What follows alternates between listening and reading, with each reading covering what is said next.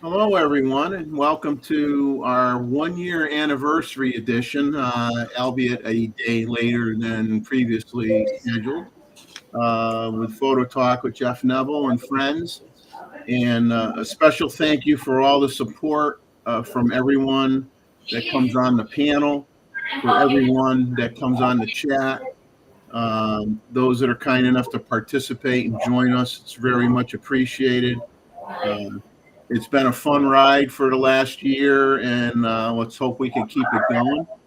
And I'd like to extend a special thank you to Chuck for picking up the slack last night and doing a live stream, and he went over 3 hours. I noticed people were concerned that he didn't have any M&Ms, and I know that was put people in a sense of panic. Because he didn't have his M&Ms, but I was happy to see that he had the support staff showed up to help him out. So kudos to the community for watching and supporting Chuck last night. Chuck and I had a nice conversation earlier today. He checked on me to make sure I didn't have to strap myself to the outside of a plane to get home from Connecticut, and he's going to be joining us regularly on Saturday night's show to get back in the swing of things to eventually, hopefully in short time, get ready to have his regular show go live again. That's the goal. I like Chuck talking about having a belly again.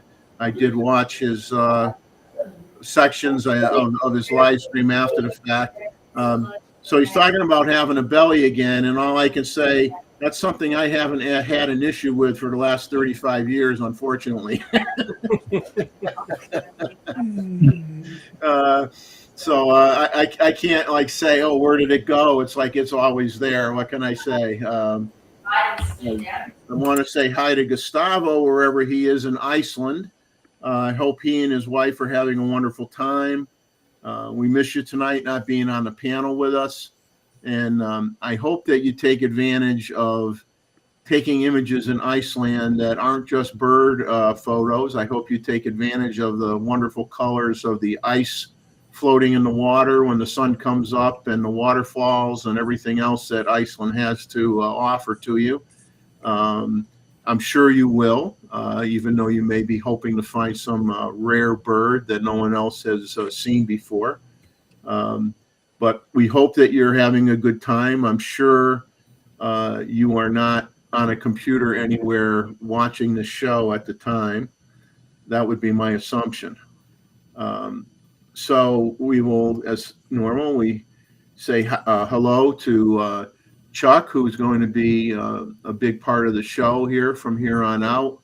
And we got Mr. Stewart. We got Roy, who's running around chasing after kookaburras, I believe, right now. Oh, he just came back. Probably just went out and choked a kookaburra.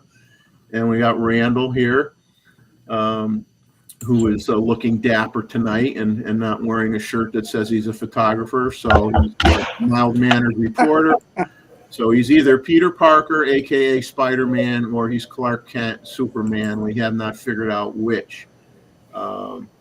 So I want to we'll say hi to everybody that's out in the chat. We've got Jim, Real Icon Lover, is here. And let's see, we've got Eva's here. Eva's here. Yeah. The Bob Our Photos is Bob is here. Robert Daniels. And let's see, Art Bear is here. Oh, that's great. Art Bear, it's nice to see you. Haven't heard from you in a while. I got to give you a call one of these days and catch up on things. Tim Mackin is here. And let's see, Z-Wade. Great to see you, Z-Wade. You're welcome to come in on the chat if you want. I have a link in the comments section, in the chat section here for those that may want to join. Six String Brian is here. And so it's great to have you guys in the chat, and we're up to 19 people. And I'm going to ask the folks on the panel if they're what they've been up to, what they've been working on.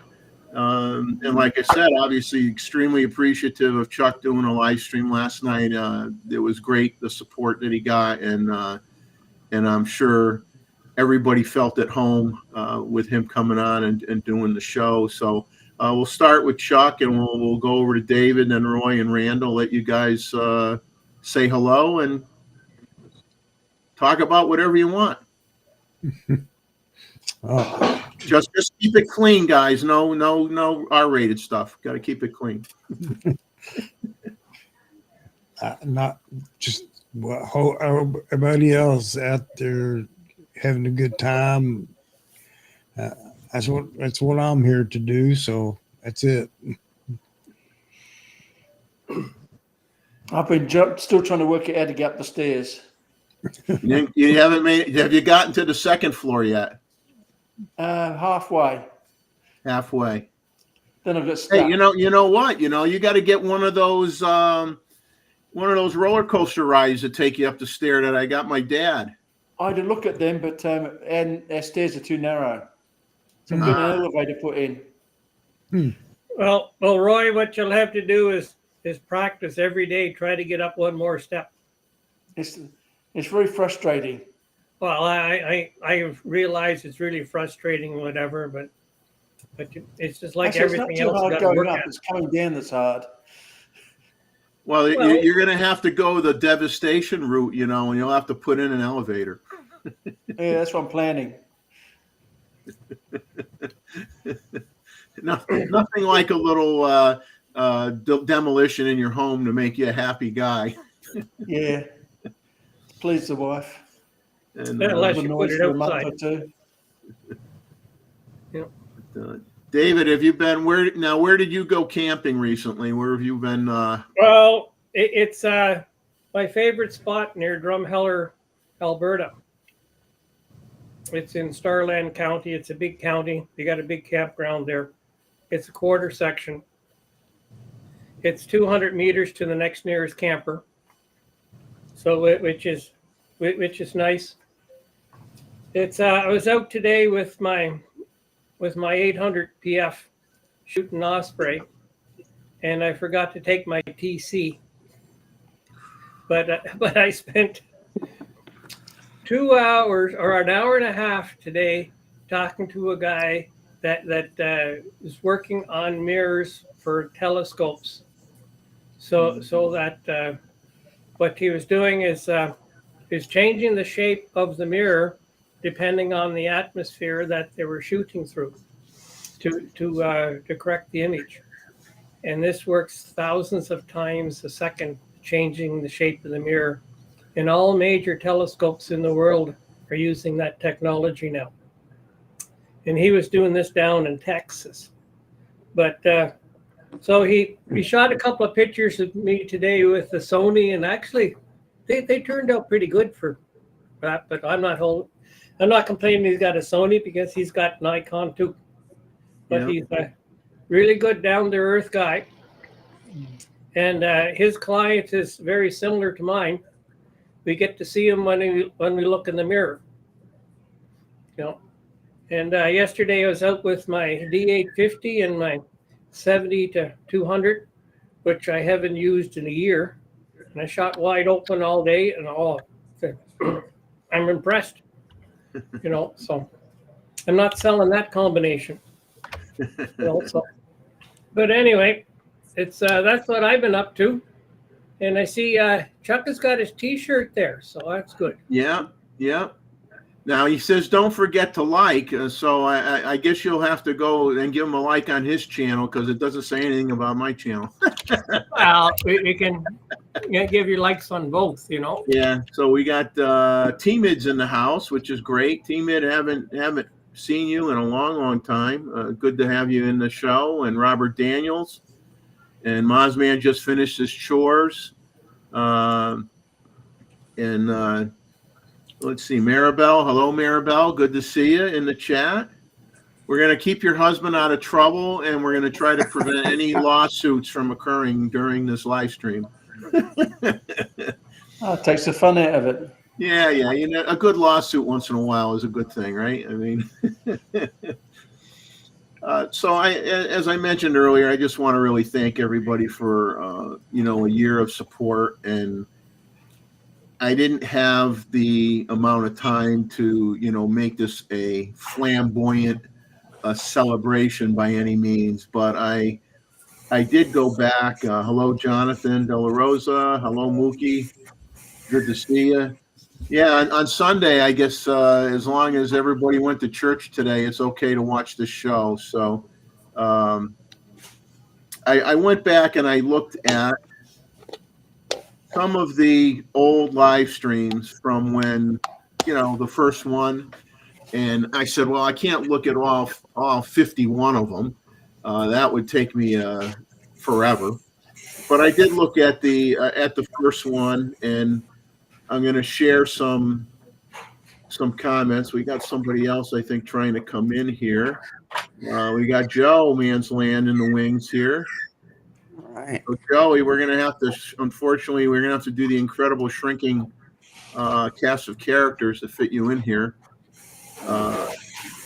Hello to you, my friend. We're getting ready to talk about a few excerpts over the last year of the live streams on the show. And it's very appropriate that Chuck is here tonight with us. And I know you weren't here when we commented earlier in the show, Joe, but Chuck's going to be joining us regularly on Saturday nights for as long as he can until his eyelids drop and he's falling asleep on the job. And so that's great news for everybody. And so my first comment I made, and you got to realize, let's put this in context. Okay, this was, I think, the first live stream that I did was probably within 2 weeks at the most after Chuck had his stroke. And so I had never done a live stream. I had been obviously a guest on Chuck's AP Studios, Chuck Talks live stream. I had been on a few other content creators live streams once in a great while. So been there as a guest, but in terms of orchestrating something and getting familiar with the software and, I had nothing. I mean, I didn't know, people had Zoom. Some people use Zoom. Some people restream. Some people use, there's probably a half a dozen or more different avenues that you could take. So in a week, I'm trying to learn about all of these options that are out there and decide which venue to use. And I had to, get a few pieces of equipment to make things a little bit easier. And I was freaking out, to be quite honest with you. I'm like, I don't know how this is going to work. I don't know how this is going to work out at all. And so the first show comes up, and I think the first thing I said was, I know I'm not the face you're looking for, because everybody was looking for Chuck. So I said, I'm not the face you're looking for. And I'll say, I'm sure that's still a true statement. I'm still not the face that you're looking for. So I'm sorry, did not get plastic surgery and get hair so I could look like Chuck. Even though I got a shirt that's close to the same color tonight. So we did not prearrange our shirt attire ahead of time. and then on the first show, our panel members on the first show were Mr. Bixby, was Roy, John Ishii, David Stewart was there. Later, shortly thereafter, She Wade joined us. Came as She Wade. She's been retired. Yeah, and then Wayne Maddox came in onto the show. Gustavo came in, Vahagan came in, and Ron Pollard came in. So those were the folks that came in as panel members, as guests. And I mentioned during that show how Mr. Stewart roped me into doing this stint. So if you're glad I'm on, you can thank Mr. Stewart for that. Now, if you dislike the show, you can blame Mr. Stewart for that. Because that's how it's going down, man. And that was I think that John Ishii introduced his wife Diana on the show, and that was the first time I think I had ever met her, if I recall correctly. And she did talk a bit on the show, and we all definitely appreciate Diana's photographic skill. Obviously, fantastic photographer. So that was really, really nice to meet her, and then over this course of this year, her sharing photography, sharing her photography with the rest of us, whether it be the photos of the month, or occasionally if it was in between, she had something to share. And I'll remind people that we have the photos of the month, and I'll bring that link up in a little bit. But if someone had some great photo that they took during the week or whatever, you don't want to wait till the photos of the month. Any live stream at all, you could send an image and share it if you wish to. We are. So that's what happened, like on the first show. So then I mentioned on the show that Chuck is not a film guy. Nope. And then we commented that, and I say this in really sincerity. People came to Chuck's show to see Chuck. Okay.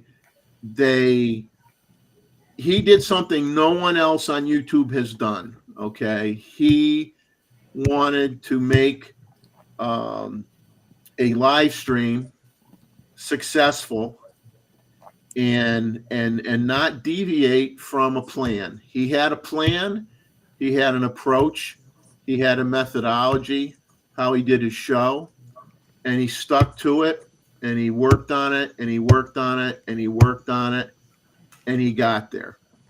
And he has always been active with supporting the little guy. He was nice enough to, and we carry that over, pay it forward, where he was nice enough to have people like me who are nobody. Okay, just someone that likes photography, and say, you're welcome. You folks, you don't have to be a professional photographer. Join the show, join the chat, come on the panel, share your ideas, share your conversation. And he welcomed everybody with open arms. He opened his arms up for me. He allowed me to be a panel member. I participated on both his live streams, the Wednesday one and the Saturday one, and Roy was there all the time as well, and David was there most of the time. And it's he got the ball rolling, and I think he drew in I know some people don't like to use the term community. You know, they think it's overused. Um, I don't know. Let's just say he drew in a phenomenal group of clientele. We can word it that way if you want. A great group of clientele that came in and wanted to be in the chat and would come in and join the panel. And he was great, you know, great with everybody. And so I can't thank him enough for that. And it's been my privilege to, in the last year, to try to keep a place where all of us who were a part of Chuck's show intact, engaged, have a place to gather, continue to gather on Saturday nights. And I think it's I owe it to you that we've still been able to do that. You know, let's see if I don't think I'm missing anybody that wants to come in. I'm just double checking. So it's just been great, and the man at the top of the screen on the right hand corner is the one that really started it all, and to have a live stream that is based on conversation and topics. And Chuck was always very good at predictions. You know, what's the next camera going to have? What should it have? Let's talk about it. Let's make a list of what should be in there. And so it's just great what he did, and it's an honor to have tried to keep things going for the last year, and we'll keep things going as long as you guys are out here supporting us. And then when Chuck decides to come back, he could decide what schedule he wants to do, and you know, and maybe we both have a show, and we co-anchor each other's show and help each other's out. And if someday, like I talked to him today, if he has a desire to do the Saturday night show, then I'll step aside and support him on a Saturday night show. So it's really going to be him and I, you know, continuing to communicate and see what he wants to do and when he wants to do it. And all I got to say is I'll support him in any way I can, and I know everybody on this panel and everybody in the community will support him as best they can. I got a weird, my phone comes up with these text messages, and Yep. and I don't know if there's some issue because we have the stream spread out amongst multiple streaming channels or not, but it is what it is. We got two streams, I guess, going at the same time, but that's fine. As long as you're watching, I don't care where you're getting your information from, as long as it's, you know, within the continental United States or Canada. I'll be nice to the Canadians, or Australia. Okay, I think I covered everybody. John Ishii. John is here. We'll bring John in. I think what the issue is, Jeffrey, is one of the YouTube streams cannot see the comment from the other, but we can see both when we're on Restream. Ah, okay. Okay, so unless you're on both YouTube streams, you don't get to see all the comments. So it may be better for everybody to move to one or the other. Yeah, move to one or the other, because otherwise, you know, I can't see if you're starting to cuss me. That might be a good thing. No, you can, because being on Restream, we get to see both. Oh, I get to see all the cusses no matter where they're coming from. Yeah. Okay.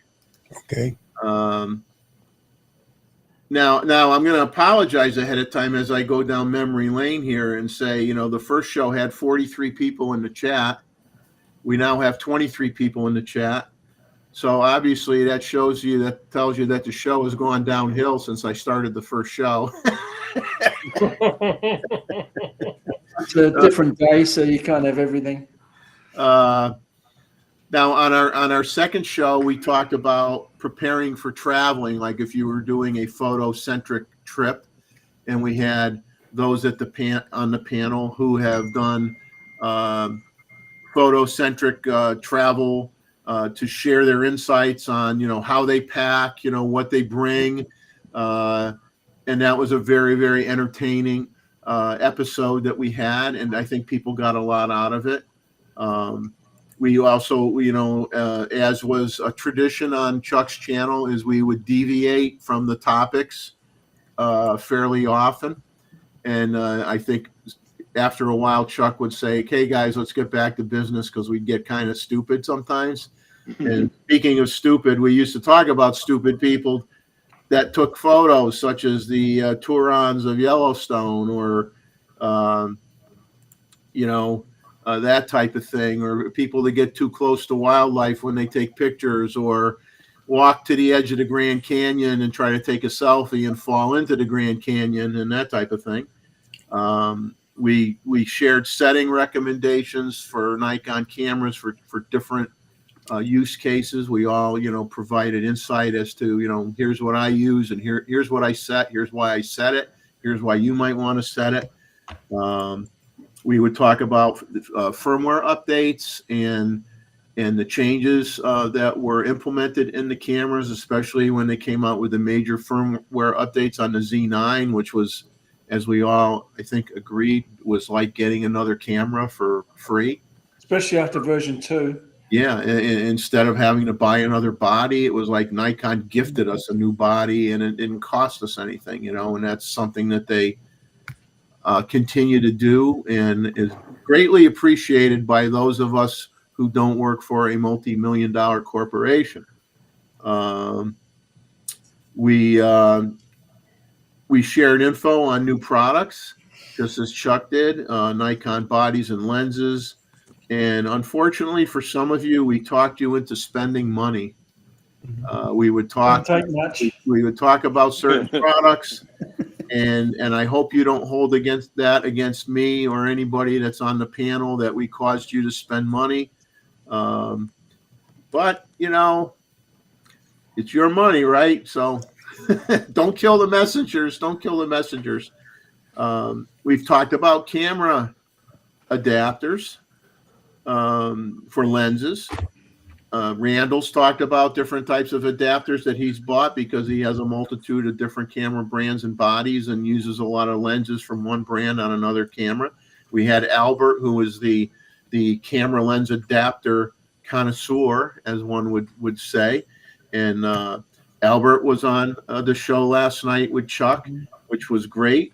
And he did a Chuck rant type of thing from what I could see. He did pretty good. And so it was great to have Albert come on the show and share his knowledge of camera adapters. And we kind of, we did a presentation and we kind of restricted it a little bit. So it was like, basic conversions to put, Sony glass on Nikon bodies or what have you. It's been great to have the panel members on that have done sharing, whether it be, Gustavo talking about some of the features on the Z9, for being able to set it up to capture the bird when it flies out of the nest and get those images and how to set the camera up and recommendations and then have people just sharing. We had Scubarazzi that came on and did a discussion about underwater photography. We've had David Stewart come on and do discussions about the Aurora Borealis. So we have been trying to get not just people that come on the panel, but people that are in the chat to put together little mini presentations to share information, and so this becomes a little bit of a learning channel as well. So and of course it's hard to teach an old dog new tricks, and unfortunately our demographics on the show are pretty much old dogs, so I don't know how many new tricks we have in us, but We try to share information on gears and techniques on the show in this past year. We celebrated Randall's retirement on air. And so we can't say Randall's going postal anymore because he doesn't work for the post office. So we can't use that. We can't say that. The photo review, this is from outside sources now. The photo review is a certified hit. It's got a 99% score on Rotten Tomatoes, from what I hear. I thank all of you that shared your passion over the past year. You're major contributors to the channel, and it's my favorite show of the month because it's when we get to enjoy each other's passion, and we all do different things. I mean, yeah, you got a handful of us wildlife guys, and you got people that do street photography, and they like to do beautiful shots of the aurora or night photography or portraits or what have you. When Chuck would have his studio set up and have a few models there, taking pictures and showing everybody his setup and everything.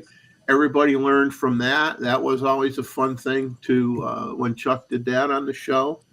And jumping to episode 30 now, because like I said, I wasn't going to look at every episode because I don't want to see myself 51 times. Episode 30, we talked about Z63 specs and the new firmware update at the time for the Z8. And Albert showed us some more unique camera lens adapters, blew us all away. We had a discussion about the advantages of the specs with the Z mount flange distance and the larger mount size, and how that benefits those who own Nikon cameras. And episode 40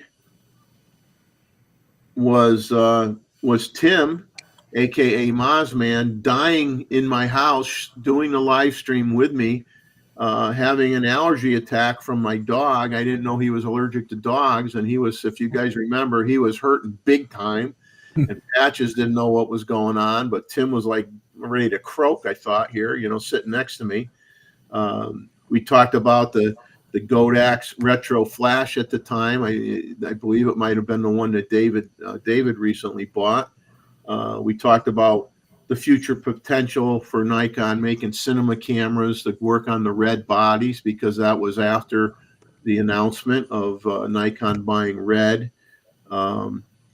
We found out, and I'm going to embarrass two people on the channel here on the panel. We found out that Roy and John were born on the same day, June 21st, 1956.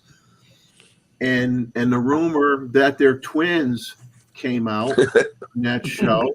And I'm trying to figure out who's Arnold Schwarzenegger and who's Danny DeVito.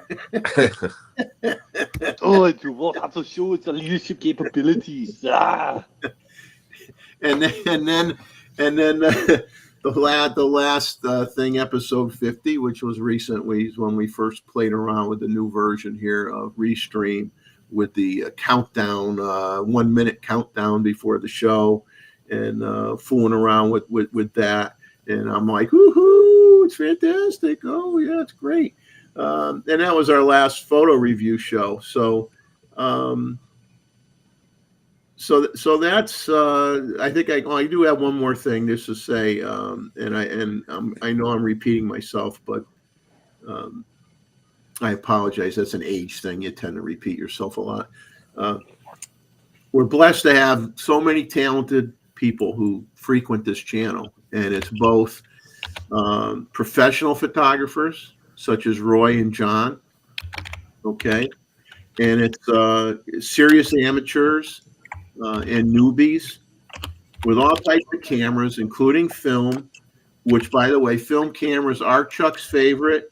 By the way, it's a secret. I wasn't supposed to say anything, but I leaked it out. You know how leaks start. loose lips sink ships, as they say. But yeah, don't tell Chuck that I mentioned it, that he loves film photography. Hmm. But you know, it's been fun, guys, and Maz is saying that he's accused. I'm already being accused here of a little misdirection. You know, a little bit of fibbery. You look pretty bad to me, Tim. At the time, I felt bad, and of course he's saying he's allergic to the old cameras that I have behind me. So, well, that could be. I do clean them and get rid of any mold, though. So it's not a mold thing. I do clean them very well. But we have. Let me just go back here and look at.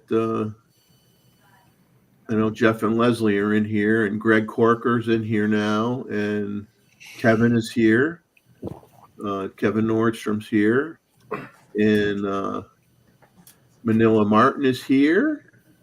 And I'm just trying to pick up on anybody that I did not mention from my earlier perusal here of the chat. You know, I thank all of you for being so supportive, and you know, Z-Wade, thank you, and Z-Wade, you know, you're welcome on the show anytime, man, because your knowledge of lenses is very, very good, and you've used a lot of gear, and so your insight and commentary is always welcome on the show. You're always welcome to come on. As is anybody that's in the chat. I mean, this is carrying over, and I totally agree with what Chuck used to do, is to let the people of the community have an opportunity and a voice in coming on to a show. No one here is any better than anybody else.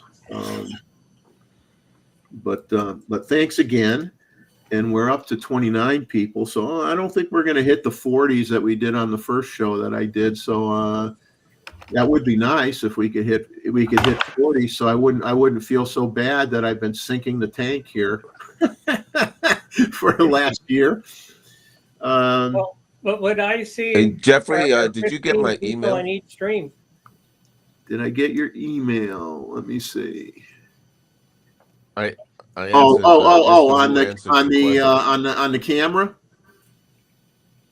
on the Yeah. Raleigh. Yes, I did. Thank you very much. Yes, Yeah, yes, I did. Oh, okay.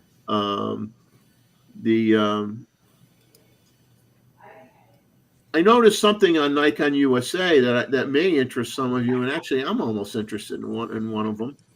Probably interested in more than one, but you know, if I spend any more money, my wife's going to kill me. So Nikon USA has some courses that you could take from Nikon mentors now. That they have, specifically wedding photography with Jerry Dionis, fashion photography with Dixie Dixon, visual storytelling with Joe McNally, sports photography with Rod Marr. Joey, we're going to lose you, I guess. Yeah. Joey, say hi to everybody anyway before you disappear. Yeah, sorry, my iPad battery is not loving me right now. It's like Quickly 10%. before you disappear in the YouTube universe here, what have you been up to? I can go back to what I'm saying here. Go ahead. Nothing at all. Just wedding prep. I haven't put a YouTube video in like a month. I feel like a failure. I have all this Panasonic gear I should be reviewing, and it's just collecting dust. But still love coming on every week and seeing you guys. And you know, once things slow down a little bit, I'll be a little bit more active again. So when's the official date now? August 25th. August Oh, 25th. Wow. For what? So your life is ending pretty soon. Yeah, it is. Yeah, no, wedding's coming up quick. It's gonna be good. I'm heading to New York on August 9th just to pick up a couple things, and then it's gonna be like so fast in the wedding. You're getting married. He's getting Yeah, married. You're Yeah. getting married. Yeah. Joe. Send us an address so we know where to send the sympathy cards. Oh, I mean, congratulations. I'm excited, guys. I'm very excited. I just hope Yeah. he doesn't change your mind between now and then. No. If you found the right one, you're not going to change your mind. I mean, I'm on. Let's see. This year is, I think, 42 years for me.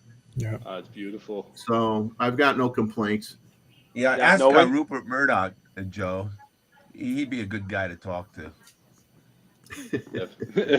Well, no, for sure. I mean, like you said, when you know, right? Like we were university sweethearts. We met back in first year university, and yeah, can't imagine doing it with anyone else. He's definitely my partner, and whenever things get difficult, we just hunker down together and deal with it together. So, I'm There you go.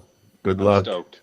Thank Joey, so you got a much. request here. It's up to you whether you want to share it at the next show. Is people want to know where to send a card to. So if you're willing to share that information, or if you want to send it to me privately, I can have people contact me for that information if they want it, just so it's not out here, for the world. Universe. Yeah. You decide what you want to do, and let me know. Sounds good. Will do. Thanks, everyone. Have a great night. Thanks for the well wishes and great live guests as always. Take care, Joe. See you later, Joey. Yep. See you guys. Bye, Joe. So, as I was saying, they got these courses from Nikon USA. You got visual storytelling with Joe McNally, sports photography with Rod Marr. Each course is rounded up to $280, and it includes a combination of video lessons, instruction, insights, and hands-on demos, downloads, and access via your computer, smartphone, or tablet, with the goal of teaching you skills and methods in those areas of instruction to help you move forward with a potential career in those disciplines. So there's 19 or more videos in each of those disciplines. Some of them are 19, some of them have maybe 21 videos or a few more than that. Over 3 hours of instruction for each of the disciplines. So $280 may be worth it for you, especially like I know when we were on Chuck's show and we had I'm trying to think, Touch Vahagan was on, we had Touch Life Studios on. There were a lot of people that were always asking about, what can I do to become a wedding photographer? What do I got to do? It was like almost a weekly thing. We'd throw out some suggestions, like, be a second shooter, get involved as a second shooter, work, learn the trade, blah, blah, blah.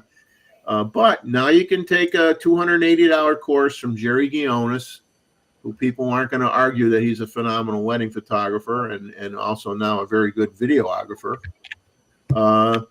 Hey, $280 is a drop in a bucket if it helps kickstart you into pursuing that career in wedding photography. So you might want to think about it. I mean, I'm thinking about the visual storytelling course from Joe McNally, to be honest with you. So you might want to think about that. What is it, Jeffrey? Is it a one-on-one or is it No, it's a prepared course that you pay for, and I guess you go to the Nikon USA website, and once you pay, you have access to these. You have access to a bunch of videos, how-to videos, already pre-done. Okay. But you do get instruction and a bunch of stuff you can download, and you have it forever. So well, that's good. So for that kind of money, it's really not a bad deal at all. No, it's cheap. Yeah, it's and cheap. If you can get to keep it, not like it disappears after the first thing. And so, yeah, I mean, that's like I said, I mean, I've always been a great, I've become a big fan of Jerry Guionis, and I've always been, I followed Joe McNally from obviously back in the day where, he had a lot to do with the creative lighting system, as they called it with Nikon, when he was involved heavily with the speed lights and whatnot. And he's like the king of the speed light guy, you know what I'm saying? And and I always had a lot of respect for that guy, and still and always will. And so I would I wouldn't mind taking it. I may not, may not cause me to be able to make money or anything or whatever, but I mean, I'd like to take it just to hear his opinion carries weight, right? It's something you'd like to hear from someone at his level,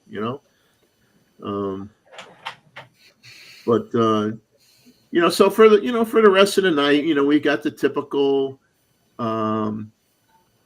David will be right back. We have the typical little bit of touching on stuff from Nikon rumors, Sony rumors, Fuji rumors, and we are going to talk about the Canon R1 and the R5 II, which I'm sure was talked about last night to a certain extent, but we're going to regurgitate that only because I put a lot of time in putting something together for it. I don't want to throw it away, so I will bore you to death on that when we get to it. But you ever have when you're well, I don't. Gee, if I word it how I'm thinking it isn't going to sound good. Let's just say sometimes you're doing something and your mind drifts a little bit, and you start, thinking about something. It just pops in your head, and you kind of you're doing one activity, but you're thinking about something else. And I had that happen to me today, and before we get into any heavy discussion about the R1 or the R5 II cameras, which do have some very interesting and unique features, I caught myself pausing. This is after, reading some of the hands-on reviews out there, which were minimal, I will admit, and not necessarily overly informative, but I'll talk about that in a little bit. But after all that, I'm just saying to myself, thinking to myself, boy, technology is never going to slow down. We know that. It's never going to slow down. And the use of, whether you want to call it AI or deep learning technology or advanced algorithms or whatever techie moniker that you want to attach to all this stuff that they're embedding in the cameras and putting in the cameras, made me just think, at what point are we letting the technology do everything for us and making decisions for us? I mean, have we gotten to that point? And why that popped in my head was because I will make the assumption that many of us feel this way, and you guys can correct me if I'm wrong, but many photographers cringe when we hear about another photo contest winner that never took the image. It was a AI program that generated the image, and they submitted it, and they won a photo contest, and eventually somebody figured out that it wasn't a real image. And we scream at the top of our lungs, and we say, that isn't photography. The person didn't even leave their chair. We demand something gets done about this atrocity called AI, and we clap as all these camera manufacturers now are working to embed information in your files to prove image authenticity, which we all say is a good thing, image authenticity, and to say that this image came from a camera or the real deal, right? So that you have the confidence that AI is not influencing your image you submitted to a photo contest. But I raised the question, is that really true? Is that really true? So we get worked up over AI, but we are getting to the point that so many improvements in camera technology is attributed to so-called AI features being embedded in the camera itself. So in reality, are we really photographers anymore? Can anyone without decades of photographic experience that many of us have because of our, you look at the algorithms of the age of the people that frequent my channel and Chuck's channel and these live streams, we all have decades of experience with cameras. Okay. So, so we remember, we're old enough to remember what it was like to shoot, with a TLR or an SLR, which obviously a lot of the younger people have no idea half the time what that stuff is. And so now with these cameras, the way they are, basically, if you want to just put it in program mode and take a picture, you're going to get a fantastic image because of everything the camera can do for you. So I'm sitting here, and this is me talking to myself. I'm saying, is the only difference between us and that guy in his chair with an AI program generating an image is that we actually go outside and take pictures. Our eyes see what we want to take a picture of. We're not just telling the computer, give me a picture of an eagle with a fish in a pine tree with water underneath and a waterfall and people sitting on rocks that look really nice. And it does it.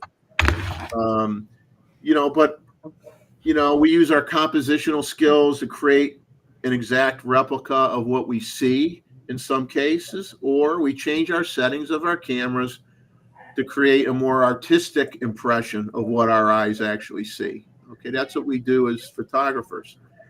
So I have here an old Minolta, okay, SRT 100. Okay, I'll show you the top of the camera. Try not to get blown away with the technology. That's great video too. The bottom, yeah, it does great video. The back, okay. So this particular camera has match needle exposure system, no self timer, has shutter speeds of B in 1 second to 1/500th of a second.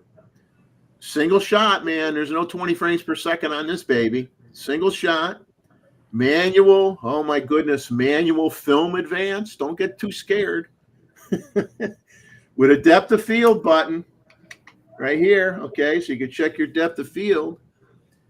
So do you say to yourself now, does this represent real photography where you had limitations? You had to understand the exposure triangle. You had to be able to outsmart your metering system because the metering system assumes that when you blend everything together, it's going to look like 18% gray. So you buy that 18% gray card and you're metering off that 18% gray card in your image before you take the picture. People remember that. We remember that. All of us guys remember that. Now, I used to think of a great camera as a tool that allowed me to accurately depict what I saw with my eyes and, of course, be able to add artistic flair where I wanted to. And even this old camera, as old as this camera is, folks, and you know how old this camera is, very old. Not as old as me, but getting there, pretty close. But even that old camera can do things my eyes can't do. And you're like, what? Now, your eyes have better dynamic range than any camera out there. If your eyes are good, you have much better dynamic range than any camera made. Okay. But with that old camera, what can I do that my eyes can't? I can slow down time. I can freeze motion. My eyes can't do that. Okay. I can make a person appear like a ghost. When I was in high school, I don't remember their names, but they were a husband and wife couple that were considered experts on ghosts. And they showed pictures of ghosts to us in our auditorium. And it's amazing that, a camera like this, you slow down that shutter speed enough, you could take pictures of ghosts too. Or double expose. Yeah. Isn't that amazing that you could do that? So where do we draw the line with what a camera does for us, or do we really care anymore? I mean, is it all about what the end result is? Okay, and if we have that mentality that if you're selling a product and people enjoy what it looks like, does it really matter how it's done? Okay, does it really matter how it's done? And I'm not saying I know the answer to that question, because I truly, truly don't. I don't know if there's a wrong or a right with here, but I think what we all know is that technology is never going to slow down, and this stuff is going to be continuing to go like gangbusters on all these new cameras coming out and all the new cameras in the future. But I just had this discussion with myself, and I wanted to share it with my friends on this channel to make you guys think a little bit. To me, the cameras now make it possible for those with limited camera skills or photographic knowledge to get really, really amazing images. And we used to say, and my mother-in-law used to really tick me off when she said this to me. My mother-in-law would say to me, "Oh, your camera takes fantastic pictures." And the smoke would start coming out. And I'd say, "Gee, I'd like to think that maybe I had a little bit to do with that. The picture looks good. You know, maybe my composition was good, or my subject matter was good, or my approach was good, or I used the settings to make the image look more artistic or whatever." But I guess maybe that's not so true anymore, right? It used to be you'd argue it's not the camera, it's the photographer, and now we're getting to be where you could say it's the camera and not the photographer. I'm waiting for we're crossed too far if you buy a camera and it starts analyzing your image and it gives you compositional tips and says, employ the rule of thirds and move that bird over a little further on your image before you take the picture. And God only knows if that's ever going to happen, because then, is there an art to photography anymore if the camera goes that far? And maybe being an old fart, I'm just jealous that us old farts had to work hard to get good at what we did, with starting with stuff like this or older.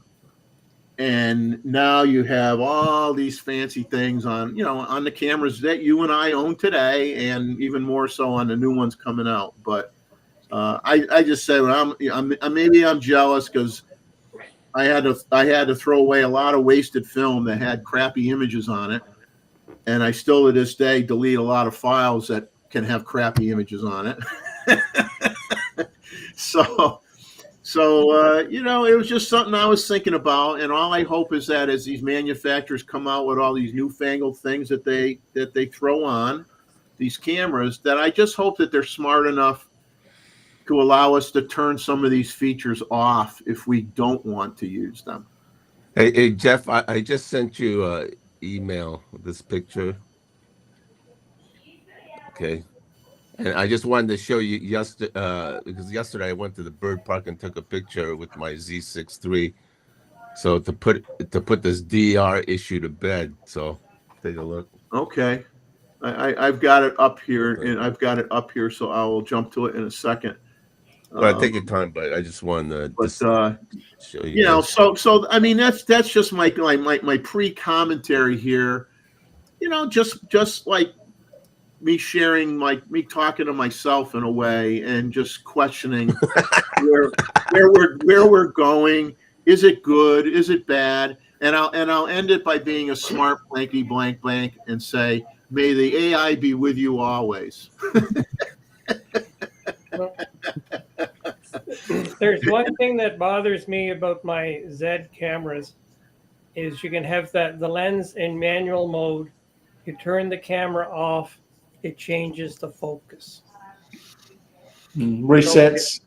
Yeah, it even though you have your lens in manual, and it's causing no end of grief for me with my nighttime photography, because then I have to, when I change batteries, whatever, I have to go and refocus and all the rest of that stuff, from scratch. I just wish they would turn that off. Yeah, that's focus by wire. That's a common problem. Yeah. But yeah, it's there are some, like what I do like, and I'm sure all the camera brands have it. There are certain certain things when you go in the menu system where you have choices and it's like an on-off type of thing. You could just turn it on or leave it off. And I think as these things progress and stuff progresses, you know, really, I hope the software guys really think for a minute and they say, is this something that we should allow people to turn on or turn off, or are we just going to make it? Are we just going to have the camera do it all the time, whether they like it or not? And I'm hoping that they at least give us the out to disable things that we may not want to use that. We may not. And some of those things are like, and I'm jumping the gun here, like talking of a Canon thing here, but with the new capability of having the noise reduction applied to an image in camera versus through Topaz in post or Lightroom, whatever. But that is something that you do not have to do. Okay, they have that, so it can do it in the playback mode. You can add the noise reduction in the playback mode. Not when doesn't do it when you're taking the image, because it would take too long to save the images. And if you're shooting 30 frames a second, your camera's just going to bog down. So when you're in the playback mode is when you can apply that noise reduction to those images. But at least it appears that it's something that you can choose to do or not to do. So is it kind of like when you turn your car on, the lights come on automatically during the day and you can't turn it off? No, I think if you're doing playback, you're going to probably be prompted, or you're going to be able to go, and as you're looking through your images in the playback menu, you can decide whether you want to apply noise reduction to the image or not. And if you choose not to, then fine, you can use noise reduction in your post processing.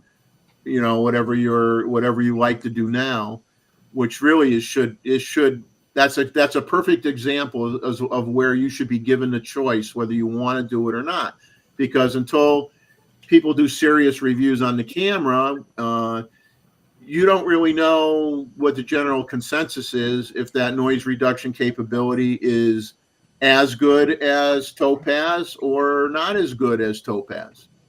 And also when you apply that, you're going to increase the file size. So now you're going to have a bigger card in your camera, because you're increasing the sizes of your images as you're applying these effects to those images. Your file size is going to grow.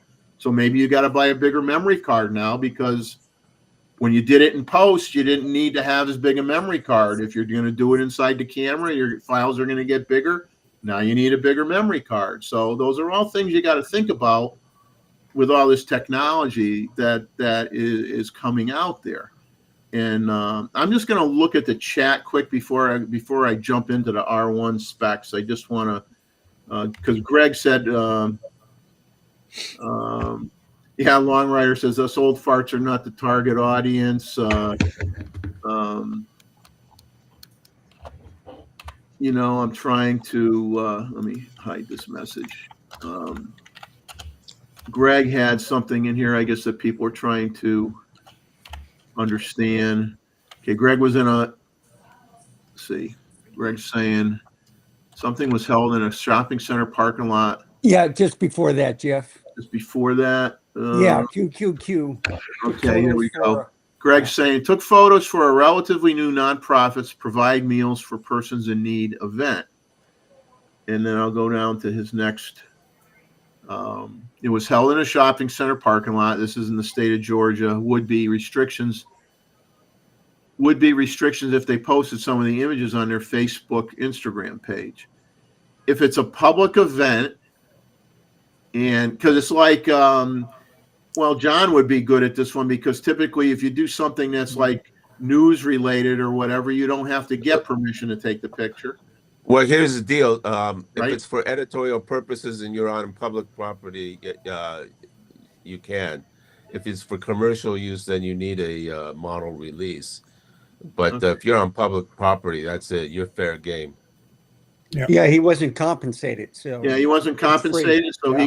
they can use the images and he can share them, right? For editorial purposes, sure. For editorial purposes, yeah. Yeah. So if you were going to make money off those images, then it's a different story. And Then it's a considered commercial. Then all you do is get a permission, or what do you call it, model release. model release, and then Right, but most people are extremely ignorant of this, because I was in San Francisco one time, took a picture of an accident, and some bum came along and told me, "Hey, you can't do that." I said, "Sorry, buddy. That's how the Chronicle takes their pictures, and everybody, all the media takes the pictures. Otherwise, you couldn't do anything, right? You wouldn't see breaking news at all. It'd be unbreaking news." So, once it's on public property, then it's fair game. Yeah, and I'm following the other comments after what I have on the screen here, and based on the information you provided, it falls into that. They're using the images the way they're using it. You're not going to have a problem. It's not something that you're getting paid. You're not being compensated for it, and it was in a public place, and you should be fine. Well, Greg's last statement saying they're publishing to promote their organization. Right, but they're not. No money is being passed along. It's just like, yes, but their organization is trying to raise money to pay for it. well, to pay for what. I mean, it's very simple to resolve.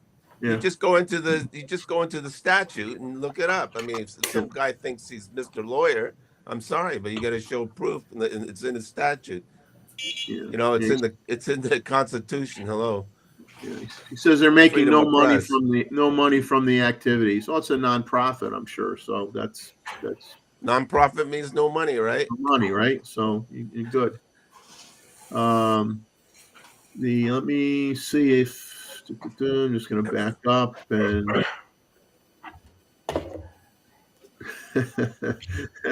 This is funny. I don't think I said this, but I find it funny. Yeah, talking to you is like talking to myself. Yeah. Yeah. If you see me like talking to myself in the third person while I'm doing the live stream, then you need to call 911 immediately. Especially if no one's on the panel. Yeah, no one's on the panel. Yeah. Hey, Jeff, what do you think of that, Jeff? Jeff, where's Jeff? Let's see. Okay, well, I mean, the only one that's probably going to ever see one of these is maybe Mr. Ishii or Wayne, maybe. I don't know. See what? This Red 5 Raptor X. Would you ever have an opportunity to see that camera? That's a lot of money. No. Yeah, we're probably talking about a level of a camera that none of us will ever see. So no, I would never see it unless somebody showed it to me. Yeah, so it's so if you're not going to get any expert commentary on the functionality or how good or bad that camera is from any of us, I doubt it very much. Unless we come into some serious money in the next few months. Let's see. like Roy saying, I don't ever want to use a darkroom again. Well, you know what's Chuck. Of course, like I said, Chuck's really a film fanatic. He doesn't want to admit it, but when I shoot with these old cameras, which isn't as often as I'd like to do, I'll be upfront and honest about that. But when I do, and I want to have the pictures done, and I told my friend Bob, who's probably still in the show watching it, when you're using a vintage camera, it's a different experience. It's a different feel. You slow down. You're not, obviously you're doing 1 frame a second for the most part, basically. If you're even doing that, you're taking your time, you take the picture, and you're in your mind, if you got a roll of 36 exposure film in your camera, in your mind now, you're thinking, oh my God, those pictures are so expensive. I'm not just going to take pictures of anything. And you're going to be, to kind of a phrase of mine, that you're going to be more selective about what you take a picture of, right? and but the you're not enjoying the whole process because you may be able to do the negatives yourself, but I don't know of a company out there that is going to do anything other than take your. If you send it out, they're gonna develop the roll. They're gonna scan the images. They're gonna send you the scans. They're gonna send you the exposed roll of film, and they'll do prints for you if you want prints. But it's all going to be from that digital scan. So you're not really you're not going soup to nuts how you did in the old days where, okay, I develop the roll, I send it out. They're gonna put it through an enlarger. They're gonna make me the print sizes that I want, and it's all an analog process type of thing. I think that is totally gone now, except for those that still hung on to their darkroom equipment. Or maybe have been able to find some darkroom equipment and do it that way. So, for the most of us, it's not an analog process anymore. It's analog, and then eventually it gets converted to digital, and the next thing you know, we're sucking those files into Lightroom and we're editing them in there, and it's not the same thing as it used to be. Chuck's getting ready to cash it in, and he has a date with a nice fluffy pillow. It's too much time yesterday. So I'm ready to head to bed. Head to bed. Yeah, it's great to see you, Chuck. Yeah. 2 nights in a row. Two nights in a row, man. New record. Yeah. All right. It's the best so far this year. Yeah, it is, isn't it? All right. Hey, thanks to everybody. Thank you. Thank you, Chuck. Take care. Bye bye. Have a good night. We'll see you next. We'll see you next Saturday. Okay. All right. Okay. Bye-bye. Bye. You ever seen these before? So I'm gonna pull up before I digress further. I'm gonna bring up John's image. Let me get rid of the hide. Let me get rid of the message. Let me find John's image here, and then John, you can talk about it a little bit. And you took this with the Z6 III, you said? Yeah, and the 600. And the 600. Oh, And Yeah. we will. Let's see if I could go full. There we go. So yesterday, Diane and I went to just practice at the bird park, down the street here. They got a bunch of these birds, flamingos and parrots, etc. So she took her new GFX and then her 500 mm. Then I took my new Z6 III and the 600 PF and just snapped off some photos. And so I just wanted to put to bed this issue of lousy dynamic range on the Z6 Yeah. III. I mean, I think it's all made up because now that the autofocus for Nikon is okay, now they're launching into something else, right? And so I took this picture. I mean, it's ISO 3200. There's plenty of DR. There's no noise. I don't know where these guys come up with this cockamamie ideas, but I just wanted to show this, and Wayne says, "Yeah, why don't you show it to the guys tomorrow?" Yeah, when you're coming down to as they say, the brass tacks, as my dad used to say, where the rubber when the rubber hits the road, the variances that people are talking about are not great enough where you're going to see a difference in your results when you look at your image. It's going to be so insignificant. But it isn't like, and then everyone that has done those tests have slightly different results. So it's not necessarily consistent.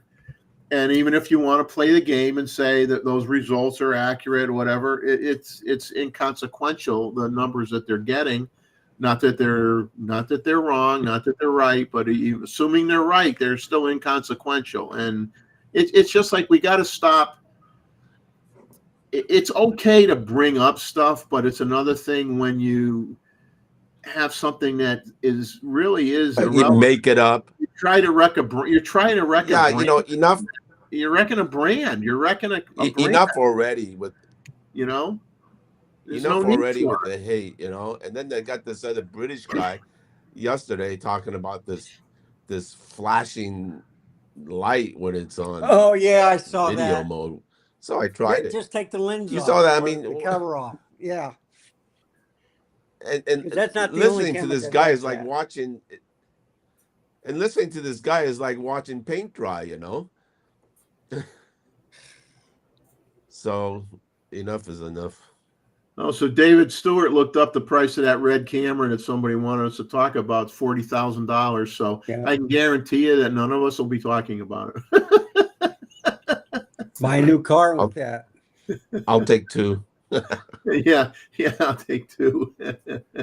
Yeah, and then your glass and everything else is extra. I'm not even too sure if you get a tripod mount for that. Yeah, it's just unfortunately it's unfortunate that where we're at, and it's there is no issue, there is no problem when you point out a different. There is none. But I'm going to point out some differences when we talk about the R1 and the R5 II, and talk about some of the things that the Z cameras can do, and say, just it's kind of like, okay, let's say John buys a sports car and it can go 160 miles an hour. And I buy a sports car that can go 230 miles an hour. So I'm crowing about the fact that I can go 230 miles an hour, and he's saying, "Oh, I can only go 160 miles an hour."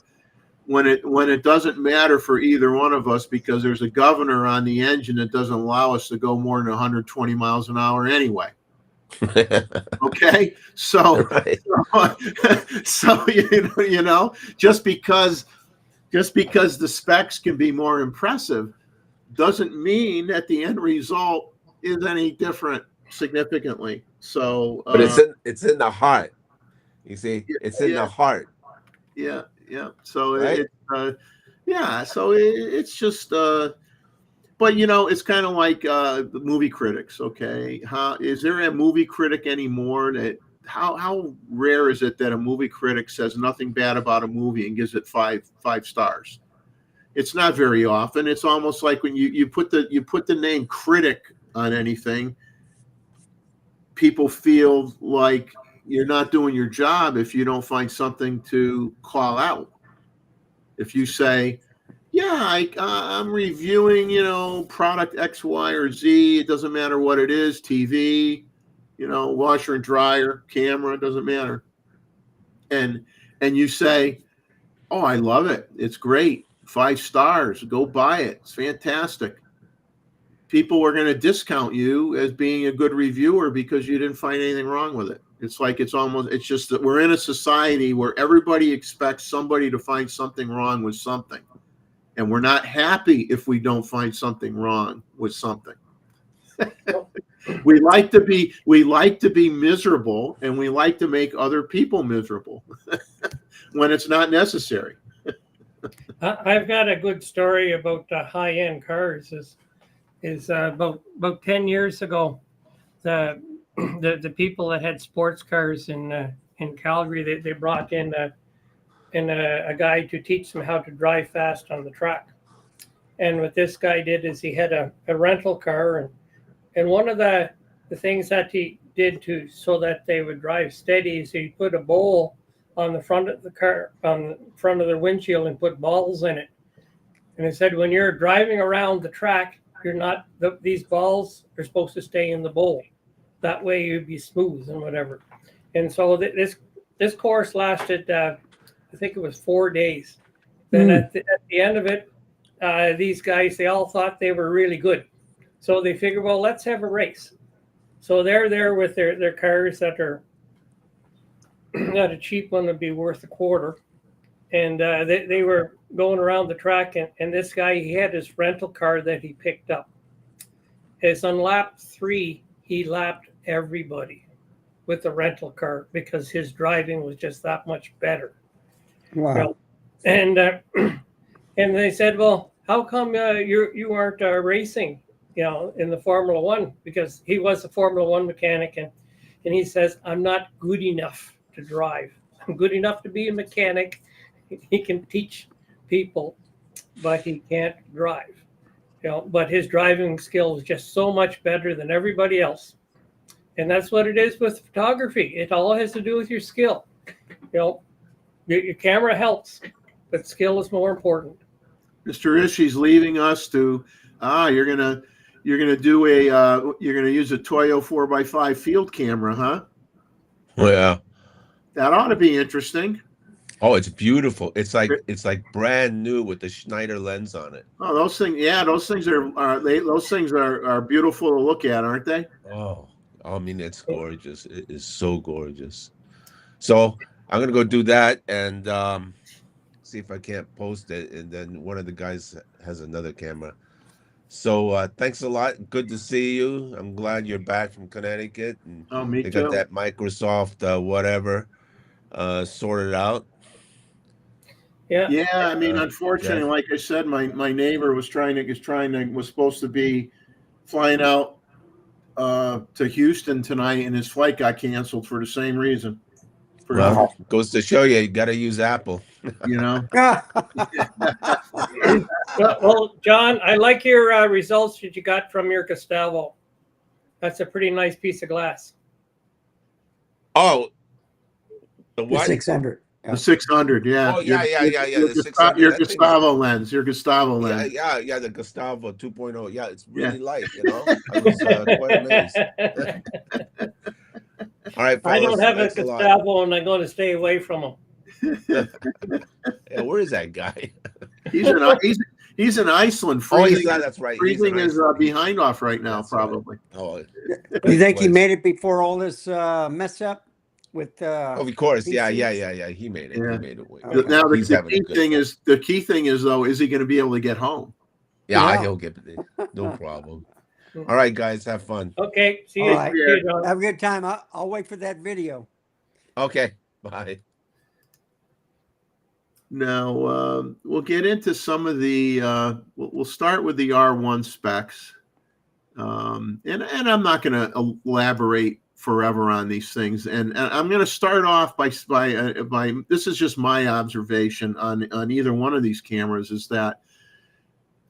We all have probably watched some commentary that Canon had a major shakeup in their organization and they laid off some significant levels of talent in their company, which I find weird because they're still, obviously they sell more camera equipment than any other company. They got like a 41% market share. And I'll get into some market share numbers later, but for some reason, they felt that they weren't going in the right direction. They got rid of someone who was very well known in the Canon business environment that taught people how to use the cameras, did videos on cameras, talked about new products that they came out with, so on and so forth. And the reason I bring this up is because when Nikon was coming out with a new product, whether it be a Z9 or a Z8 or whatever, yes, you did have a slurry of YouTube videos that came out from different content creators and different sources. And there were situations where those people might have only had the camera for, like Steve Perry one time was given a camera and he said, well, I was able to use it 3 hours today and 2 hours tomorrow. And so you had, and then you might have somebody else that had the camera for 3 days. And then of course you would have, Richie that would put out a video who is a trainer for Nikon. And he might have had the camera for a month or 2 months. Okay. Because he's got to train people on it. And he also has a YouTube channel and he puts his content out. And it can be a lot more detailed, obviously, than the people that only had it for 3 hours, right? Or half a day or what have you. That's understandable. But it seems like with the announcement of the R1 and the R5, you're seeing, well, I'm not going to say you're seeing. From what I looked at, I saw videos where people had them for 3 hours, okay, to try out both cameras. They might have had them for 3 hours for both cameras, and they had very, very early versions of firmware in them. So when the people are doing these reviews, they're only going to stick their neck out so far because they weren't able to do raw photos and look at raw photos, which is kind of a normal thing for a lot of these brands when they come out with something new. They didn't have them long enough they tried out some of the major features, maybe had, some insight on what they did have a chance to try out. But, to me, I don't care how long you've been a photographer. You're not going to pick up a camera brand and in 3 hours be able to have a consequential opinion in my viewpoint of how good a camera is or isn't in that period of time. You could just say first impressions, right? You call it a first impressions video. And what's weird is that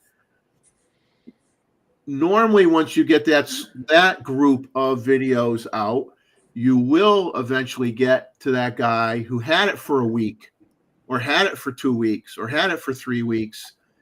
And I got a bad feeling that guy who would normally do that may have been one of the people that they got rid of because you're not seeing that video. You're not seeing that video from that guy. And so you really, what you're going to hear from me is somewhat a regurgitation of the specs and a little bit of opinion and a little bit of commentary, nothing of which should be mind-boggling. And it's sad that we don't have a more in-depth analysis of either camera from someone that had it for a reasonable period of time. Now hopefully, and depending on what's going on, the shakeup with the company, we don't even really know if they're going to be sending out cameras for extended periods of time to some of these people that had it for 3 hours anytime soon. We don't know what their situation is. Do they have a limited amount of cameras that they're going to put out there? It's all conjecture. I'm making this up, I guess. I don't know, but it's just not good when you have a major layoff in your company when you're introducing 2 new products. And obviously that's probably going to have an impact on everybody getting as much information, especially if you're a Canon shooter. You want all the information you can get. You're thinking of buying that camera, right? You wanna know what's going on. So I feel for the Canon crowd because you want the information as soon as you can get it, and you want it to be reliable, right? But let's get into the R1 specs a little bit. Now, the price is $62.99, and the original rumor prices that people were throwing out were $200 more than that. So it's $62.99. The R1 and the R5 both, I found out, have a 5-year warranty on them. That's good. Okay, you don't hear too many people talking about that, but they have a 5-year warranty on them. And just a general commentary that I saw on somebody else's channel or something written somewhere that said, although many consider the R1, including Canon, to be their flagship camera, some feel that the R5 II is a flagship as well. Because when you think about it, since the R5 came out and its successors being like the old 5D series, they have always outsold the 1 series 10-1. So they're going to make a lot more money and sell a lot more R5 IIs than they're going to sell R1s. There's no doubt in my mind there's going to be a huge disparity between those 2 camera bodies. And now there are some that have, not to be mentioned by name, I'm not going to do that. I'm not one that's trying to inflate problems in the YouTube photo community. I'm not mentioning any names, but some people are disappointed and they're saying that they don't feel the R1 should be considered a flagship camera because it's only 24 megapixels. And Roy will vouch for me on this, and I'll let Roy comment on it. That's being very foolish, because when you think about it, the only 45 megapixel camera that has been considered a flagship camera is the Z9. Okay, when the D850 came out, 45 megapixel camera, when the D850 came out, it was advertised as having the same autofocus system that was in the Nikon D5. Same performance. Anybody that owned a D5 would tell you that no, the D5 was better. It was better than the D850. Although it was advertised that it was the same thing, in the reality of the situation, it was not. But of course, the D4, whether it be the D4, the D5, the D6, were all considered flagship cameras, and they were all in the 20 megapixel range, 20 to 24 megapixel range. They were not 45 megapixel cameras. So I'm somewhat shocked by those out there in the photo community that are saying this is horrendous. The R1 is not a flagship camera. It's only 24 megapixels. Why is that statement making any sense? Because historically, the cameras that were used, and I'm not saying I agree with this perception, but the cameras that were used or presented as cameras that were going to be used for professional sports photographers and maybe wildlife photographers and photojournalists, where you wanted to have that Ethernet connection, you wanted to be able to transfer files quickly. Transferring files quickly happens a lot faster when it's a 20 megapixel camera than a 45 megapixel camera. And right, wrong, or indifferent, that camera style for those genres of photographer have traditionally always been considered the flagship cameras. Roy, do you disagree? I don't hear you, Roy. I think you're muted. Must be a lot of noise going on. You're muted, Roy. We don't hear you. Well, yeah, but he gave a thumbs up. He gave a thumbs up? Okay. Yeah. But so I really don't understand that commentary. I could see where maybe people were saying, well, the R3, many people consider the R3 to be a flagship camera, and that's a lower megapixel camera, and maybe they just expected the R1 should be higher because the R3 was already out and it was 24 megapixels or what have you. I don't know, but I kind of politely disagree with that commentary because it doesn't line up with tradition, right? It doesn't line up with how things have been for decades, whether we agree with it or not. But that's how it had always been. And the R1 has a 24 megapixel CMOS full frame BSI sensor. It's very fast. They're saying it's the fastest sensor speed of any camera. Of course, you have to, and some will say, well, I thought the Z9 was the fastest. Well, the Z9 is the fastest for a 45 megapixel camera. And it's obviously easier to make a 24 megapixel camera if you invest the money to make that sensor faster than a 45 megapixel camera, because it's only moving half the data. It should be faster if you do it right? So that's not a surprise. Now they have a Digic accelerator with their Digic X processing. And so they're using that accelerator chip to basically do a lot of the heavy lifting when it comes to autofocus and tracking capabilities. Okay, so that's so the Digic processor that's has been out for a while. So I don't know that it's known whether it got tweaked a little bit or not. But so it just makes you think. I'm not saying I have scientific proof, but it makes you think. maybe they, instead of creating a new processor chip, okay, that could have handled everything, they decided that it might be quicker to get the stuff to market if they did an accelerator chip and put it in there That's what's so going that on. it could take some of the pressure off the processor and give you the results you want without having to develop a whole new processor chip. You know what I'm saying? But the results is all that matters realistically, but I'm just throwing that out there. Now, one thing that I'm glad they did that is a good thing, although it may not necessarily,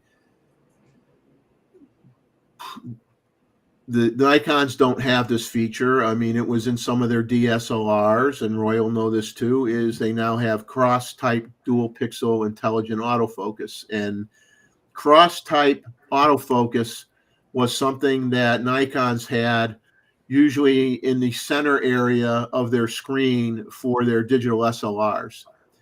And if you're wondering, well, what's the big deal?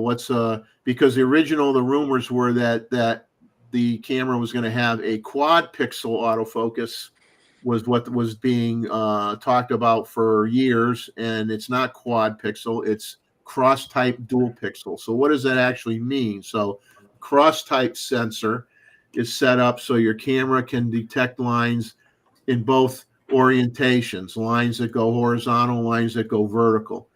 Now that can result in better autofocus accuracy depending on your subject matter. So an example would be you're shooting a camera in landscape mode.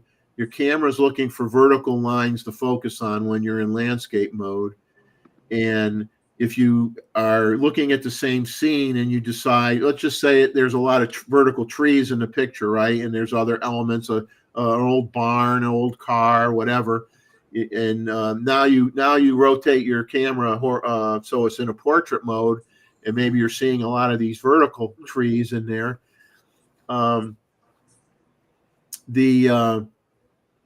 You rotate the camera and it might have more difficulty focusing because your non-cross type sensor is ideal for shooting landscape orientation, but it isn't necessarily ideal in acquiring focus as quick when you rotate it to portrait mode. And with the cross type sensor, it eliminates that problem. And like I said, some digital SLRs, not every brand had them, but some brands had a limited amount of cross type sensors on them in the digital SLR era. Let's put it that way. So that's a very good feature, and I'm surprised that it's taken so long. Excuse me, for someone to come out with that, and I'm sure that's going to be. I would be shocked if any new sensor coming from any other manufacturer down the road won't try to do the same thing. Now it does 12 frames per second with a mechanical shutter. It does 40 frames per second electronic.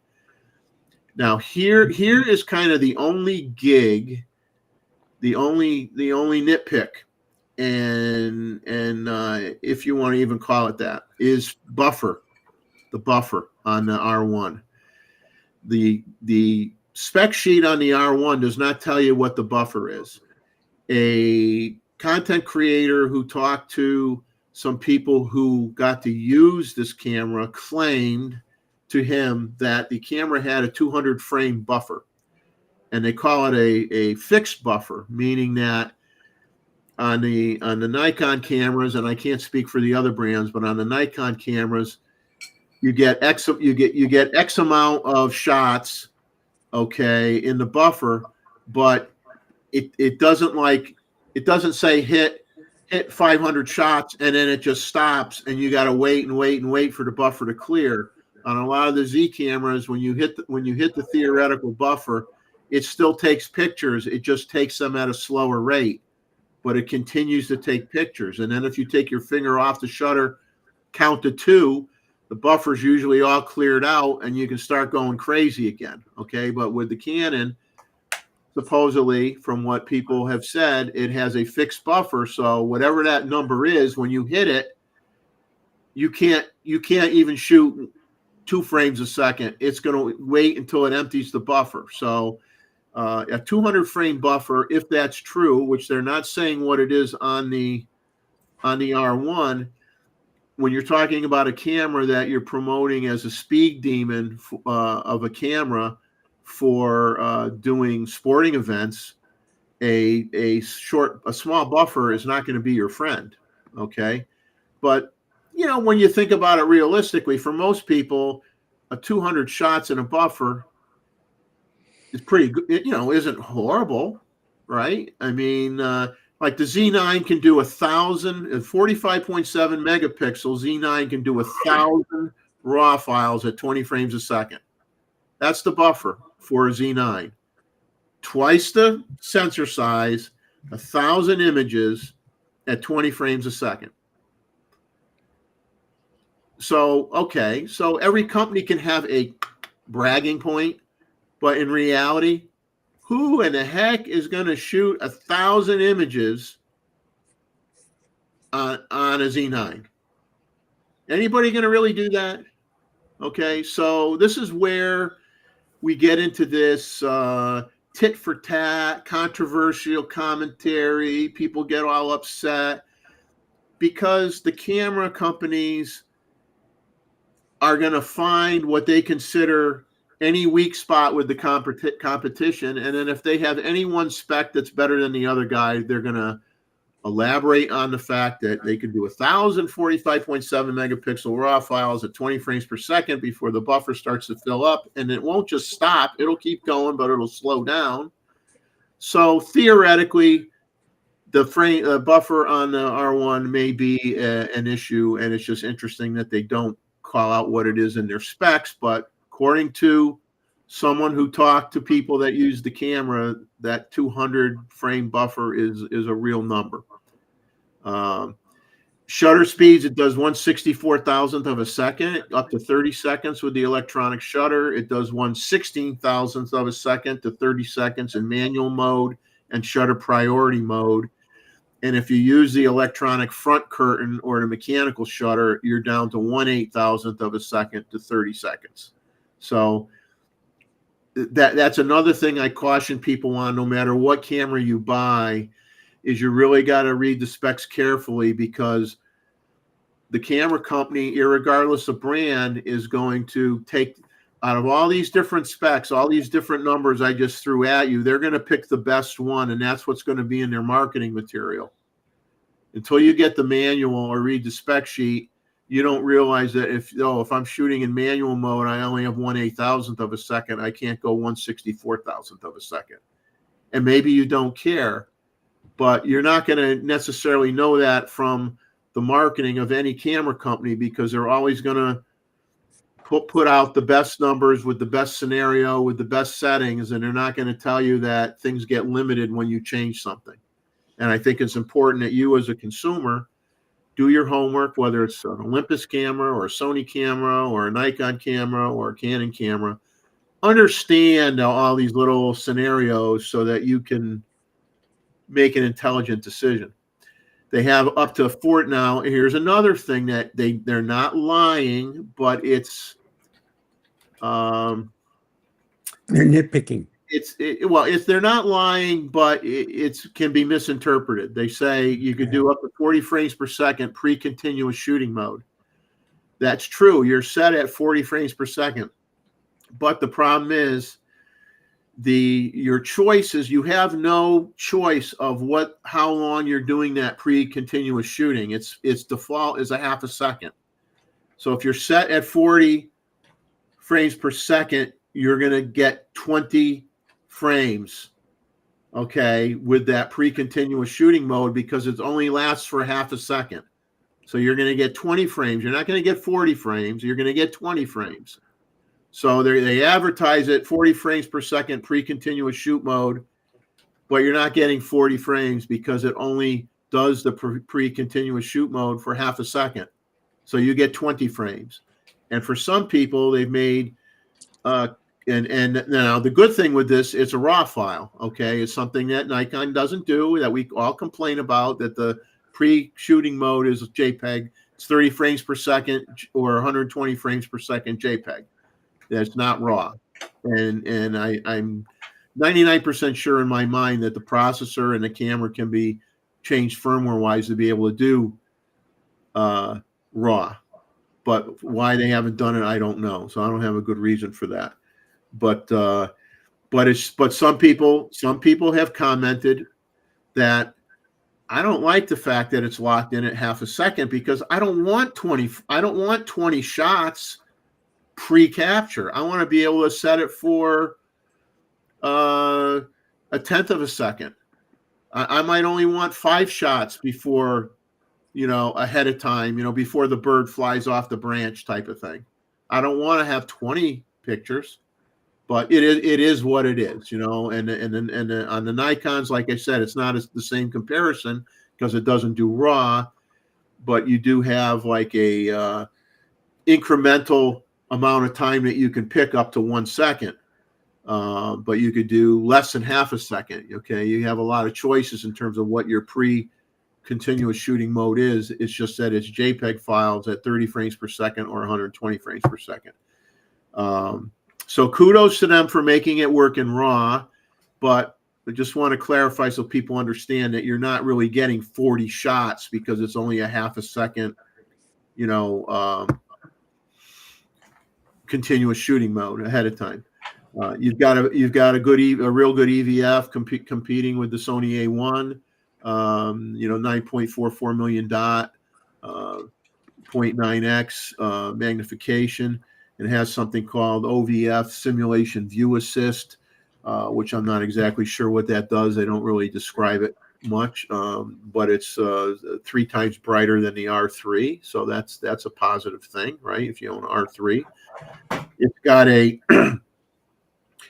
3.2-inch touchscreen LCD with a very angled design, 2.1 million dots. Now, some content creators have criticized Canon for this because the R5 that's out now has a 4.15 million dot 3.2-inch touchscreen on the back of it, and they're saying, well, if the R1 is a flagship camera, why did you dumb down the touchscreen to 2.1 million dots? Why didn't you use the 4.15 million dot touchscreen? I don't know. Ask Canon, don't ask me. That's what they did, right? And obviously they did the same thing. They put the 2.1 million dot one on the R5 II, which is even more confusing because the touchscreen on the R5 is now better than the touchscreen on the R5 II. So I don't know. That's what happened. Autofocus sensitivity -7.5 to 21 EV. Flash sync on the R1 is maximum of 1/320th of a second. So some people like to compare this R1 as a niche camera for sporting events to the A9 III. Well, obviously the A9 III has much higher flash sync with the global shutter than the R1 or any other camera for that matter, right? So another example of really comparing the differences between whatever camera you may own. And let's be real here. You got all these people that get all in an uproar and they go, I'm switching to Sony, I'm switching to Canon, I'm switching to Nikon. Most people don't have the resources to be able to do that if they've invested in a fair amount of lenses in their system. So, even if quote unquote a new camera from your manufacturer of choice comes out and it disappoints you a little bit, usually it's not enough to make you sell everything you own and go buy the other guy's stuff. So let's be real here. That's a very small percentage of people that choose to do that. Most people will stick with their brand and they will grow with that brand. And when the brand is slow to do something, which Nikon was for a long time, we all had to suffer. Okay, we all had to suffer, and people feel they had to suffer waiting for an R1 to come out because they were waiting 4.5 years for it or whatever. We all get to suffer. We all get to go through the pains and suffering because we have an investment in a certain brand. Doesn't mean we don't think another guy's cameras may be better, but it's not practical for us to dump and run, and which some people try to make it out like that's a common thing. I doubt it very, very much. Obviously, the R1 has a built-in vertical grip, like a Z9 would or what have you. It's got 2 CFEB slots. It's got a newer version of Wi-Fi 6E with a 2.5G base T wired Ethernet, and so it has an Ethernet connector built into the camera. And they say robust weather sealing in one statement, and it says in a magnesium alloy body, and then they state dust and water resistant. So equate robust weather sealing with dust and water resistant, but those are the new words that all manufacturers are using now to cover their behinds. Nikon uses the same wording, dust and water resistant. No one is going to use the term waterproof or dust proof. It very well may be, but no one's going to put those words on a piece of paper, because the minute something happens and a little dust gets in the camera or a little water gets in the camera, they don't want to be liable for that statement. So if they say resistant, okay, it's a little bit of obviously a more subdued spec requirement to meet, correct? When you use the term resistant versus weatherproof and dustproof.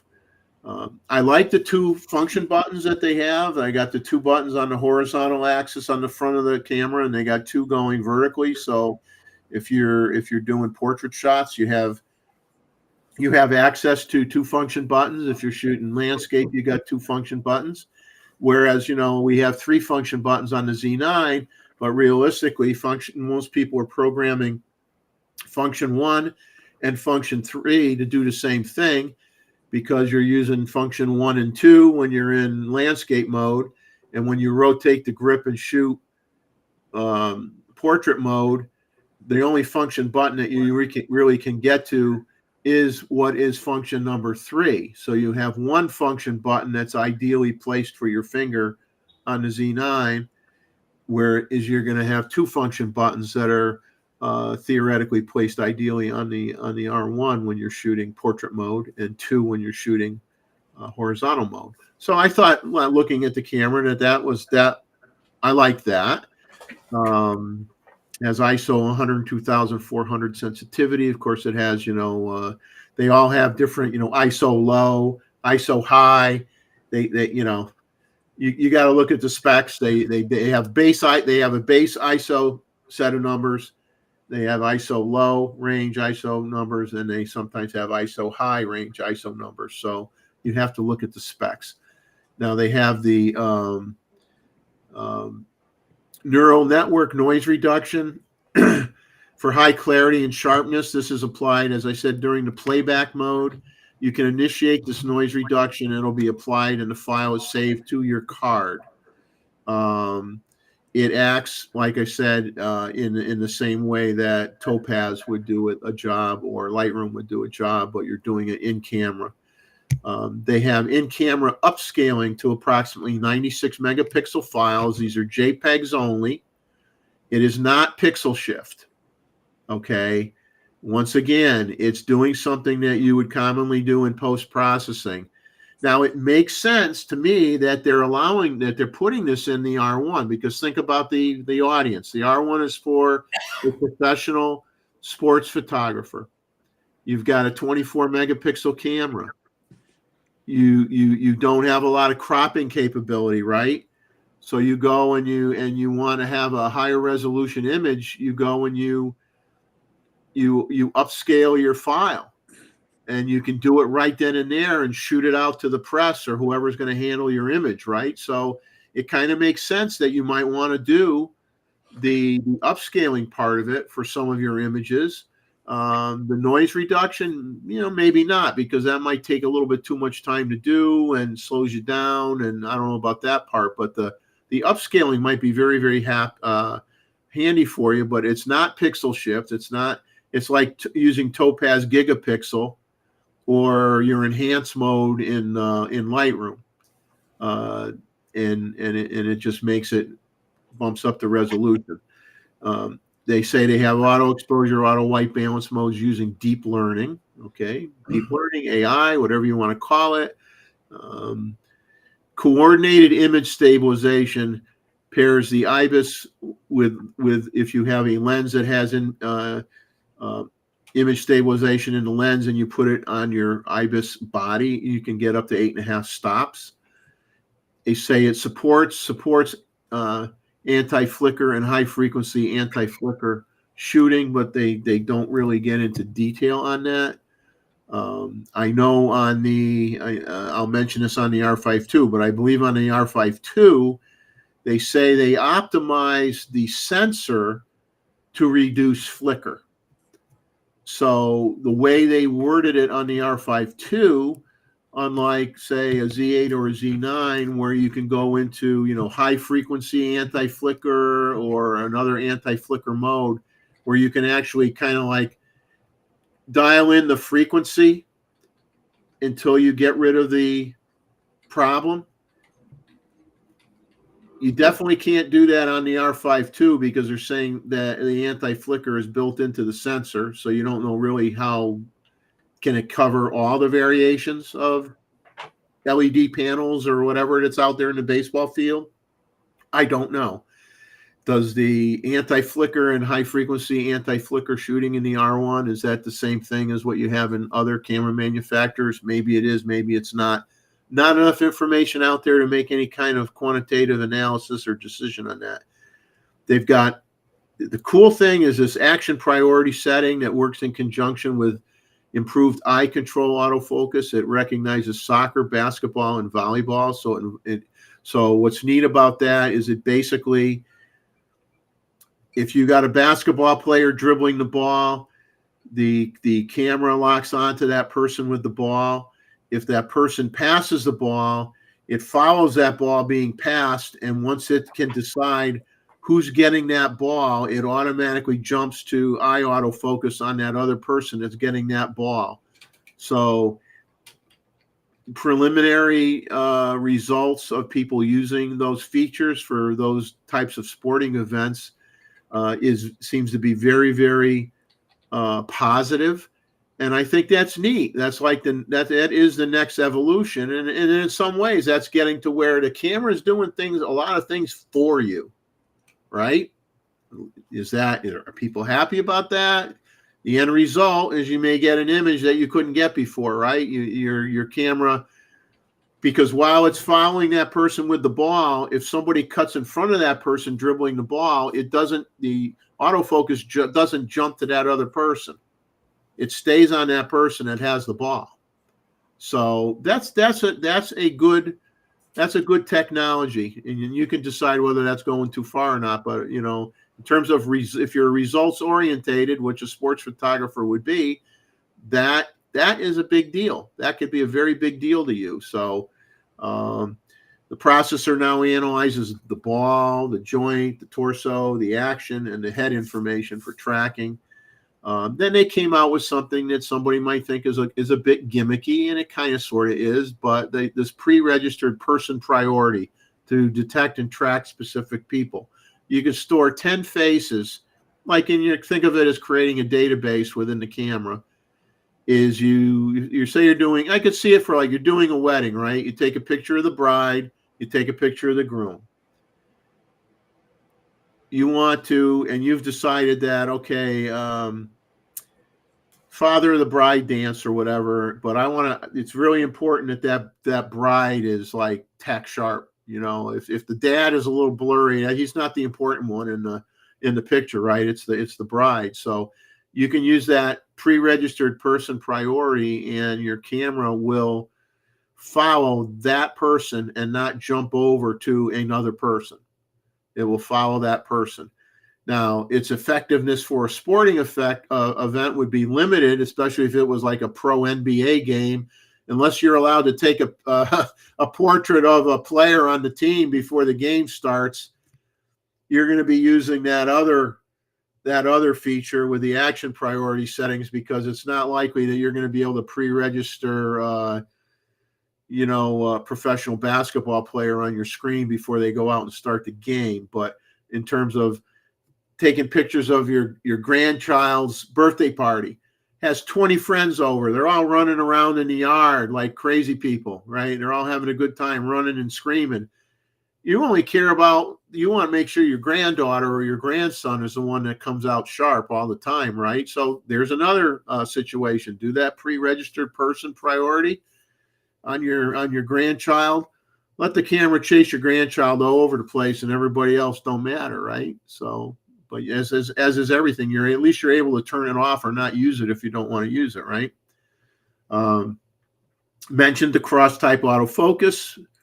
Now it does 6K 60p raw internal recording using the full sensor width, 4K 60 normal LGOP recording for approximately 120 minutes. So that's a standard. That's kind of like similar to a Z9 does 205 minutes. So that's, or no, 100 yeah, 2 hours and 5 minutes, which is 125 minutes. This is doing approximately 120 minutes. 4K 120 and full HD 240 high speed options are on this camera. RAW does RAW, HEVC, AVC-S formats, full size HDMI, which is new. Okay, not the mini or whatever. USB-C, RJ45 built in, 3.5 millimeter connections for your headphones and your microphones. 4-channel audio, LPCM 24-bit 4-channel audio. I think the Z9 has LPCM 24-bit, but it's only 2-channel audio, not 4. It's 2. You have tally light, which is something that a lot of people like. You have a light that if you're recording a video, a person can look at your camera and see that this light is on, and they know you're recording a video. So if you're recording a person, they'll know when they're actually being recorded because they're going to see this little tally light lit up, which nobody else has done that I'm aware of. So that's a neat thing. They have zebras, they have false color, they have focus peaking, but they do not have waveform capabilities, which they do have on the R5 II, but they did not put it on the R1. So that's basically the R1 in a nutshell. And it is a niche camera for, I'd say, predominantly sports shooters. They'll try to say it's for wildlife shooters as well, but being a wildlife shooter, I'm going to stick to my guns and say, I want the 45 megapixels because I want to have cropping capability when I'm shooting small birds. So, not saying that it won't work good for wildlife, but for me personally, it wouldn't be my first choice for it. It would be acceptable, but not. I would rather have the 45 megapixel camera for the wildlife, but that's just my opinion. So has anybody heard anything different or have any additional information on this particular body before we talk about the R5 II?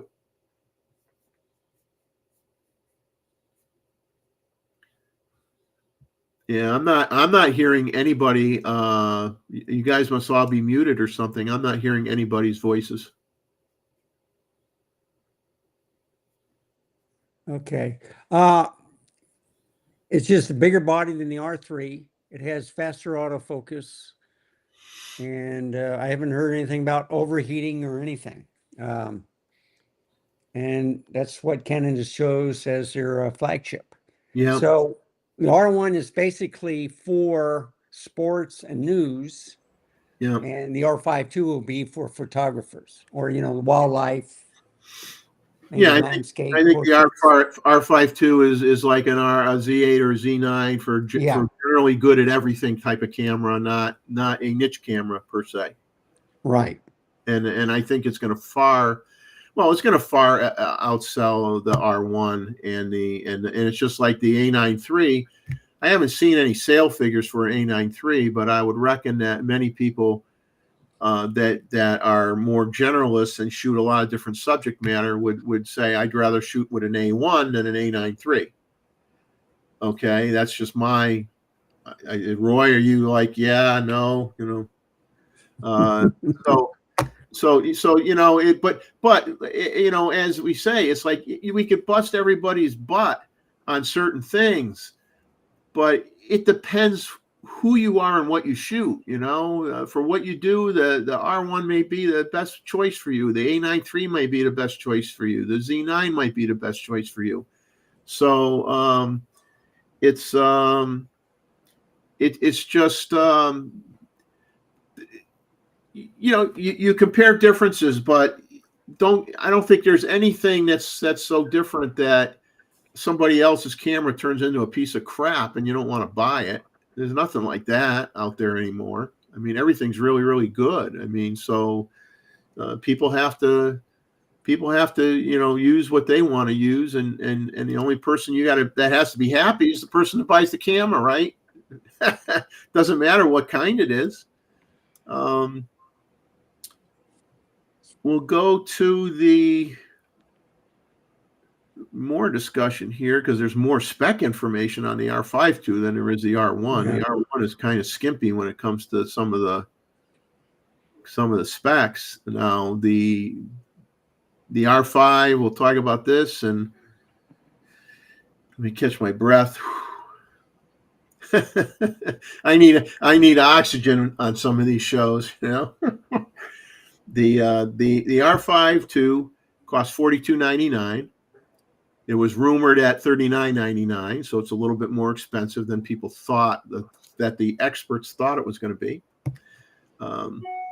It's got a brand new 45 megapixel BSI stack sensor and an upgraded Digic accelerator chip, which is the same, chip that's in the R1. It says the accelerator chip levels up the R5 Mark II autofocus performance to be nearly on par with the flagship R1. That's the commentary on that. It has persistent tracking even when similar subjects cross. Action priority instantly recognizes soccer, basketball, and volleyball activities, which we've already discussed about the R1, so we don't need to dive into that. It's the same thing. Same deal with the pre-continuous shoot mode, up to 30 frames per second, but it's limited to that half a second default, half a second pre-shoot time frame. So if you're set at 30 frames per second, you're going to get 15 images. And so what basically happens when you're doing the pre-shoot, you're holding your pre-shoot is active as long as you have your shutter button pressed halfway down. Okay, so you got it pressed halfway down, and then you say, okay, I'm going to push the shutter all the way down now. I'm ready to take the picture. You're going to have 15 shots pre-shot, and then when you push the button all the way down, you're going to be shooting at 30 frames a second. So you got 15 images and you got 30 frames per second afterwards. Now, once again, it's RAW. So you have the advantages of it being RAW. Now here's the kicker. This is from a reliable source. I can use that phrase once in a while. This is from a reliable source that the pre-continuous shoot mode will only work with the latest batteries.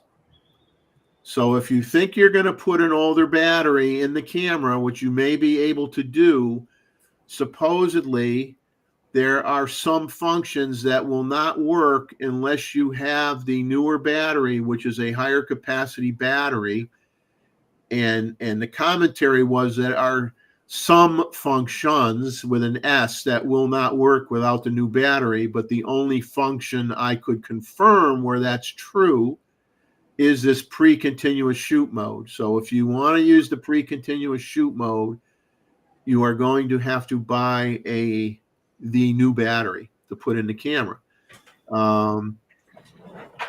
And like I said, the Z9, you could do pre-capture up to 1 second, but you're not doing RAW. You're doing 30 frames per second or 120 frames per second JPEG, which for a sports photographer, the file size on that JPEG file, I think it's on the Z9, it's 11 megapixels or something when you're using this mode, is still probably more than adequate for most publications anyway. But I think most of us will be honest here and say we would prefer to have the raw pre-capture as well. So I'm not going to gloss over that fact. So that is an advantage. Has a mechanical electronic shutter, 12 frame per second mechanical, 30 frame per second electronic, 14-bit raw. Now this is in writing out of the R52 spec sheet. Continuous shooting electronic shutter at 30 frames per second, 45 megapixel, up to 200 frames in JPEG, only 93 frames in RAW. Like I said, the Z9 will do 1,000 frames RAW at 45.7 megapixels. So if you're really like going to spaz out on buffer, go ahead and do that. But I really don't think for most people it's going to be a problem, unless we want to hype it up and turn it into a problem. But if you're shooting with the mechanical shutter which is 12 frames per second at 45 megapixels, you can get 760 frames JPEG until the buffer fills up, and 230 frames in RAW. And like they're claiming that's a fixed buffer as well, where it doesn't get to 230 frames and then keep on shooting but slows down. It's 230 frames and it stops, and you got to wait for the buffer to clear before you can take more pictures. Shutter speed on this camera is 1/8,000th of a second to 30 seconds with electronic front curtain or mechanical shutter mode with 1/3 to 1/2 step increments.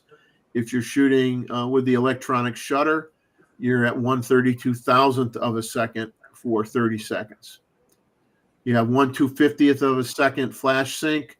You have a multifunction hot shoe with ETTL balancing, ambience priority, standard mode, flash priority, flash exposure compensation, plus or minus 3 stops in 1/3 or 1/2 stop increments. You can do HDR. There was no comment whether you could do HDR on an R1, so I can't answer that question. It wasn't in the spec sheet. Exposure compensation is plus or minus 3 EV in 1/3 or 1/2 EV steps. Other cameras, such as, just because I am Nikon, I can talk Nikon, right? A Z9 does plus or minus 5 EV. Deal breaker? No, not really. There's differences, and people got to understand all these cameras have differences. If you got a personal peeve about one particular function that you want it to be a certain way, then that's going to drive you to go to brand A instead of brand B. But none of this stuff is world-changing events that should make you necessarily dump what you have and get something else. Focusing brightness range -7.5 to 21 EV. Still files, it does JPEG, HEIF, RAW C, which is, I guess, Canon RAW, JPEG, 8 bits, HEIF is 10 bits, RAW is 14 bits. Aspect ratio is 3:2. A lot of cameras only do 3:2 aspect ratio. I can't say that it's all of them. I think some of the Nikon cameras do 3:2, 1:1, and 16:9, if I remember right. But a lot of cameras only do 3:2 aspect ratio. This one, same thing, a 3.2-inch vari-angle touchscreen LCD, 2.1 million dots, whereas the older version of this camera has the 4.1 million dot. So you kind of wonder why did they not carry over the same touchscreen? It's got a 5.7 million dot, 0.76 times.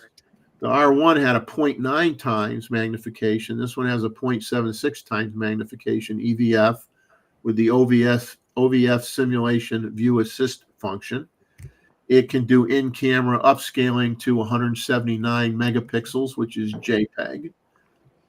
Has the same Wi-Fi support as the R1. And here's where you get into what people are going to nitpick on and complain about, and it may or may not be justified.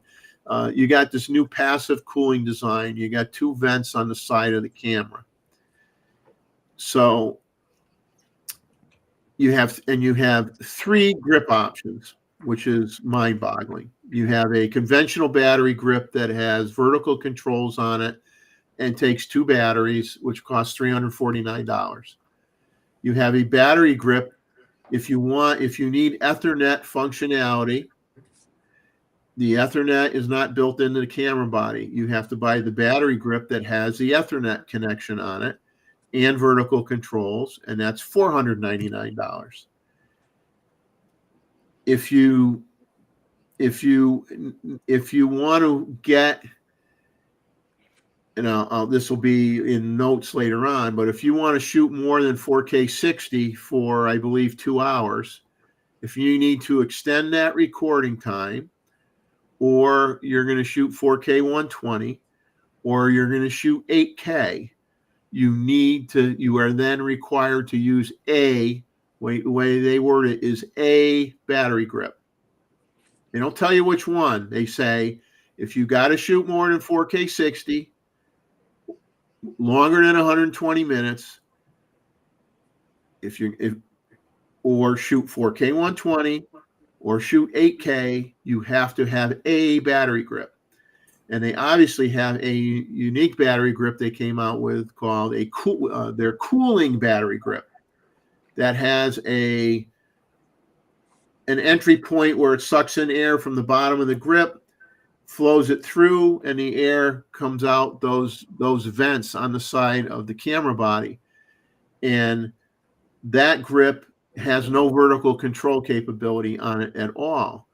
So if you want to get the longest shooting time, which they don't say what that is, but if you want to get the longest shooting time and you want to shoot 8K, I'm sure if you want to shoot 8K, you're going to need the cooling grip. So potentially a person's buying a camera for what I say it was $42.99, and potentially if you're a hardcore video shooter, but you also like to have a vertical grip with buttons on it, you may have to buy 2 grips. You may have to buy the standard grip because you may not need the Ethernet, and then you may have to buy the cooling grip if you're doing hardcore video. Let's see. So this is right off the excerpt from their Canon's webpage. A true hybrid camera, the R5 Mark II, excels as a video camera and leverages its high-resolution sensor to produce up to 8K 60 raw video, along with a new 4K SRAW recording mode for easier file handling.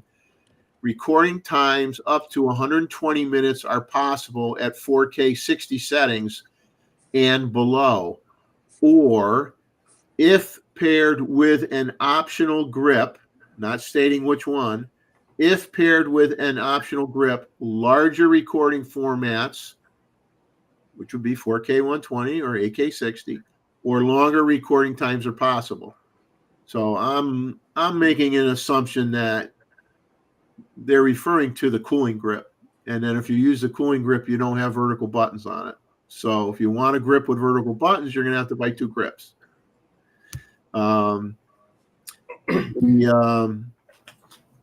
They have a thing called proxy recording, which I'm not.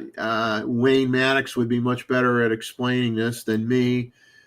Proxy recording is possible with split saving it to separate memory cards and a host of picture profiles, including Canon Log 2, 3, PQ, and HLG.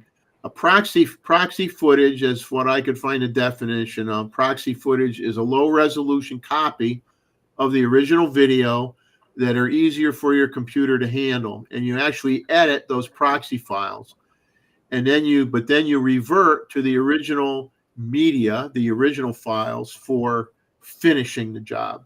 So I guess it allows you to work with a smaller file size to do most of your editing, and then you save it in a manner where it's now putting those changes on the original file somehow.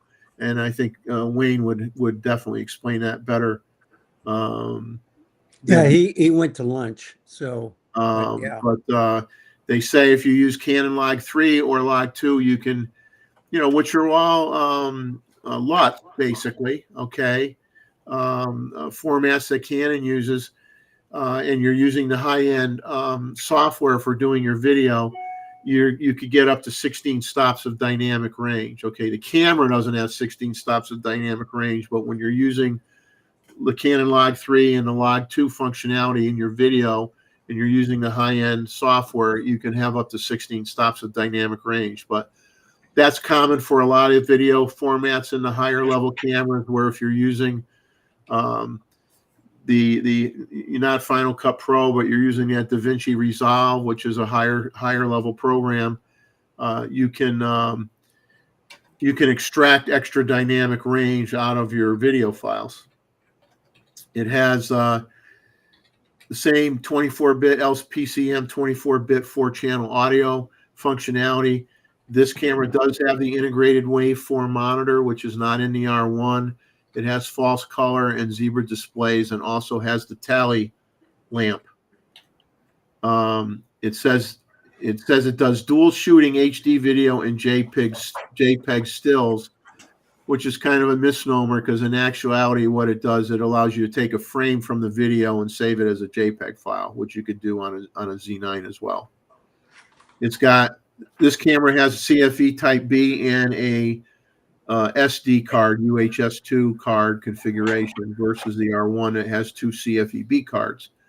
Once again, weather sealed magnesium alloy body, has the action priority feature. It has the pre-registered people priority, which we already talked about, so I won't go into that anymore. It has dual pixel autofocus.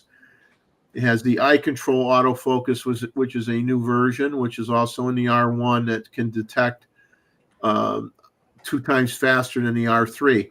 Now, I'm going to give you a reason why. Now, with the eye control autofocus, you got to go through a routine to like program the viewfinder with your particular eyeballs. And I know that there are some people that have said, because of their eyesight or something, condition they have with their eyes, that they can't necessarily use that functionality, and it's not required. You can turn that off, and it'll do its normal, eye detect autofocus for whatever subjects you have defined in the camera. So some people can't use that, and that's why the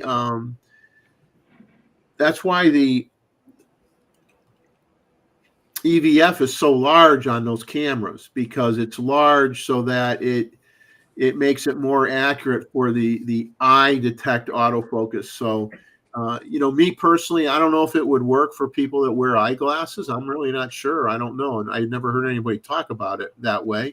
I don't know if it works for a person using eyeglasses or not.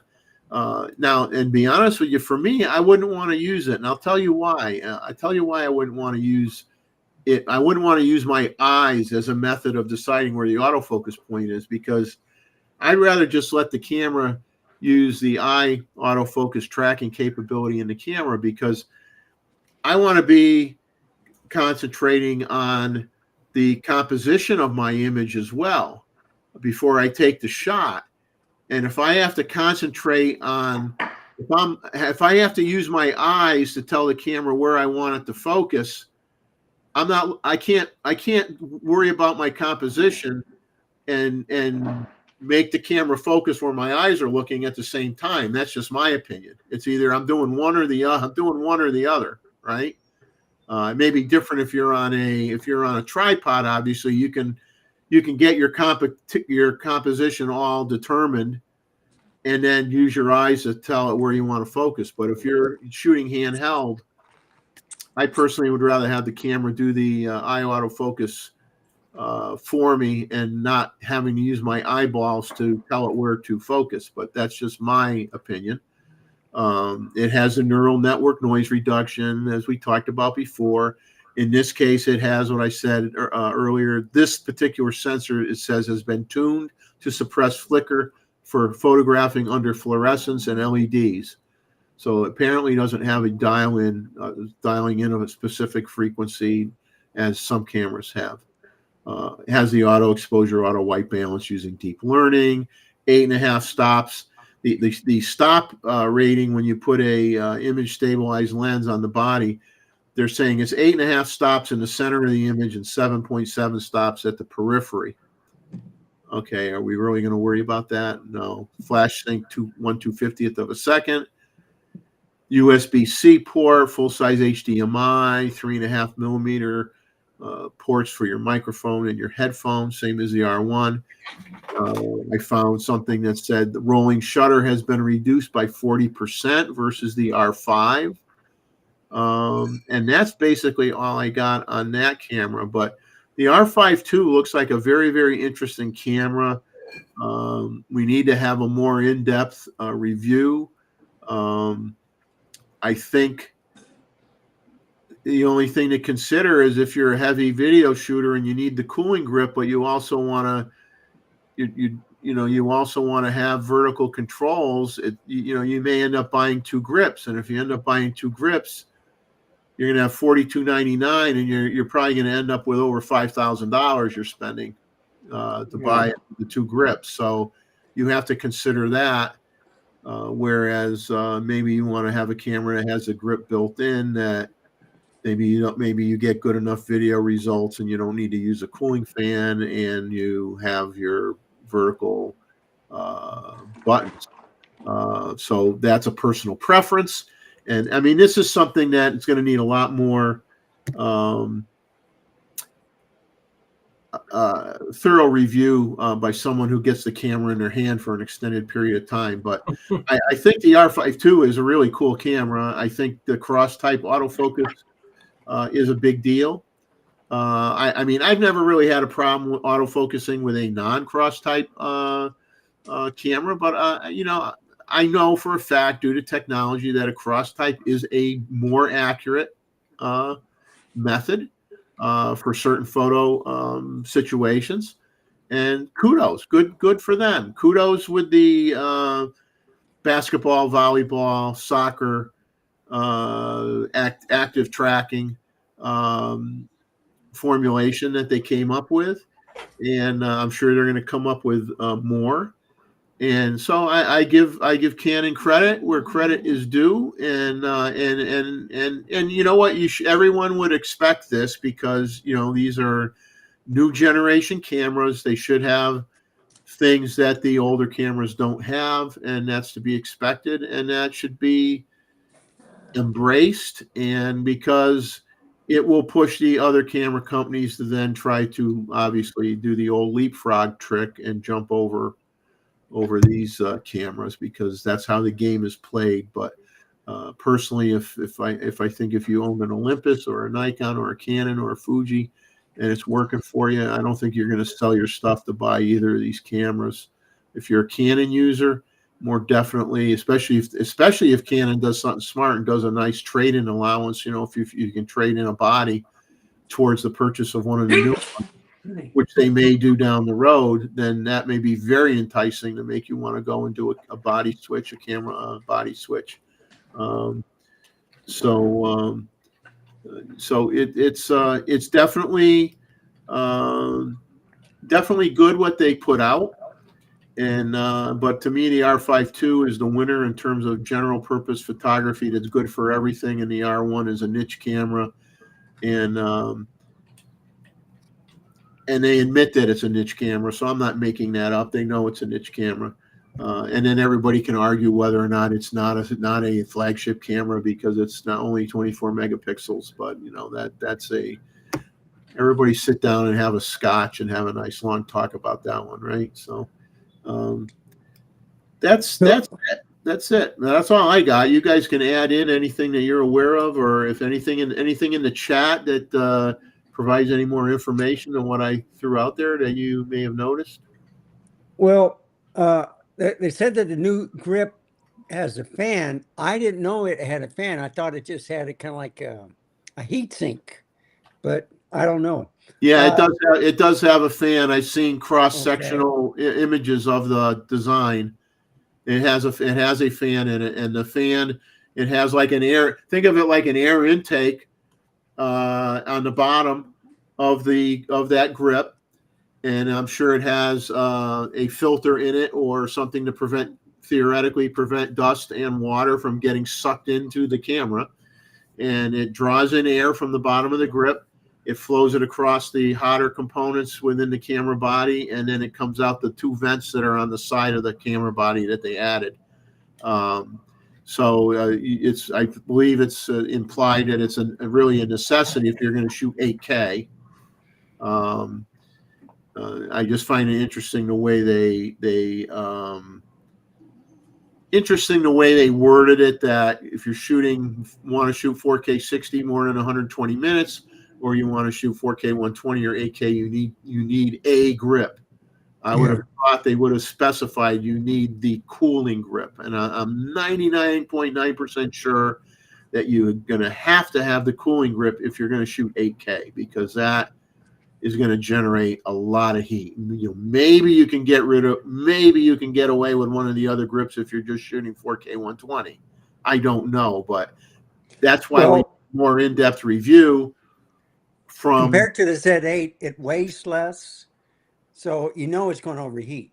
So, and it's smaller too. Yeah. But I mean, it's a very, very, very, very competent camera, and the autofocus capabilities are improved. And there's, you have to decide. You got to look at the price point too. Like I said, especially if you got to buy two grips, you're going to be $5,000. Do you want to spend $5,000? Now, whether it's a Sony A9 III or a Canon R1, I wouldn't want to spend that kind of money for a 24 megapixel camera, personally. But I would make the assumption that I would change my mind if I was a professional sports photographer shooting at the Olympics, and then I may say, well, you know what, 24 or not, that's the way to go. And that's the way it was with Sports Illustrated for decades and decades and decades with Canon DSLRs and Nikon DSLRs. It was always the low megapixel, fast autofocus, high buffer cameras that were flagships. So anyway, what do we got in the chat? Anything? Well, they have different points of view of fans, without fans, about water or dust getting inside the camera. Yeah, and you know what? You're not going to know. No one's going to know that answer until you have a long-term review. And that's August 25th when finally everybody's going to get one. Yeah. I mean, and the Olympics are over, right? Yeah. So, irregardless of what camera any of us buy, when it's a new camera coming out, we are all basically guinea pigs. You know what I mean?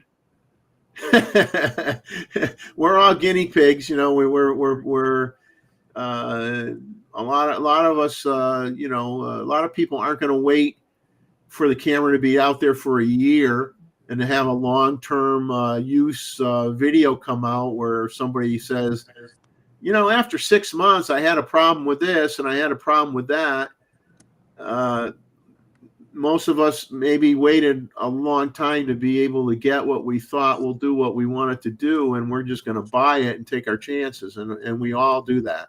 A lot of us do that, but if you're the cautious person, you wait for a long-term review and then you make a decision. I'm not a fan of fans. Everybody knows that. I think it's really hokey on the Fuji to put a fan, have to leave the flippy screen out and put the fan, screw the fan on and leave the flippy screen out where it can get hit or damaged. I'm not a fan of fans. I think that, for crying out loud, stop trying to make these hybrid cameras into full-blown cinema movie cameras. I mean, that's a different market. That's most of the cameras that don't have fans shoot video long enough for 95% of the people that are going to buy the camera. For the other 5%, spend the extra money and buy a red. See, the big thing about the Canon R1 it came out too late for the Olympics, because if somebody gave you one today with all the glass that you wanted, would you want to go to a professional shoot on July the 24th, which is men's football? That's cutting it all pretty short, Yeah. So Yeah, I'm sure just like Nikon, that Canon has a truck there with a bunch of pre-production or near production models that they're going to hand out and let people use. But yeah, but you're going to want to have that camera for a week before Yes. you use it, yes, and there's not a week left. yeah. Like you could be sitting there now and they pass you one. You got no time to practice. Yeah, you're right, and it's like for me, any commentary that comes out on any new camera, irregardless of brand, the initial commentary should be my initial impressions review. That's what they should all be called, my initial impressions, because you haven't used it enough to make final determinations on anything really. I mean, you could say, you can have a good impression on, I like the button layout. I like the way the buttons are. I like the weight of the camera. I like how the camera feels. I like how my fingers rest on the function buttons. I like the grip. That you can make pretty much an instantaneous evaluation on. But when you get into the nitty gritty of all the functionality of the cameras, that you got to have a camera for a while. It's just like, I've done a few lens reviews. If I do one a week later, I don't call it a review. I call it first impressions. If I've taken 10,000 shots with that lens, I'll call it a review. I've used it enough to be able to give a good representative feeling about how that lens worked for how I'm using it, and I call that a review. But like I said, it's going to take a while to really get the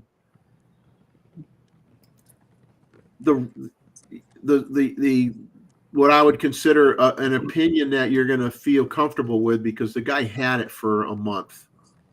Guy went out and shot 30,000 images, different conditions. Used it in a high humidity area. Shot it out in the desert, shot it out in Svalbard or whatever.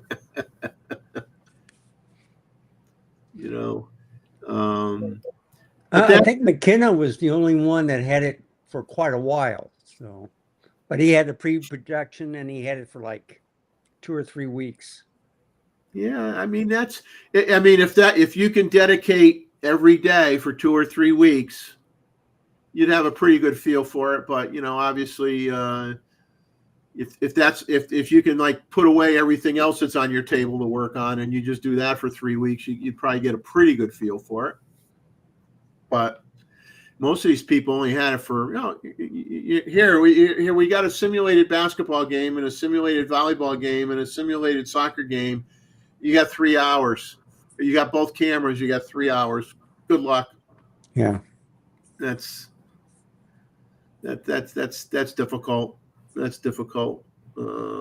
I saw Jared Poland's video where he snuck off to a golf course. I was trying to look at, but he did pretty good. I watched McKenna. I watched another guy. Didn't the guy from Art of Photography, didn't he have a little thing on that too? Well, John on the R5 too. I'll pronounce his first name wrong. Was it Jen Wagner? Wagner does nature photography. Yes. Did a video on it, and even Jared's video. It's kind of interesting. I mean, he kind of said what I'm saying here is that he had no time with the. He had Manny Ortiz that was invited to the same event, and they shot pictures, and they only had hours to use it. And he said that he said, I really didn't use it enough to have real hard opinions about the camera, But then, interestingly enough, the next day he showed more footage of the simulated soccer practice, and then he said it's got the best autofocus of any camera out there. So you go from I only had it for 3 hours to it's the best autofocus of any camera out there, and that very well may be true. I am impressed with theoretically with what they're showing with the autofocus is definitely impressive. Yeah. Is it at a point where I would where if I was no matter what other brand I have, would I dump what I have and get it? No. I'm in the Nikon ecosystem. Yeah, so and the thing is yeah. too, what's interesting is, as we both know, Nikon rumors a few weeks ago said that they had a rumor that Nikon was going to come out with improved autofocus features for the Z9. So Now we trickle don't down.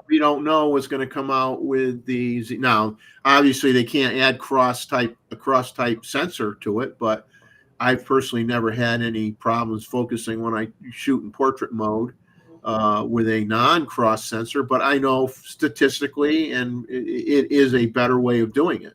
So I'm not taking that away. It just hasn't. I don't have a noticeable effect in not having that on my current camera. I still get sharp images when I shoot portrait mode. I don't go, oh my God, the camera can't focus. I'm having a problem. I haven't had that problem. Yeah. And they have software now that if your shot is out of focus, they'll focus it for you. So. Well, yeah. This is where, Yeah. like I said, me being an old fart, which somebody did mention up there, old fart in one of the comments. Well, I'm an old fart. I admit it. I'm not the oldest fart around, but I am. Some people's farts are worse than mine. But it's definitely the cameras are getting so automated that you definitely don't. A person doesn't have to have a broad knowledge of photography to get a good picture. I think the benefit of someone that's shot, which a lot of people in the chat have shot, like I said, for decades, is it's you're still going to get shots that you hand this great camera to somebody, they're going to get great images, but they're still not going to be necessarily like immediately as good as anybody here that's shot for a long time, only because depending on your genre of photography, you've been shooting long enough to know how your subjects react and how your subjects behave and where the best places are to go, what the best lighting, all the other things that help you create a great image that are separate from the camera itself. So, but like I said, it is getting to where the camera is. The pros will buy a new camera if the camera does something they can't do at all, or does something a lot quicker than they can do it now, where they can justify spending the money for the new camera. And so the tech is still going to keep going. But I had to do that initial long discussion because we criticize AI, people that do AI, and sell pictures of somebody that weren't done with a camera, and everybody gets as wowed by them, and they're great, and they're making money doing it. And hey, you got a right to make money as long as it's legal. You can make money any way you can. But we can be all in an uproar about that, but then we're basically using cameras that have what they want to call AI in them, and we don't complain about that much. We're okay with that. So we're kind of playing a double standard in a way, right? We're mad at one group, but we're okay because it's in our camera. That's okay. It was one of those things just to make everybody think a little bit. Is Roy coming back, or did he say he was? Oh, I know his wife was having problems, so he okay. may come back, he may not. All right. Yeah. What else? I'll kind of talk a little bit. before I get into like the rumors that are out there, I'm trying to hide the message here again on the screen. I know that drives Chuck nuts when I don't delete it right away. Chuck, I'm sorry, Chuck. If you come and watch, Well, that's only if it's over a picture. But yeah, I'm sorry. yeah.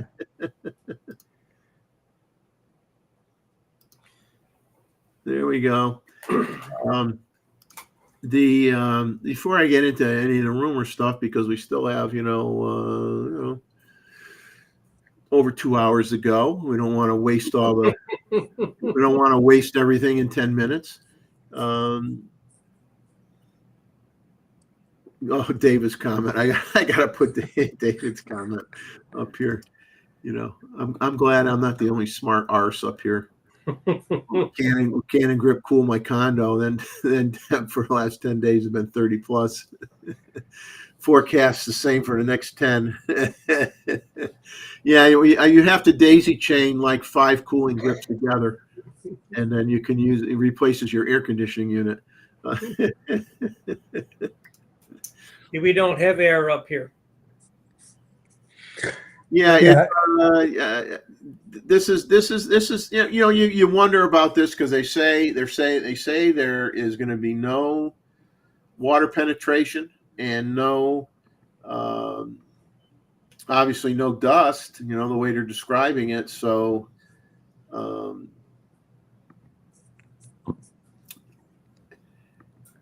I don't know. It could be a water repellent. It could be a water repellent material where the water beads up and rolls off and doesn't penetrate the material, so the water doesn't get in the camera, but still allows air to go through the filter.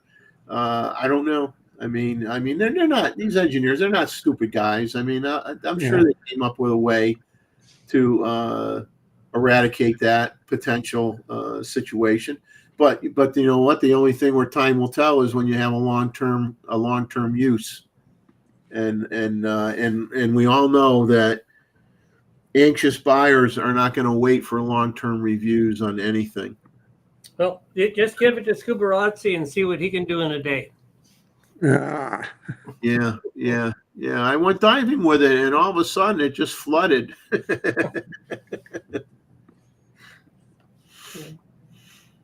Yeah, and then Roy makes a comment too. Is like even the other day,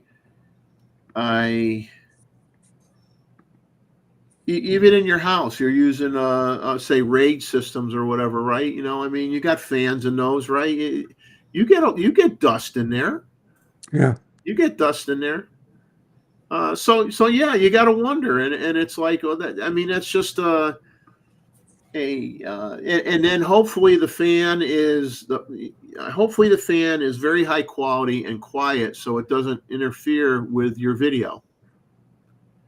So I got 2 cameras right now, the S5 II and S5 IIX, and all I do is when I'm done with it, turn them off, and I just put a cloth or something over them, to keep the dust out. But they run perfect, and they're quiet. I can't even hear them. So. Yeah, well, that's what you're hoping that is the situation, and they know that if they put in a cheap fan, that people are not going to be a fan of that fan, and it's going to hurt their reputation. So they're putting in sealed ball bearing fans, that have been special lubricants and run for a long time to make sure all the grease is dispersed well, and before they ever sell the camera, man, water's fine. It adds to the cooling, water cooling. Yeah, it should have a new motto, right? If your camera gets hot shooting video, just throw it in a pool.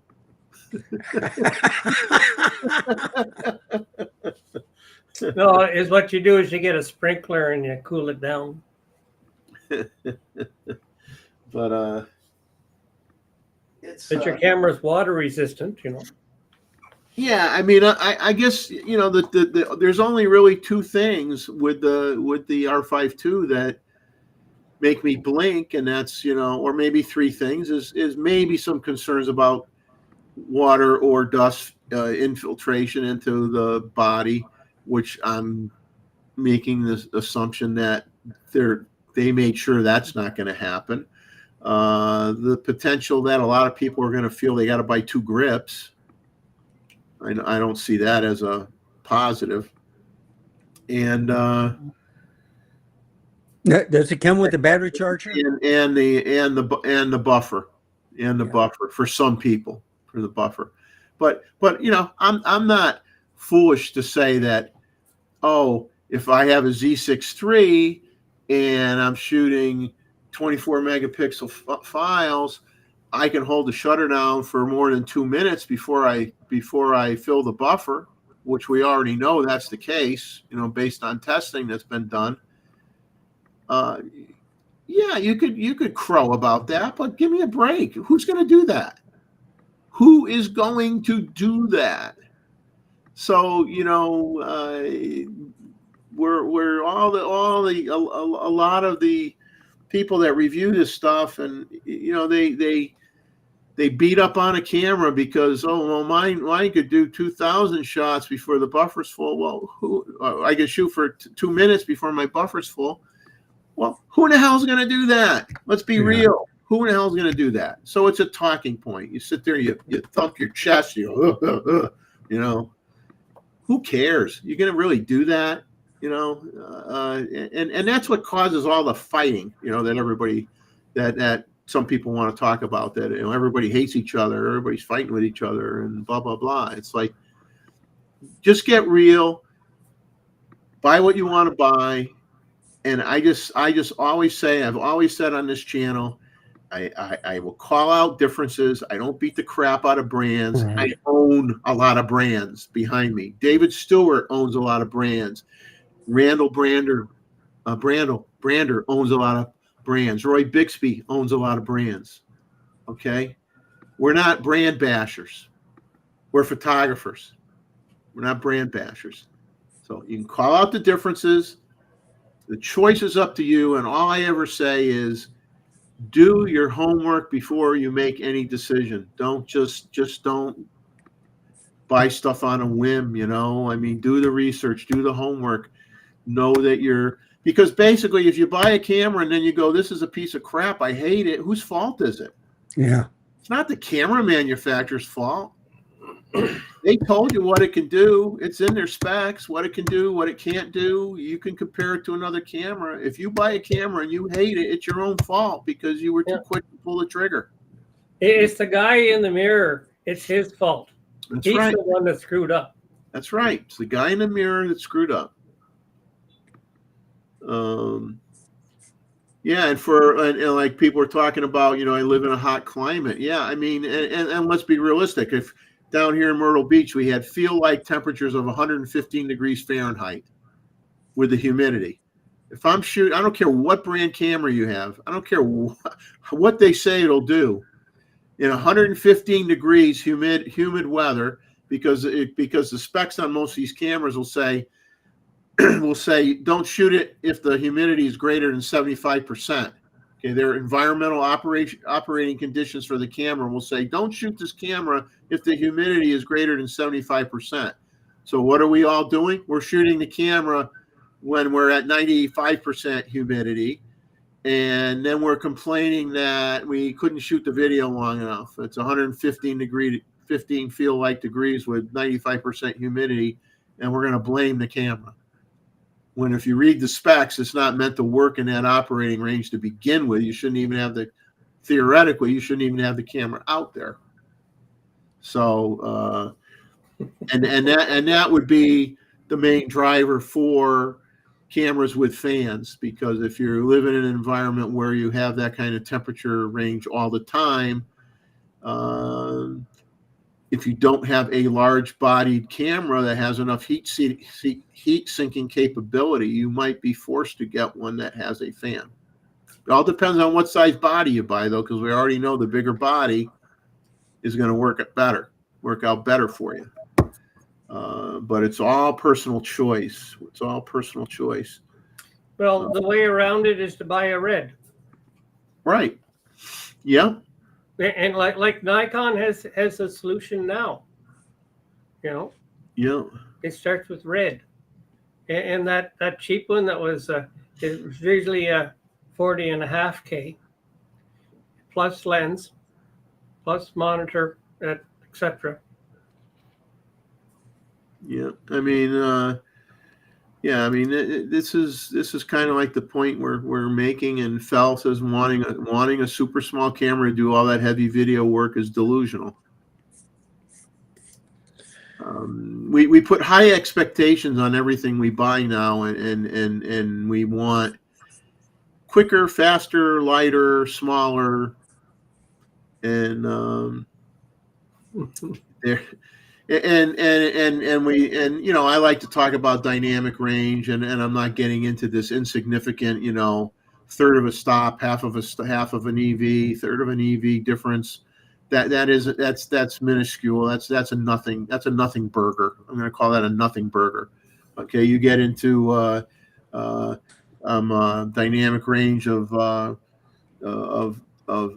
10 EV versus 15. And now we're talking a big difference. We're talking a ball game there. You know, that's a big difference. And we're talking 10 to 11, 11 to 12, you know, 12 to 12 and a half. Let's be real. Okay. Let's be real, you know, and I think we're getting to I think we're kind of getting to the near to the limit of, your dynamic range capabilities with an SLR type body, you know, a mirrorless camera hybrid body with the 35 millimeter format. I think we're getting to the point where you're not going to get much better. You're going to be able to stretch out your dynamic range when you're doing video content, depending on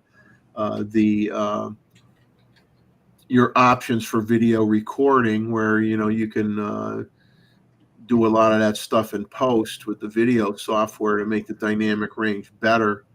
But in terms of, you know, your dynamic range for stills, the reality is if you want the best dynamic range, you have to sacrifice other things, because you got to go into medium format.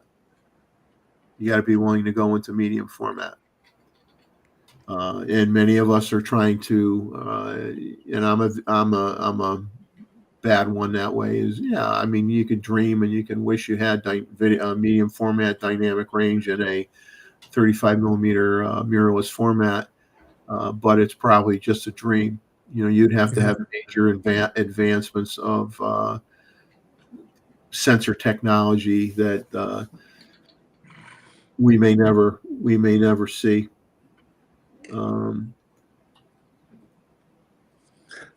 We did talk a little bit last night about 2 more cameras registered by Nikon.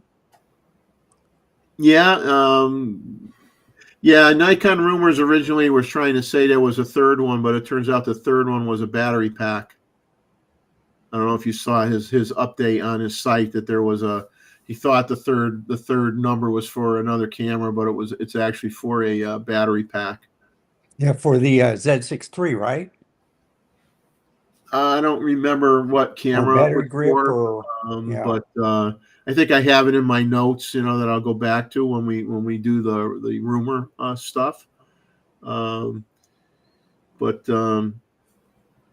you know, it's you know, everything out there is so stinking amazing. Let's be realistic, right? It's all amazing. And you know, my biggest complaint is that I'm not fortunate enough. My biggest complaint is I can't hold any of these things before I buy them. You know, I mean, that's my biggest complaint. My biggest complaint is the camera industry has fallen on hard times when the phones started doing pictures. That a lot of dealers went upside down. A lot of the small guys disappeared, and unless you live next to a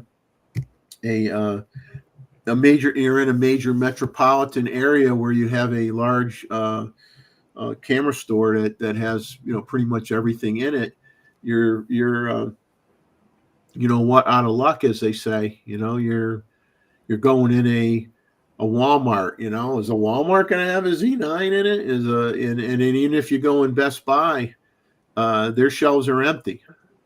Their shelves are empty. You know, they have almost every Best Buy I've gone in. I went into getting off track a little bit. Went into the Best Buy in my home in near where I lived in Connecticut. One of the places I lived in Connecticut while I was there.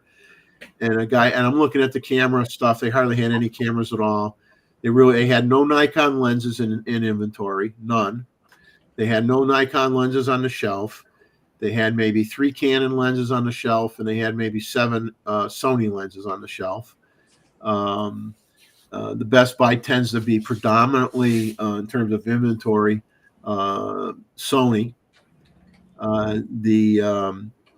You know, I was talking to the young fellow that worked there. We talked for a while, and but you know, you don't have any bodies on display to even pick up and put in your hand. So it's like, man, that's frustrating. That is so frustrating. I feel bad for a lot of people out there that, you know, it's like buying a car and you don't test drive it. You buy it out of the catalog, and you're buying a car and you don't know if it fits you until you get it, and then they say no refunds, can't give it back. You know, and that's why so many people say, well, rent some cameras, and see how they feel. And you feel like, why should I have to pay the money to rent a camera? I want a camera store near me that has a camera that I can put in my hand. I don't want to have to rent a camera, but it's true. In some ways, you know, you have to rent something to try it out and see how it feels in your hand. So at my camera store, they finally got a Z9 because it was always back ordered. And the way I got it, it was a year afterwards, but then it was $1,000 off because it was used. And the guy used it a little bit, you know, like a couple of months, and then brought it in. He said, it's just too big for me. And finally, we started getting Z8s. And if I would have had my hands on the Z8 before the ZF, I would probably just forget the ZF and just have the Z8 or even the Z9. But I had the Z9 first, and then I got the Z8. But yeah, I mean, having both cameras now, I many times will bring both with me, and I'll equip the Z8 with the telephoto lens, zoom lens, and I'll equip the Z9 with either the 600 PF or the 800, depending on what I want to use that day. And because I am religiously, due to all my experience with sensor cleaning, which I'm an expert at by now, is I don't want to change lenses in the field. that's right. Yeah. I'll go if I can go in my car and change a lens, I'll do that. But I don't want, if you know, down here where it's always windy, you're near the ocean, right? So you always got crap blowing around in the air. I don't want to. I don't care whether I hold the thing down and I'm doing everything right. You know, the wind is whipping all around you. There's stuff that's going to get on it. I would rather carry 2 cameras with 2 different lenses and leave them on and not take them off until I'm indoors in my house, because it's just not worth the risk. Just not worth the risk. But let's see what else. Let me back up I'm going to back up in the chat a little bit. Randall, I don't know if you saw this. I do the same thing with you. You and Gusto. Yeah. So it's and 3 blind men. Man, he always gets the stuff, and then he puts such a good spin on it. Oh man, that sounds good. yeah. I mean, I'm not going to sit here and like I said, there's only a couple observations on the Canon cameras, and I don't think it's hard to say if not knowing about the buffer and how people are going to use it, especially not knowing the buffer specs on an R1, to me would be disconcerting if I was thinking of buying one to go to the Olympics with or something like that, because you want to know that, because you are going to be holding that shutter button down quite a bit, more than the average person for that type of stuff. You kind of want to know that information.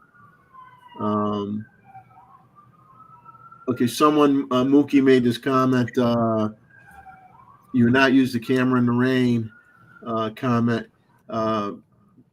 For those of you want to, I am going to back up to some notes I took here. Give me a second. If you're a nature guy, Steve Perry has a video out about shooting in bad weather, rain and snow. It's a really, really interesting video to watch. It's not really, really long, but it's very well done. He's talking about it from inside of his camper, which David could appreciate. And he shows you some very nice images of subject matter, nature related, of course, in the pouring rain or in light snow, heavy, medium snow. He says the best thing if you're going to do rain photography or snow is that medium level rainstorm, not a torrential, hurricane type of thing. Medium level rain, medium level of snowfall, because if you go out there and you're shooting in a drizzle, you don't get enough streaking. You can't.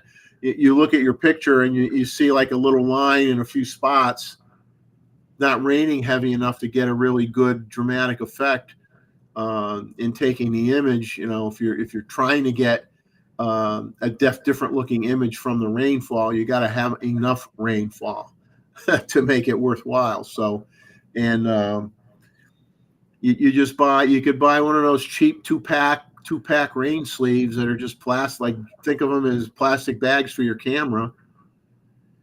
They're more than good enough to have your camera be safe in the rain and shoot video or take stills or whatever.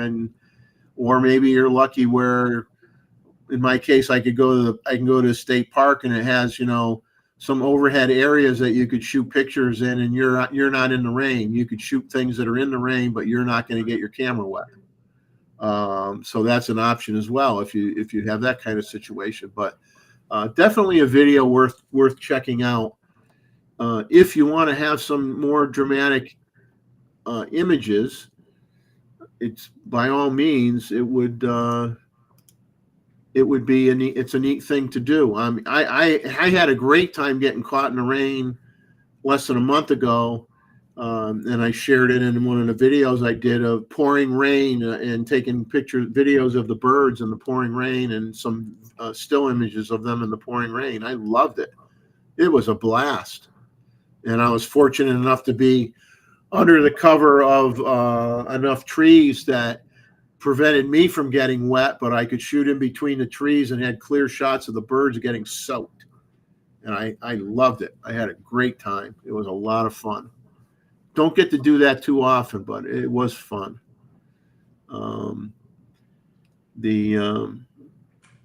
Let's see what else we got. Okay. All right, I guess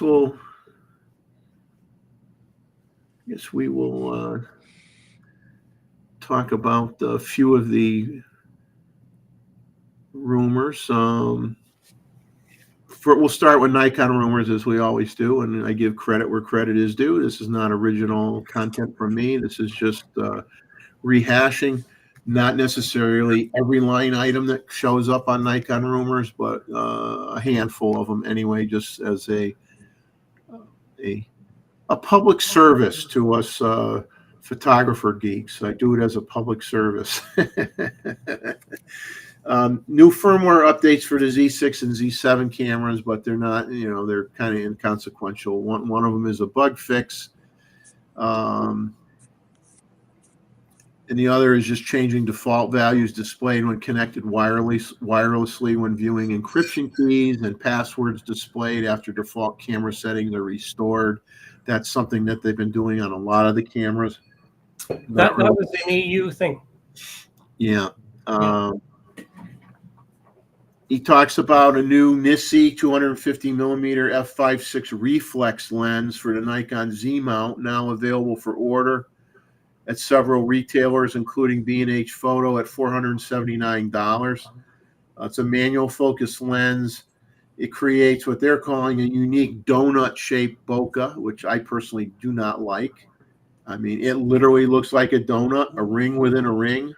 But maybe that's your forte, But it has donut-shaped bokeh, built-in lens hood, high reflection coating, and ultra-low reflection coatings with a minimum focus distance of 6.6 feet, and it's $479.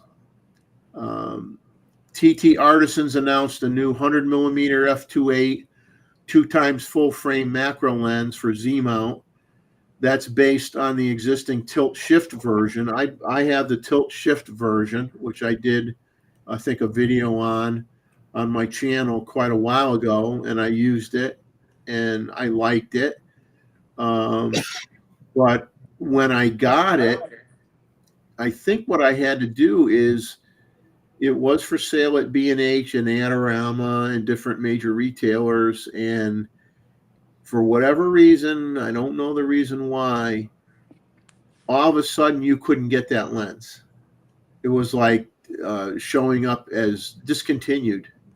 And it was a brand new lens. It just came out, and it was like unavailable. And it's the only lens I ever bought from Amazon, because they were the only ones that had it when I bought it. So I didn't have a choice. So I bought it, and I like it. And I'm not going to lie, I haven't used it a lot. I mean, I shoot macro, but I'm not shooting macro every day. I'm not shooting macro. I'm not shooting 30,000 macro images a year. But I do shoot macro. And I tried it out, and I fooled around with the tilt mode and the shift mode, and it was kind of neat. And I had in my mind some things that I thought I was going to be able to do using the tilt and the shift feature, and but you have to have the right subject. Like what I wanted to do, and where I went, you didn't have, like, I'm picturing in my mind using the feature. So let's say I was in Holland, and I'm surrounded by tulips. Millions and millions of tulips. Well, it would be cool to fool around with a tilt shift lens and have it where you have a diagonal line of flowers that are sharp and everything else is blurry. To be able to have an effect like that or do things like that. But I don't have anywhere down here where I have fields of thousands of flowers to do something like that with. So I used it where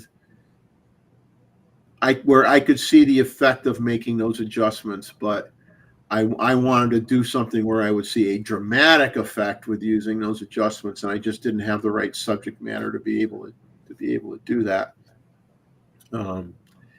But anyway, so it was just amazing that literally within maybe a month or two of them coming out with the 2x 100 millimeter tilt shift version of that lens, you couldn't get it from anybody other than Amazon. I don't know if you can still even buy it at all. And now they came out with one that does not have the tilt shift capability. So maybe they realized that maybe it wasn't cost effective for them and they weren't making enough money, so they decided to stop making it because they weren't making it, didn't have a good enough profit margin on it. I don't know.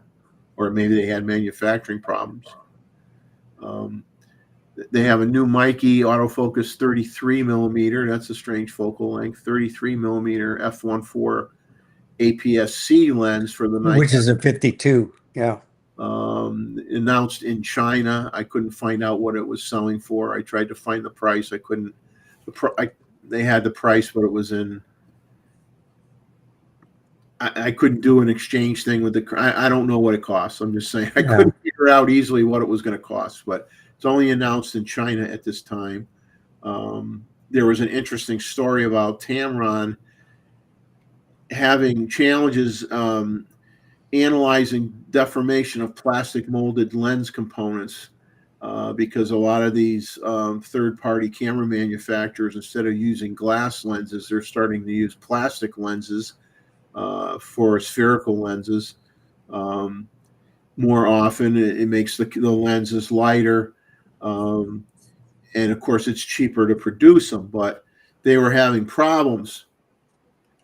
The actual statement was Nikon has what they call an X-ray computed X-ray computed tomography technology, and that enabled a digital camera lens brand, Tamron, to gain unprecedented insights into the intricacies of their industry-leading components. Tamron faced challenges in analyzing the deformation of plastic molded lens components, and Nikon's device solved this by allowing the company create 3D models from CT scans, which can be directly compared to CAD models and analysis results using VG Studio Max software. So here's an example of Nikon technology being used to help out another lens manufacturer that's using plastic lenses and having some difficulties where the 3D CAD drawings are not necessarily accurately or can't predict what the end result's going to be, and now being able to use CT scans, they can actually see the real world effect of the design versus the theoreticals, and make better decision making on their designs, so they have less waste and better results. So, and like I said, a situation where Nikon equipment is benefiting the photo industry in general. And okay, here it is. The Nikon N2312 registration was originally thought to be a camera, and it's for the Nikon MN-N14 battery pack. That's what that particular registration number is for. I don't know why they mentioned this, but they say, "Oh, you use Nikon Z6 III cameras are available for sale at B&H Photo for under $2,000," and then the next sentence says, "Oops, they're all sold out. There were only 2 cameras." I don't know whether you should make that a news announcement or not when you're talking two cameras and one person bought both of them. They're going to flip them and turn them around and sell them for more money. Yeah, on eBay. Yeah. You know what that's going to be. The Nikon 35mm f1.4 lens is now in stock, and the Z6 III is out of stock at many retailers, especially in Japan. So Nikon Japan issued a supply shortage notice, but apparently there are enough of them in stock currently in Europe and the United States. So Yeah. I was careful how I worded this because the YouTube community is getting so interesting. I worded it with the somewhat challenging times, according to some in the YouTube community. I'm saying add a bit of levity in your day and watch Gerald Undone's YouTube video titled "What Are We Even Doing?" It's a very, very comical and funny short video about, let's say, some of the dynamics that people are complaining about in the YouTube community. And I'm not going to go down that rabbit hole and get on my soapbox and start preaching to the choir or whatever. Things are the way they are. We all have our opinions of all the content creators that we watch or have watched, and we have our own opinions of all the personalities out there, and you make your own decision what bothers you and what doesn't bother you. But it's a very funny little video, and I don't really watch the person very often because he is a video centric YouTube channel, and I'm not primarily a video guy. I am stills. I'm probably 60-40, you know, stills and 40% video. So I do video, but I mean, I just never. I heard people mention his name, but I'm like, I never really watched his channel until recently. I've watched a few things he's done, and he's very good. But this video is very funny, so you might want to go to his YouTube video and look at the one. It's called "What Are We Even Doing?" It is funny, and it'll chill you a little bit. It'll make you laugh and calm down a little bit, at least temporarily, about YouTube in general.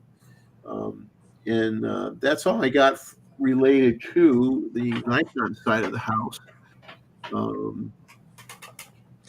Yeah, so I'm on B&H looking at Nikon full frame lenses. Yeah. They got some new ones coming out, which is manual focus, but then I narrowed it to automatic. And I'm seeing that, let's say the 28 and 40 millimeter lenses, they're coming with a UV filter, and let's say they're $296. And if you scroll down for $100 more, you get the same lens, but without a UV filter. And I'm trying to figure out, well, they post some things wrong all the time. And I call them up and I tell them about that. And the same thing with my camera store. They just get, Yeah, and you got to be careful on the UV filters because they're not going to be the highest quality ones either. They're freebies. You know, it's kind of like when they'll say, if you buy this camera, you know, they throw in a blower, and it's a real cheap blower that has a brush on the end of it, hardly does anything. They'll throw in some lens cleaning wipes. They'll throw in a small camera case made by someone you never heard of. You know, so, you know, there's a reason the stuff can be thrown in. You know, it's not a few of the things that they throw in. Yeah, they're okay. You'll use them. Other stuff that they throw in, as I say, they throw it in, you throw it out. yeah. Well, you know, that they always say, well, it protects the lens, whatever. But then you worry about, well, the lens is pretty well protected. It just depends if that lens is weather sealed or, you know. Well, I hear both stories. To me, I have some clear protective filters that I will put on my camera if I'm shooting it near the ocean to keep the salt off. The salt is your enemy. You don't want to get salt on the front and lens element. I don't care how many coatings it has on it. You don't want to have salt water on it. So you want to put a filter on your lens. And the same thing if you were shooting in the desert, you got sand blowing. If you want to sandblast the front of your lens element, take the coatings right off, then by all means don't use a filter. You want to save your camera lens, you put a filter on it. So there are times where you definitely want a filter. And then if you choose to use a filter, I'm not saying every filter has to be a $400 filter, but there is a difference between the $39.99 filter and the $129 filter. So, you know, buy something that's a little bit better. It may be certain materials that are used on lens filters. Some hold up very well in terms of threading on your camera very easily, and others will bind and get stuck. So you want to, and some are dissimilar metals and will have a reaction sometimes with what you're screwing it into, and then you'll never get them off. So don't get all the junky stuff. Okay, spend a little bit extra money. You get something in the middle. All right, Dave. David's taking off. David, thanks for coming on. We appreciate it as always. And you know, what's your next adventure? You have something planned? Well, I've got the house wrens that are in the undercarriage of my trailer. Yeah. Piece of the back bumper, and hopefully they'll be out of there in a week or 10 days, and then I'm going to take my trailer home, and hopefully by then it's cool, because this 30-degree weather or a plus is getting to me. I went out one day for a long walk, and I figured I could handle it, and I had to be recovered. So Wow. this heat is just getting to me. So Yeah, when I've had to go out, I don't have a very large yard, but when I've had to go out and cut the grass, because it doesn't matter whether I do it at 8 in the morning or 8 o'clock at night, the humidity isn't any better.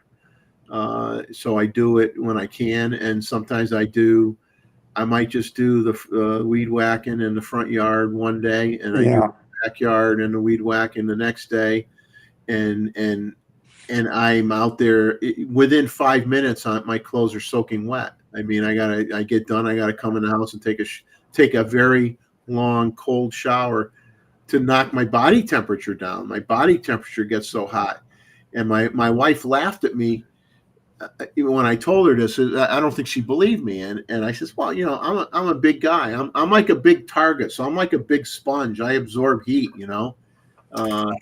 and I said, I go out there and I get all heated up like that. I come in, I'm taking a cold shower, like a very cold shower, and I feel like I got my body temperature down, and then I towel off, and I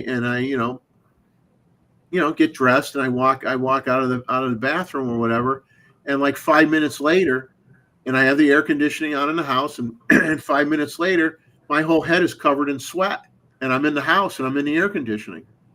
It takes a while for my body to cool down, even though I took a cold shower. It's just that horribly hot, and it's not healthy. I mean, it definitely could be something that could take some of us out if we overdo it with being outside too much, yeah, this is the first year that the heat has been getting to me, and when I was younger, every plus 30 day, I used to go out and run a 10K at noon. Now I can't even get all my steps in. But anyway, I'll let you go, and you enjoy your Gustavo. Yep. There seems to be a whole bunch of people have them. Yeah. And I don't yet, and I don't have a Randall, and I've got enough here. Yeah. But, anyway, it's been great, and next weekend I'll be on the chat. all right. Sounds good, sir. You have a good one. Yeah. Thanks a lot. Okay. Bye. Bye, Bye. David. So we have, I'm going to take, give me 20 seconds. I just want to Okay. run around the corner to my refrigerator and grab something to drink. Okay. I did watch a couple of videos. The only one that's really doing a poo-poo on anything, no matter what camera you do, is what is it? The husband and wife thing. But basically, it's what is it? What's his name? Northrop. So I don't know. I usually wait to see what the reviews are, and then I'll decide if I'm going to get a camera or a lens.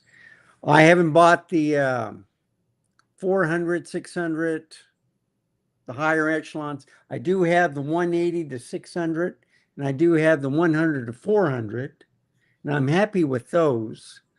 I have all the lenses on Z except for the new 35 millimeter f1.4 and the trio, the 14 to 24, 24 to 70, and 70 to 200. I got the 2.8, the 17 to 28, 28 to 75, and 75 to 180 instead. And I also had the Tamron 28 to 75.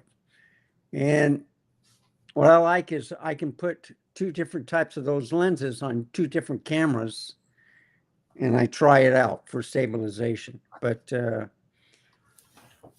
you know, with the camera systems I have, Jeff, you know, with Canon and the Sony, I always buy the lower echelons because my main good glass is on Nikon. And the other ones are just basically for street photography where I can go downtown.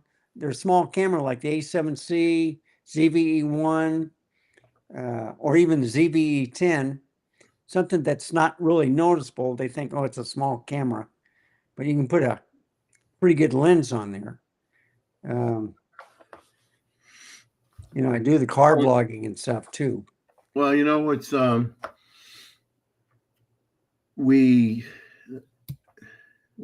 I should be careful when I say we, because then I'm implying everybody.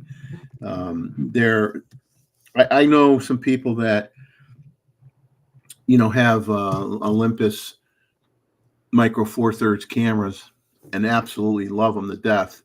They've got, you know, a high crop factor. They can have a very, very light. Now here's where you have a lightweight mirrorless camera system. You have a moderately sized zoom range lens, which turns into a gigantic zoom range with the with the crop factor, giving you that effect of a larger focal length lens. And the people I know that have it are typically older than I am, not my frame, not my size, and they want to have something that's lighter in weight, good quality results from their imagery, and easy for travel. So there are people out there that a Micro Four Thirds system, or maybe the next bump up to APS-C, are ideal for them.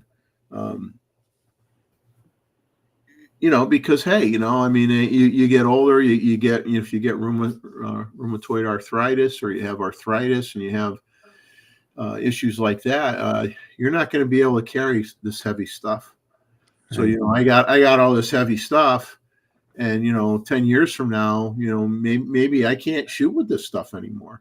Right. It's too big. And so a lot of people who don't think they'd ever buy a Micro Four Thirds camera or APS-C camera may very well end up owning one of those. But if they live long enough, if you know what I mean, they may have to get rid of all their big stuff and get something like that.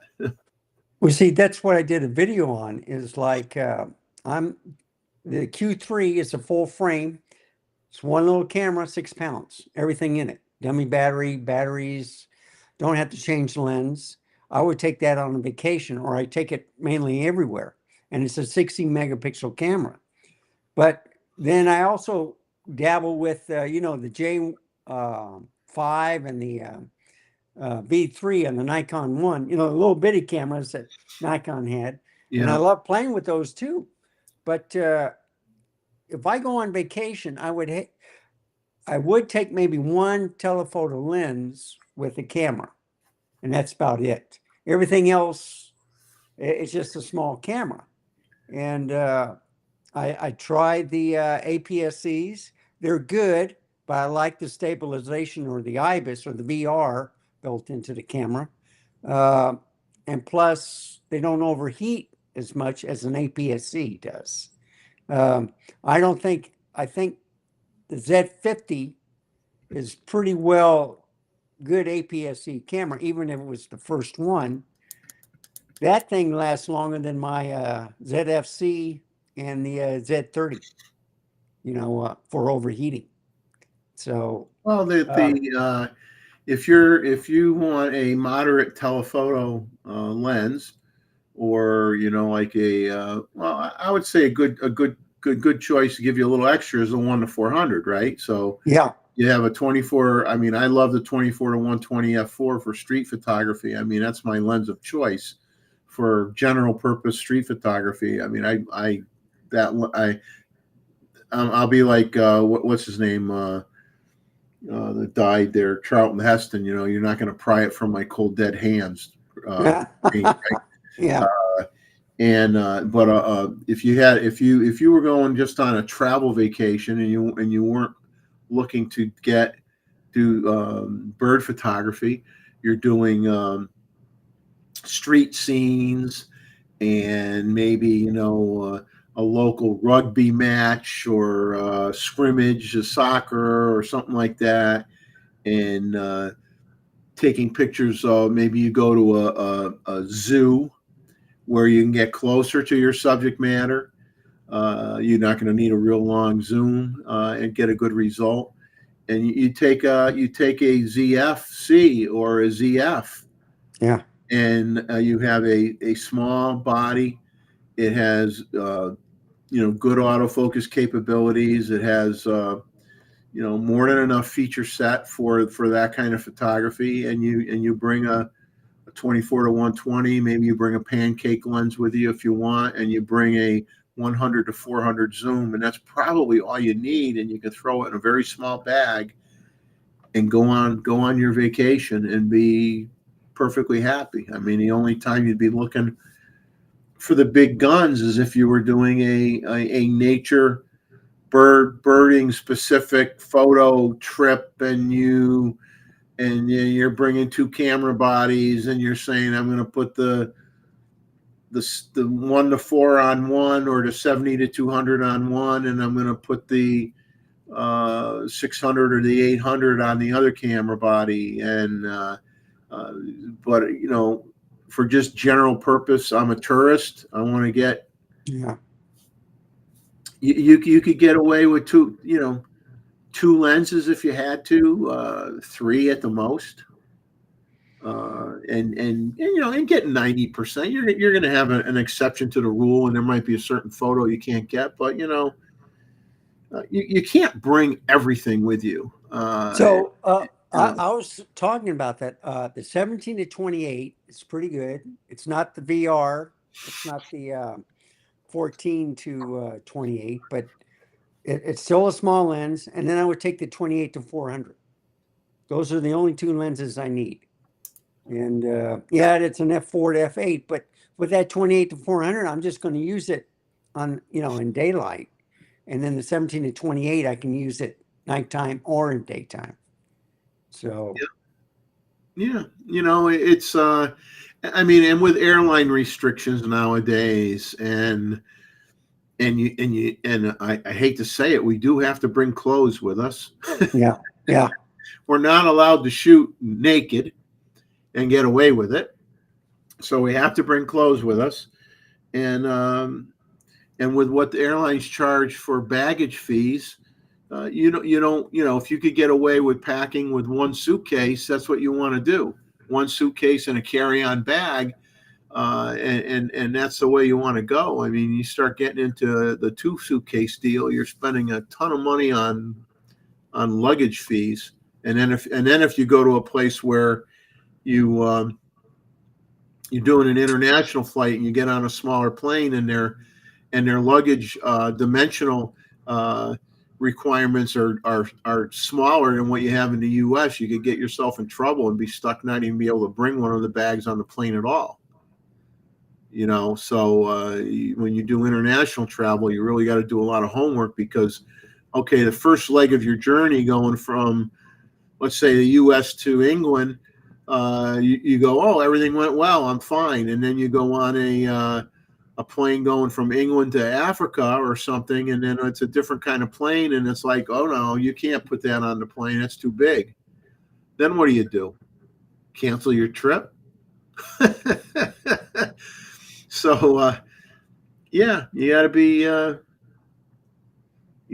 be careful. So here's I'm probably catching this discussion. What, between John Young and this is probably the end of the discussion, I guess. Yeah. So is this what John did, or is this what somebody else did that he? Well, he was talking with a couple of people, but Phil was discussing with John Young about let's see, what was it? We're Well, I was talking about the Fro video, and he said such nice things about the Z6 III. I did a double take. And then while you were gone, I mentioned that, well, the Northrop, the guy, has been lambasting different camera companies lately, two or three of them, in the reviews. And I says, well, I'm tired watching him. Yeah, I saw the titles. I just saw the titles of his content on the new Canon cameras that came out, and I'm like, I choose not to watch that person's content. Maybe if I did, I'd like some of it, and I wouldn't like other parts of it. I don't know, but I can't subscribe to everybody. I can't watch everybody. I don't have that kind of time. Right. I just choose that he's just not on my hit list per se, and to watch. And but when I see the titles of some of his content, it's we get back into the and I could say from experience, okay, having had a YouTube channel for 2 years plus, and having had and doing a live stream for now a year, I can say, based on the how well or not so well my channel's doing, and I'm not a big pusher of doing self-advertising per se, and I have a Facebook account, but I only used it for that one time when I was having my battle with the park, and I wanted to have my viewpoint regarding the news media's presentation of my misinformation campaign, and I wanted to set the record straight. It's the only reason I opened a Facebook account.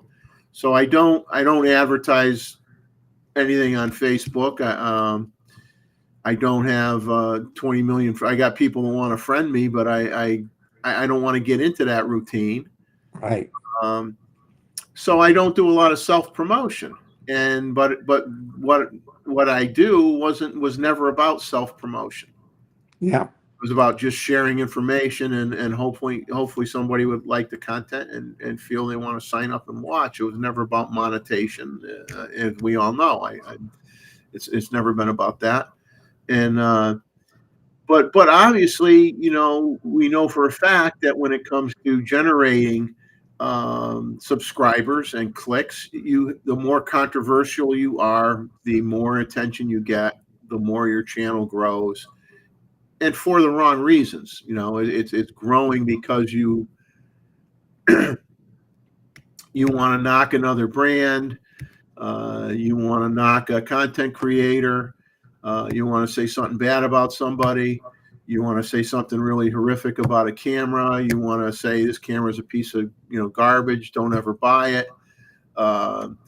And you're doing it strictly for either self-preservation of your channel to keep your subscriber base up, or keep your clicks up, or whatever, so that you get advertising revenue from YouTube. Seriously, I mean, Simon from Ordinary Filmmaker, he's always been a very honest guy when it comes to the revenue streams from being a YouTube content creator. And he comes flat out and he says, you really don't get much money from the advertising revenue if you have Right. a high enough subscription base. That's not where you're making the money. And he says, in all honesty, the only place where you could say you're making the money is if you have affiliate links, and people use your affiliate links to then go to B&H Photo or Adorama or whoever, because it's no skin off of them. They're being directed to their website through your channel, and you're getting a commission on the sale. You're getting, say sometimes you get 12%, sometimes you get 5%, sometimes you get 12%. But that's where these guys are making the money, and rightfully so, to help sustain their channel, to help them grow their channel, to help them. Especially if you're a gear review person, and that's your 99% of your content is gear review, then many times you're buying some of that stuff yourself. And you're hoping that you get recognized enough for an honest opinion, good, bad, or indifferent on a given product, that people want to send you stuff that, for free. And then you just say, well, it's not going to change how I do the review, whether you give it to me Right. or not. And then, like, if I was in that situation and I don't want to be a gear reviewer, I'll do a gear review on something I bought and owned and used for a long period of time, and can give a good insight on something. I'll do a review, but I don't want to do that to generate income. And let's say I was, and somebody says, well, we're going to give you this lens, you can use it, you could keep it. To be honest with you, I would give the lens away on my show. I'd say, I got this lens, I did a review on it. Maybe once in a while I might keep something, but I'd say, I'd probably make a point of, 75 or 80% of the time just giving it away do a contest on the show and give the thing away. If I was in that position, which I'm not, but, Well, Peter Gregg got the same thing from Viltrox. I think it was the 40 millimeter f2.5. And he says, I wasn't even expecting this. And he says, and they told me I could keep it. And so he tried it a couple of times. And I said, Nikon does have a 40 millimeter f2 though. And anyway, he put another one on there, like a 50 or 85 millimeter. You like that better. But yeah, you get those special deals if you say, well, this company did give me this, but it's not going to affect the review that I'm going to give on it. And yeah, I mean, anything. If I ever got approached, actually, I did get approached by two companies, which I will not name. This was going back a while, and I was honest with them, and I said, well, first off, if I were to do a review, it would have to be no strings attached. I have a right to give an honest opinion of your product, good, bad, or indifferent, and you got to be willing to accept that. And if you say I could keep the product, then basically I'm going to give it away. I'm going to give it away. What was that company that was asking people not to say that they were conversing? Was it DJI or something? Where some YouTuber says, I'm not going to get their products anymore. Oh, because you had to give good reviews or whatever. Yeah. See, and I made it clear to these, and then in both cases, actually, they were tools regarding video, and at the time I wasn't doing a lot of video, and I said I appreciate you contacting me, and that you enjoy my show. But I said, with all due respect, I don't feel that I would do your product justice because I don't do a lot of that work at this time. And you'd be better off giving it to a content creator that does that more than what I do, because you would get a more favorable examination of your product than what I'm gonna give it, because I just don't do that type of thing. So I just said, in all fairness to you, you'd be better off if you contacted somebody else. They would probably be able to do a better job than what I would do. And then I said, and right now I really don't have the time to dedicate to doing that type of thing, because that's a commitment. You get something from somebody, and they're not going to wait 6 months for you to do a review. They want you to, work on it right away, and you got to drop everything else you're doing, and then you got to go out and try the product in a whole bunch of different scenarios and circumstances, so you can do a good review, a competent review. I don't have that kind of time to do that. I don't want, see, to me, that's too much like a job at that point, and I'm not looking for that, I'll let the bigger guns do that kind of stuff. But like I said, I have no problem reviewing something that I own and I have used it enough to have a respectable opinion of something. But I'm not under the clock where I have to drop everything I'm doing and do it right away. I could use the product for 6 months and then do a review. I could buy a lens and shoot 10,000 images with it before I do a review, instead of like taking 500 images and thinking I should do the review. I mean, to me, you should be taking thousands of images with a lens before you do a review. That's just me.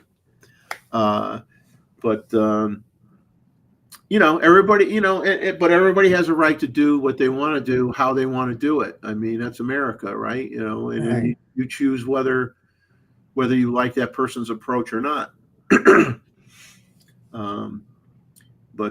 Yeah, it was interesting, and I felt, made me feel good that somebody appreciated what I did and had an interest in me, doing something like that. But I declined in both cases, so I'm glad I did, because, like I said, it's a commitment of time, and to do it right, you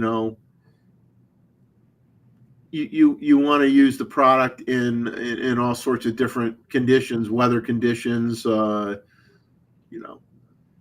really put it through its paces so that you could do a decent job. And that's just me. That's just how I am. So, See, when I look at a product, I'll put it like through the daytime, nighttime, car vlogging, walking, I'll put it through the ringer. I'll put it for overheating. I'll put it for a couple other things, but I really go through the product. But if I like it, I keep it and I use it all the time. Sometimes in my studio, I'm always changing the lenses out, and it gives me a different look. So right now I'm at the dining room table instead of the closet, like you've seen me a couple of times with the clothes. All Yeah. right. It got warm in there. So I said, I can't stay in here. I mean, yes, the air conditioner's nice, but then I had to have a fan blowing, and, with the warm air from the PCs, it was too much. So I moved out here. It's nice, cooler. I can go into my studio, and it's probably the best room there, but I get like 4 TVs, and if everything is on, it's like 85 degrees, 85, 86. That's too Wow. warm.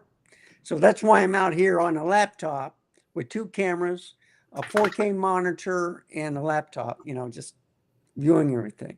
Hey, But, it works. It works, right? It works. Yeah. So No, I'm mean- going to do one where, like, tomorrow, I'll get an extension cord. I'm going to do it on my backyard, and I'll do a video. So, just to change up the thing. Yeah. So I'm glad you came on tonight. I know you had emailed me and wanted to reduce your time on the panel for specific reasons, and like I said to you, you're a member of the team, and you're always welcome to be on the panel whenever you want. So if you're in the chat and you want to come on even for a half an hour, you want to come on just to talk about something that you bought, and then go back off again, that's up to you. No issues whatsoever, and I will try to remind myself to put the link in the chat every week. yeah, because So that's a better deal. It's just put in the chat. that way anybody that's in the chat could easily join the panel and pop in and out. 10 minutes here, 10 minutes there. Don't be shy. We don't bite. We don't hurt anybody. This is a friendly channel, So who's let's see. Okay, Phil is Somebody's leaving. leaving. Yeah. And Is Fel leaving? yeah. Fel, have a good Good one. night, guys. Thanks for thanks for joining us tonight on the show and in the chat. We appreciate it. We really do. I'll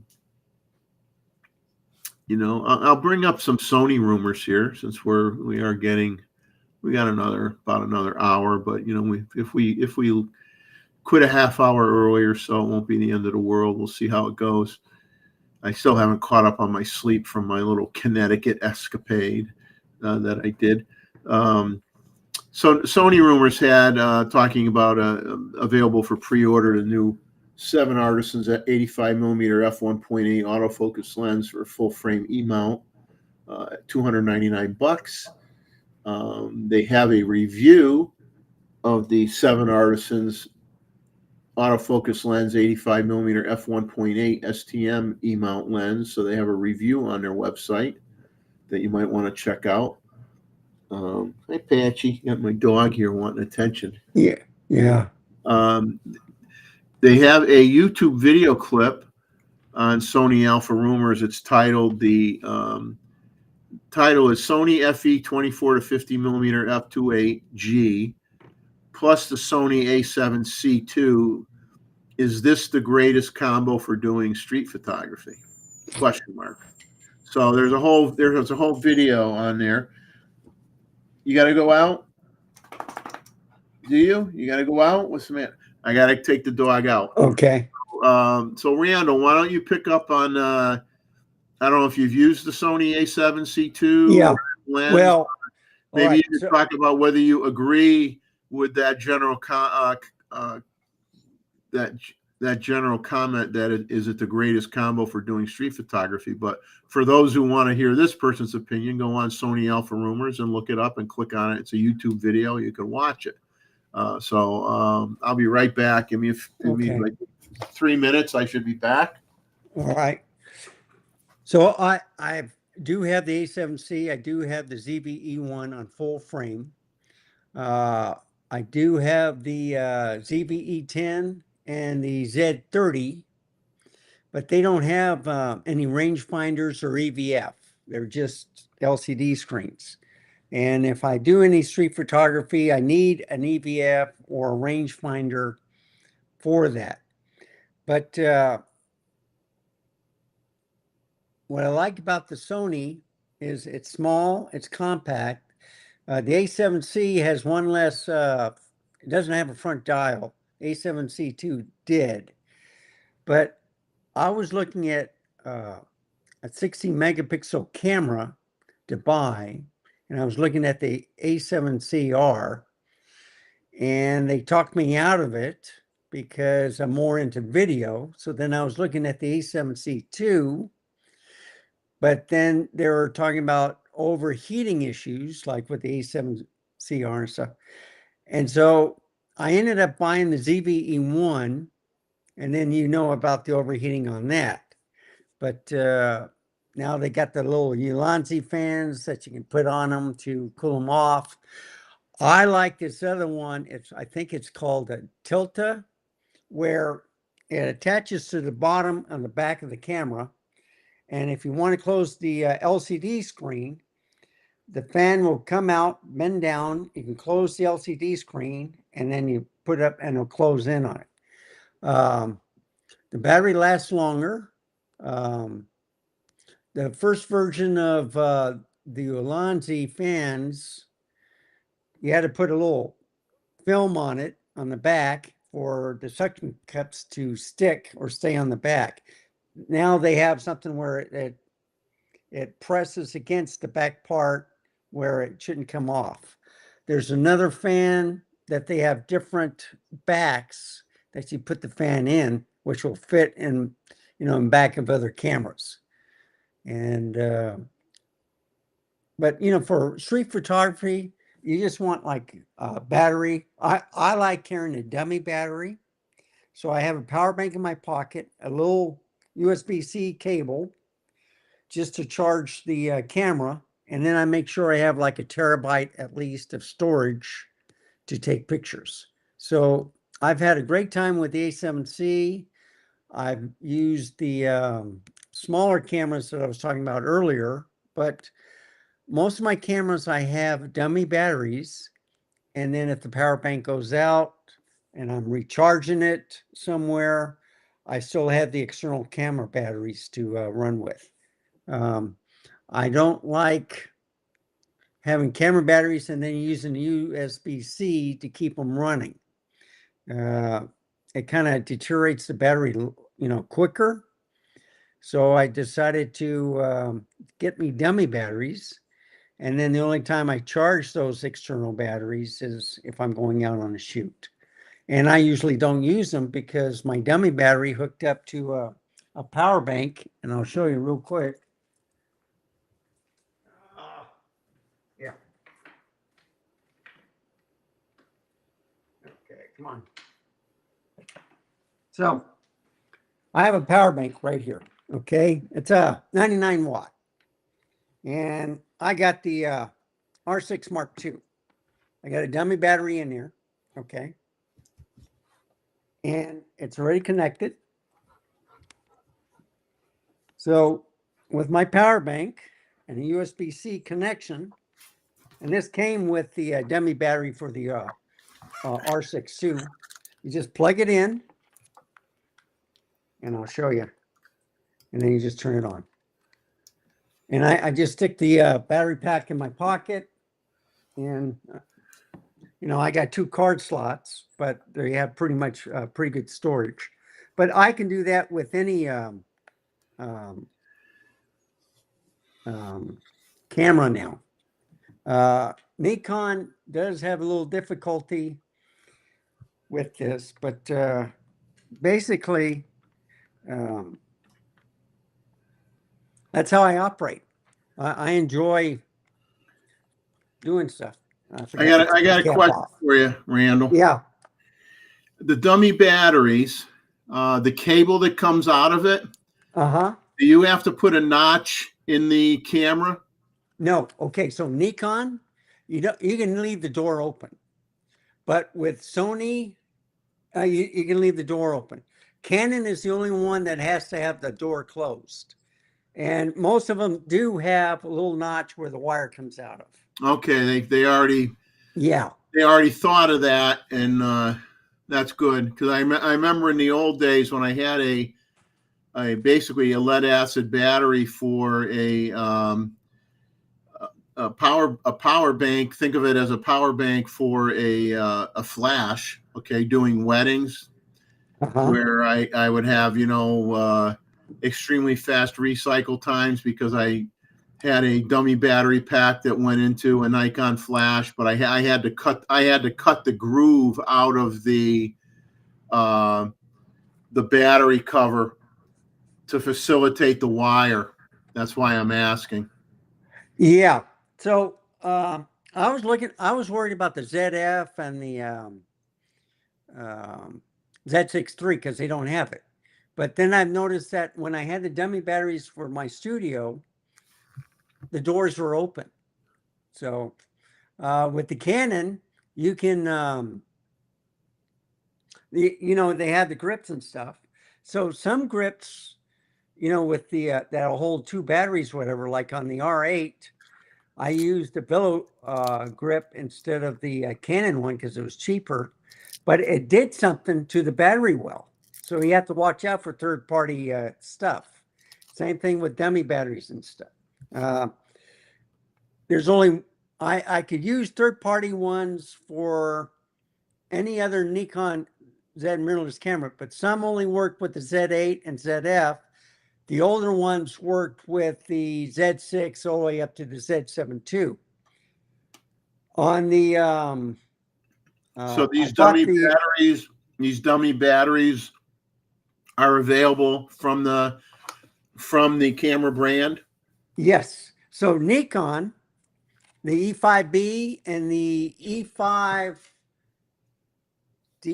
or something, so I got one for my Z6 III here, and then I got another one on order. They sold out at BH and Photo, but it's coming through Amazon. I should get it either Wednesday or Thursday this week. So with both of my Z6 IIIs, I have one dummy battery and then the other one will come in.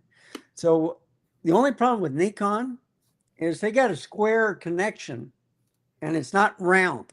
I mean, on some of them, I do have a round, but they're not big enough to fit in here. So you have to get the one where if it's USB-C, you got to make sure it fits the connection so it can plug in here. That's the only thing. It's a hit and miss. So when I sold the Z7 II, in order to get one of the Z6 IIIs, I gave him the dummy battery because it didn't work with the Z6 III. And that was the plus. The camera store says, well, I said, I'm not going to get me another Z7 II. I'm going to stick with the Z6 III and Z6 II and whatever. So that camera sold just like that. They couldn't believe they got a dummy battery. I had an extra battery to go with it, so I had two batteries. One in the camera was fully charged. They didn't want my SD cards or the CF Express card, so they gave that back to me. And they didn't want a lens. They just want the camera cap. That's all they wanted. They didn't want the original box or the registration or anything, which I thought, if you put everything in a box, I'll just unregistered mine and then they could, but they didn't want to do that. So that's my camera store, but that's the way they do it. Well, it was funny when I traded in my 500 PF towards the purchase of the, trying to think whether I traded it in for the, I think the 180 to 600. I traded it in towards the purchase of the Z8. Oh, okay. What I did, and I sent them I had the original case in hardly ever used the original case for the 500 PF, all the body caps, lens cap, everything. Original box, all the manuals, and they had given me, an estimated price based on my description and how I categorized it, whether it was, very good or excellent or what have you. And then they said, okay, we'll evaluate the product and we'll let you know if we're going to adjust the offer that we made you.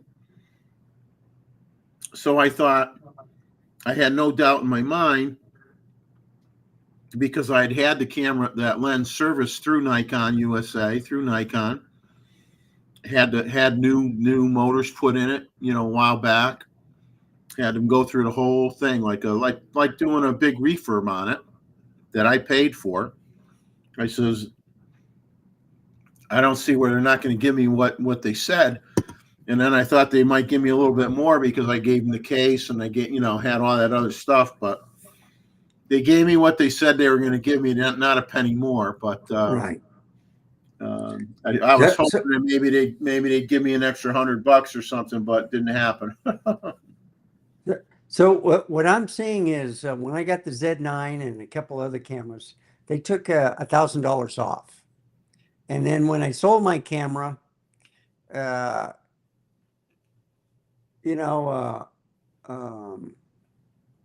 was it? They're still making a profit, but they're going to give you bottom mount to it, and you just take it or leave it.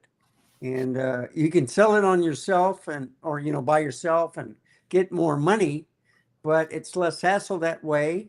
I got a check immediately, and I was happy with it. They said the cameras were in excellent condition. Usually they get beat up, but I take such good care of it, and I dealt with them. They know it's in pretty good shape. Yeah, I've been disappointed with. At one time I didn't feel this way, but I've been disappointed with some of the. I don't want to mention their name because I'm not looking to slam anybody, but let's just say I'm disappointed with some of the places that will buy the used gear, and their let's just say their price points have dropped so much that it's not really worth you even selling your old stuff anymore. And then you're waiting for them to go through it. It may and- take and 2 or then- 3 months. Yeah. Yeah, and then the thing is, if they give you a price and then they approve it relatively soon, the thing is the price is so low, it's not really worth selling it. And it's like, the way I look at it is, I'm either going to hang on to it, or if I'm going to get that low an amount for it, to be honest with you, I would rather donate it to an aspiring photographer that's starting out and can't afford to buy a lot of gear, and say, here, I'll give you a couple lenses for free, just for you to get involved with the hobby. And I'm willing to do something like that, because I'd rather do that and make a difference in somebody's life than, I made a couple $100, big deal. It's not, you could do more by making a donation to somebody who's less fortunate than you are, and have an impact. So I'd rather do something like that based on what they want to give you for stuff. It's just not worth it. I mean, they'll give you something reasonable if you had a very one of the more expensive lenses that you'll get something for it. But if you're talking if you're talking an F mount 105 macro lens that sold for almost $1,000, just like the new one, not just like the one on the Z mount, it's roughly $1,000, 900 and something or whatever, and you have one and the thing is in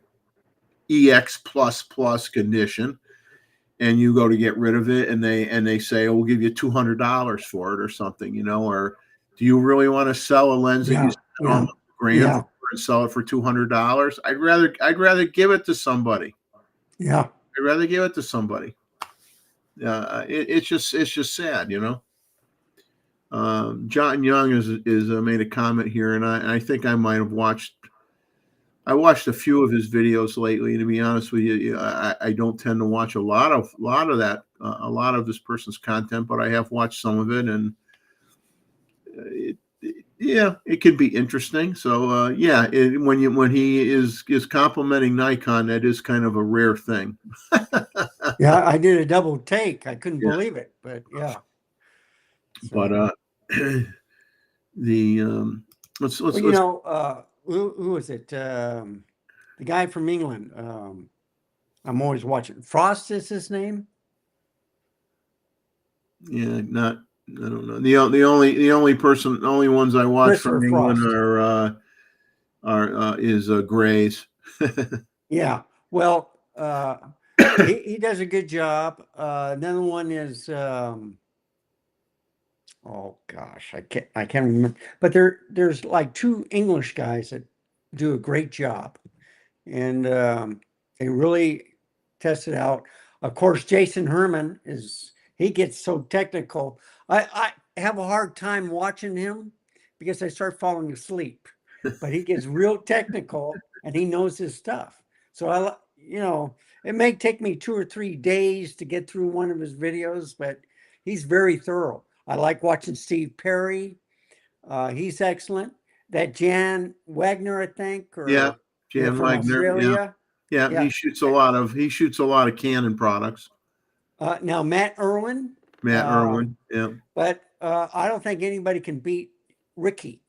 Richie is the he's the Nikon he's the teacher, or he works for he's the one that teaches the pros. Yeah, and he's excellent.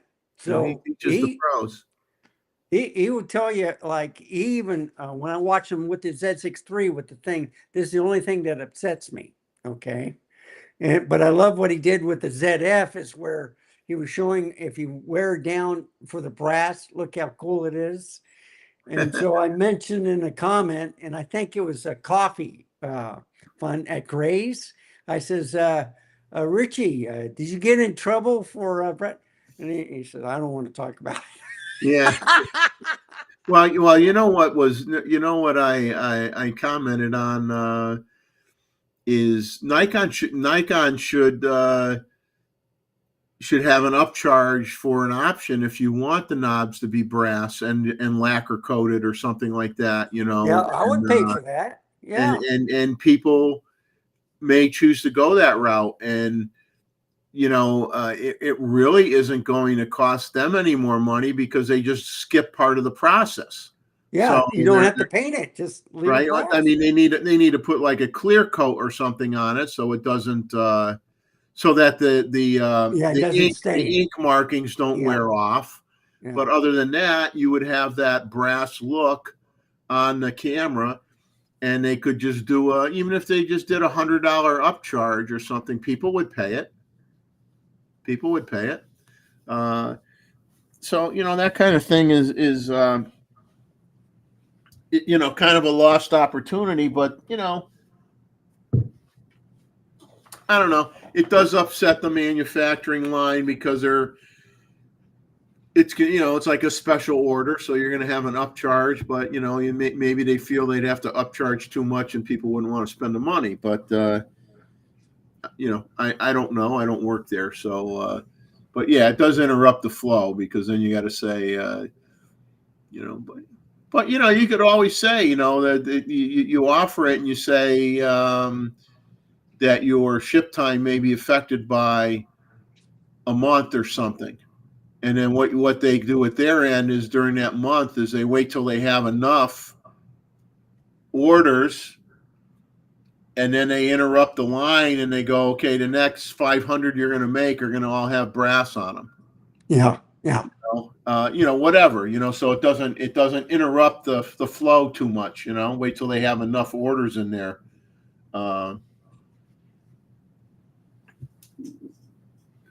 But yeah, so there's always opportunities, but I guess, you know, I'm sure they're doing well enough because their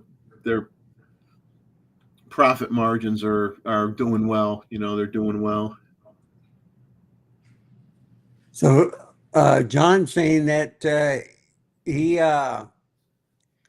did what Fro was saying, and they said that he wasn't telling the truth, but he bought the camera and he was right.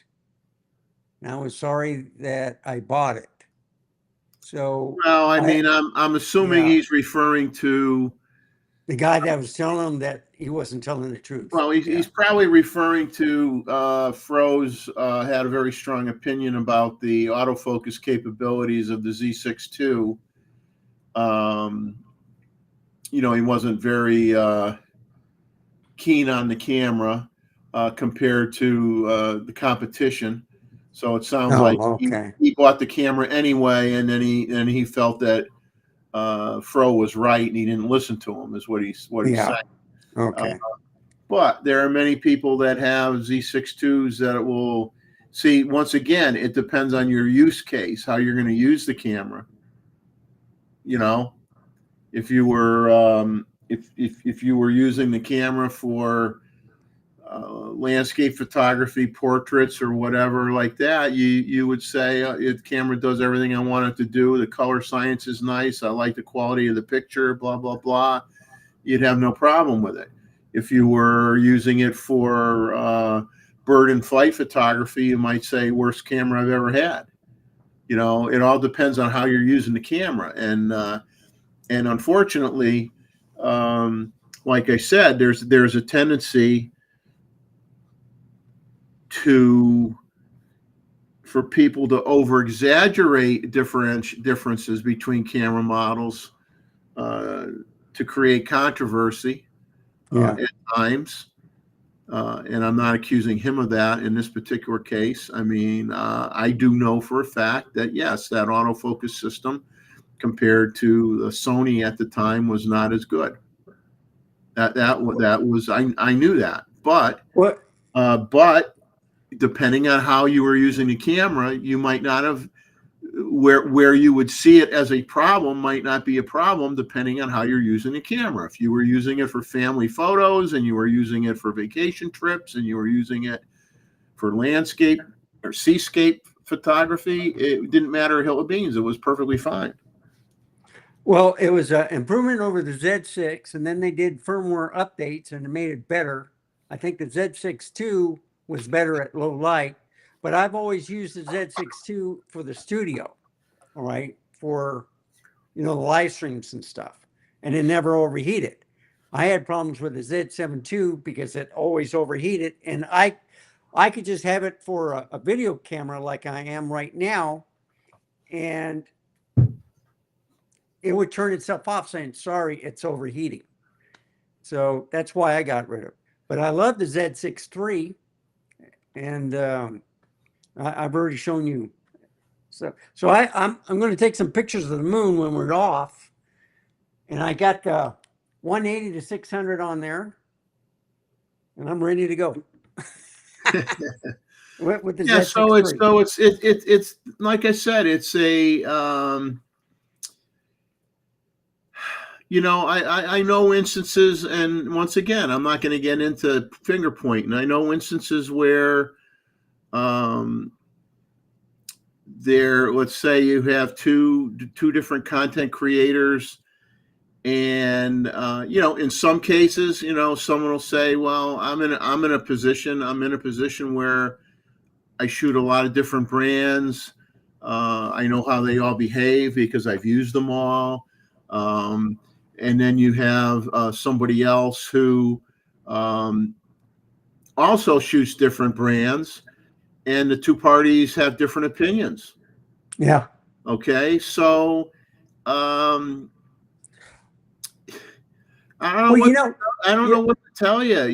It's well, some of them have a fanboy thing where they're devoted to another cameraman, so it doesn't match this or that. It's like that one guy who was somewhere in the States, I forget, but when the ZF came out, how he was talking about the ISO, why didn't Nikon do that? Well, Nikon does it differently from Fuji, with their dials and stuff. Yeah, it worked fine. It was a non-issue. You having to do something different to get the same result with a different camera body from a different manufacturer doesn't make it bad. It makes it different. Right. It doesn't make it bad. And I'm just saying you have to that's why you don't digest and take all your information from any one party. If you're doing your homework right, if there's 20 reviews on a given product that you're interested in, watch all 20 of them and see how it averages out, and then see what comments people leave the person who did the review, because some people might say in the comments, well, I own 2 of these and I've never had that problem. I don't know what you're talking about.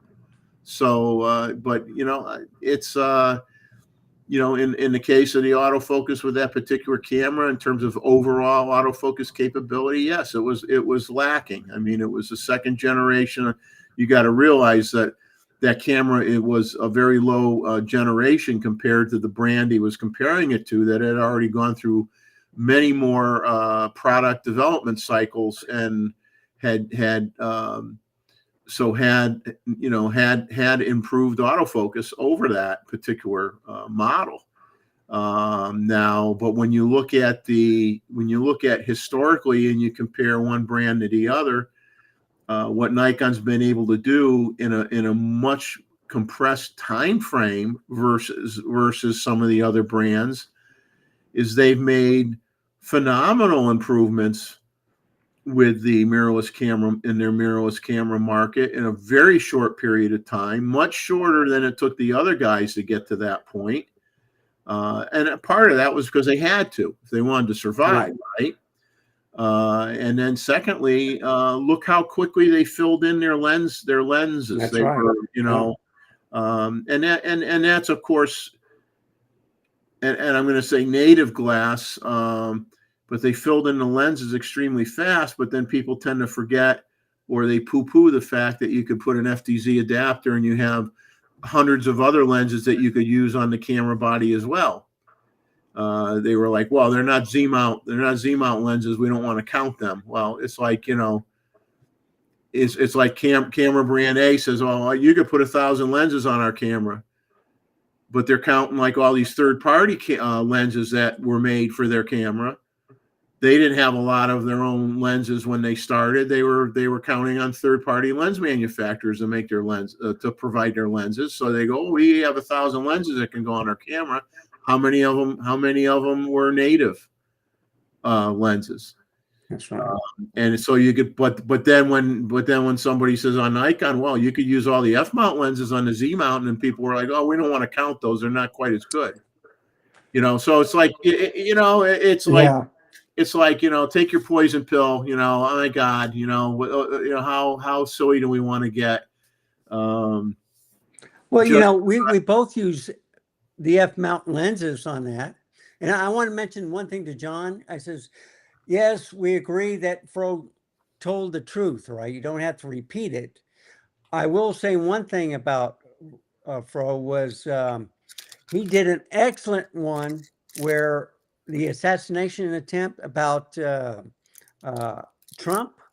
all right, the 4 different photos. He was describing what a professional photographer would do compared to the intern that was with Trump. So when the shooting started, the intern took off.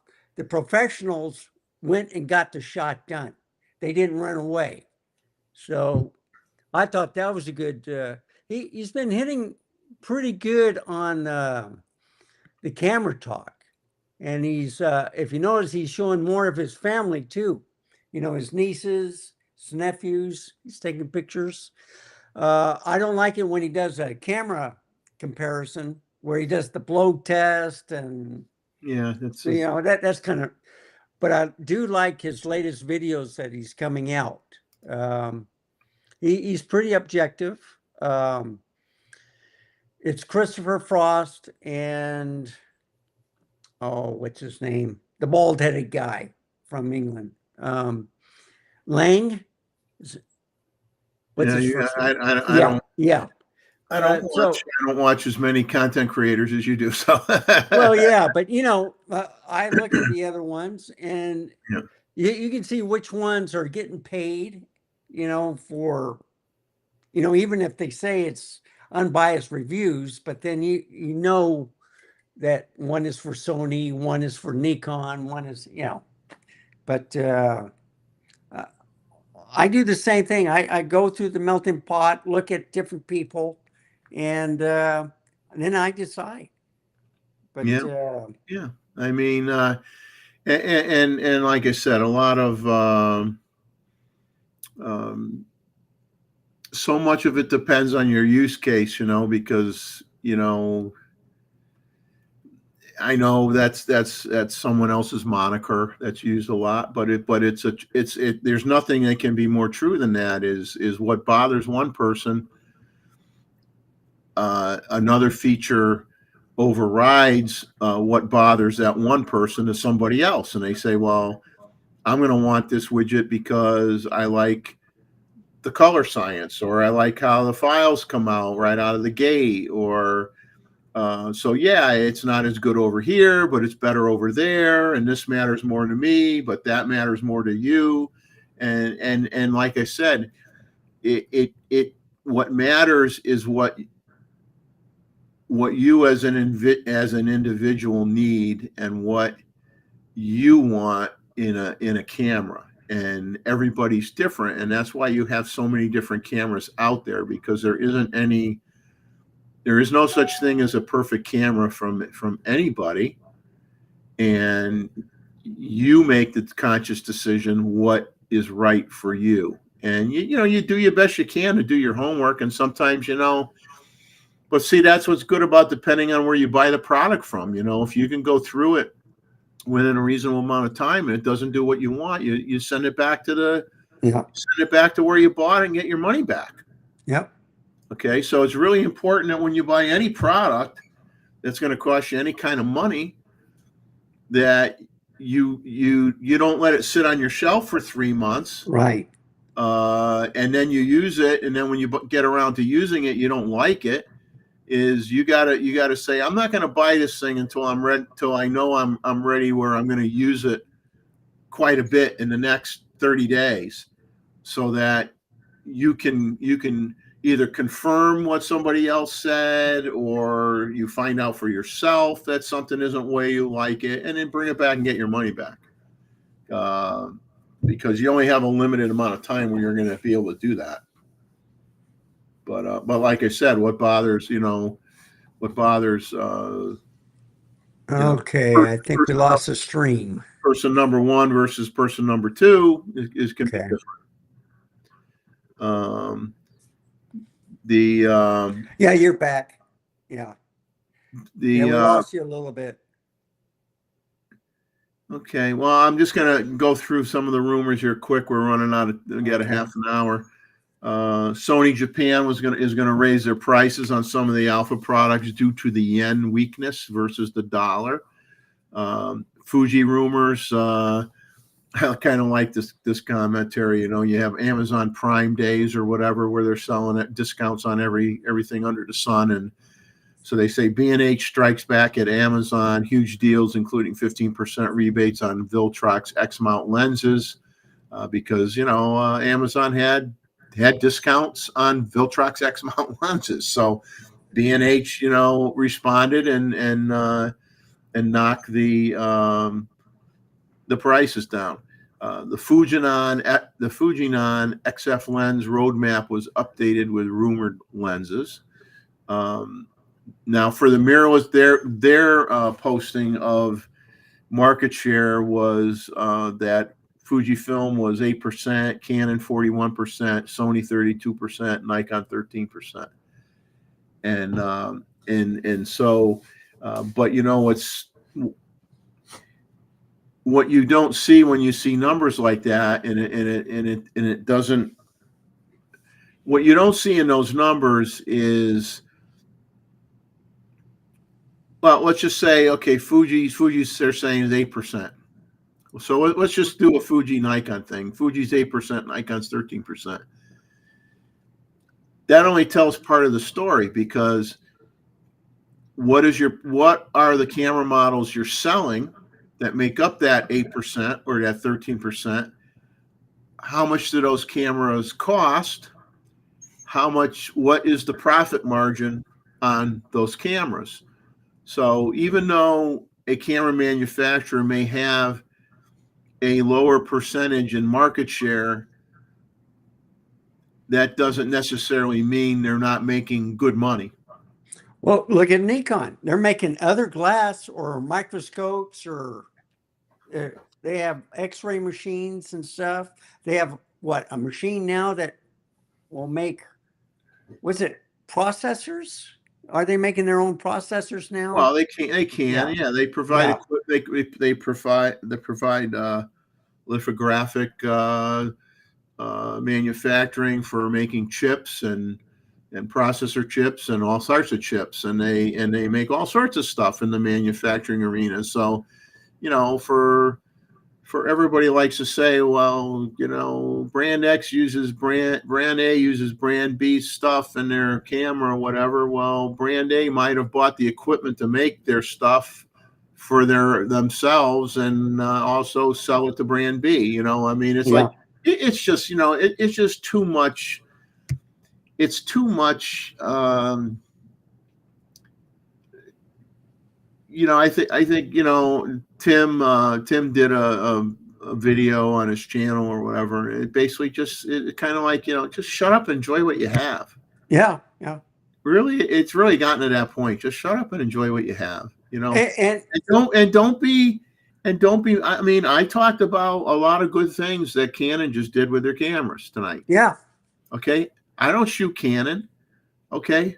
But it doesn't mean I hate Canon, because I don't, it's like you could have a person that shoots Nikon or shoots Canon or Fuji, and the reason they shoot it is because that was their dad's camera. Yeah. Or their mom's camera. And so their mom or dad let them use that camera. And so that's the camera that they knew. And then when time came around for them to buy a camera, they said, well, I always liked shooting my dad's Fuji, so I bought a Fuji. It doesn't mean that the Fuji is necessary. It might not be the best camera for what that person's going to do, but there's different reasons why people end up with a certain brand of camera. You may inherit some camera gear from a family member that passed away, and so you got a head start. You got a handful of lenses. You know, what are you going to do? Sell them for nothing, or are you going to say these lenses are worth something if I can put a body to go with them? And you go and you buy the body, and now you're a Canon shooter or a Nikon shooter, and just because it made sense to do that, and then you stick with the brand. It doesn't mean somebody else doesn't have something that might be slightly better or different, but there's a million reasons why people end up with a certain one. And in the end, it only matters if you can get the picture, if you can get the image that you want with what you own, and as long as it does that, it doesn't matter what anybody else has, right? Well, you notice a lot of these are doing it from what one store is selling, not the whole market. And you get, oh, they're doing great, but they may sell pretty good in Japan for this one model, but in China, it could be Nikon. In Europe, it could be Canon or Sony. You know, it just, they only generalize, well, the biggest store in Japan this is their number one seller, but it may not sell like that in the United States. The United States wants a bigger camera or something, but they don't, they do discuss it a little bit, but I only take it a little grain of salt was where, hey, let me get centered.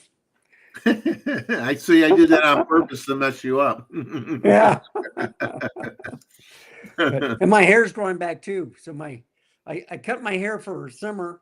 And what was funny was I had hair, it would grow in different spurts and it drove me crazy.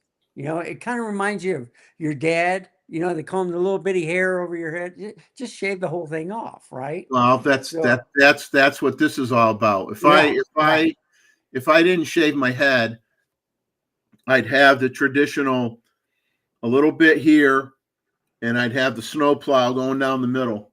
Yeah. You know, 3/4 of the way back. Yeah. And I said, you know, the heck with that. You know, I'm not going to fight Mother Nature anymore. Mother Nature won.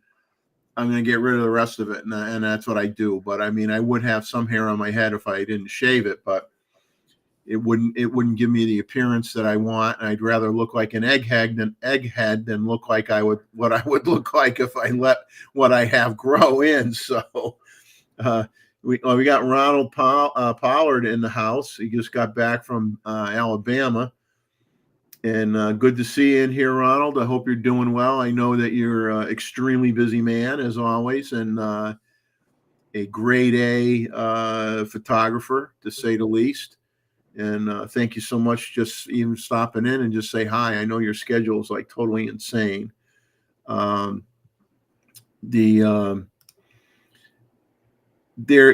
was a, going here, continuing with the Fuji rumors here for a second. There were many comments on Fuji autofocus issues due to a firmware update that happened in April.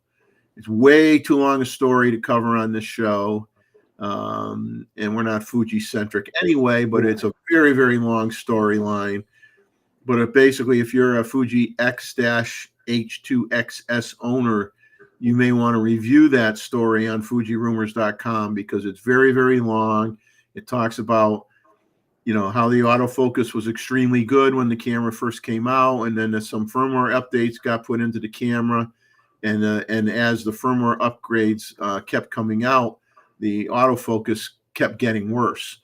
Yeah. So it's an interesting story and a frustrating story for many Fuji owners. And then I guess at some point they did come out with something that supposedly fixed those problems. So Z62 arguments, huh? Yeah. So it's here we go. Oh, I got to change this because we're all kind of look like a deck of cards.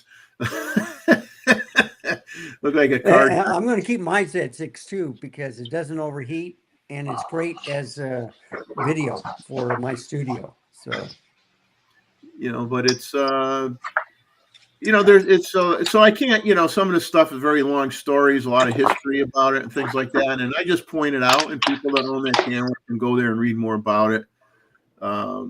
They've got a Fujinon XF 16 to 55 2.8 Mark II lens coming out in 2024. They got an X-M5 camera to come out in the second half of 2024. And that's pretty much it for all the rumors for the night. Ron, it's not too late for a link there. Yeah, The link is buried in the chat. If you scroll up to the very beginning of the chat, you can find a link. He may not get that.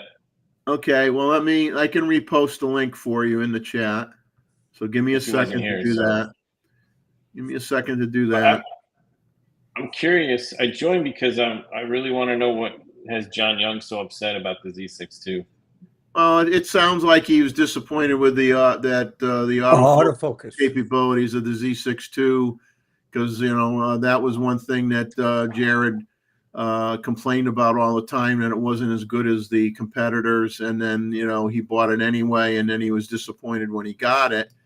And like I said, the thing is that I don't disagree that it wasn't as good as some of the competition at the time, but depending on how your use cases and using the camera for a lot of different genres of photography, the autofocus was more than adequate. So it all depends on what you were using it for. And a lot of people like the color science. They like it for other reasons, and maybe for what they shoot. The camera to them is great, and there are a lot of people that like that camera. So and I don't own it, so I can't personally comment on it, but all I can say is I know there are a lot of Z6 II owners that really like that camera. And so you have a right, he has a right not to like it. Other people have a right to like it. So for each his own. And I'm not denying that you don't like it, but then again, other people, I'm not going to deny that they do like it. So let's just leave it at that, right? You have a right to your opinion. They have a right to their opinion, and a lot of it may have to do with how they use the camera and what they use the camera for. And they have come back with firmware updates that made the camera better. They did the same thing with the Z6 and the Z7 too. So I don't know. Here we got the golf photographer, the wedding photographer, the event photographer, the portrait photographer, the man around town, Mr. Ronald Pollard, it's who been on so the side long. tries to keep us guys honest. Can you guys hear me? Yeah. Oh, we can hear Yeah, you. absolutely. Yeah. Okay, good, guys. Well, first of all, it's been a long time, and I feel blessed and honored to be here with you guys and to just share a little bit. Mr. Randall, I have never met you before, but I've seen a couple of the streams you've been on, and it's good to see Chuck back too. Let me get that up in front. Get that up in front. It is. Because life is precious, man. Life is precious, and it's crazy. It's crazy. But I'm glad to be with you guys. Glad to see you. Jeff, keep rolling, man. I hate to see you lower your standards like this, Ron. Well, I'm trying to be Christ-like.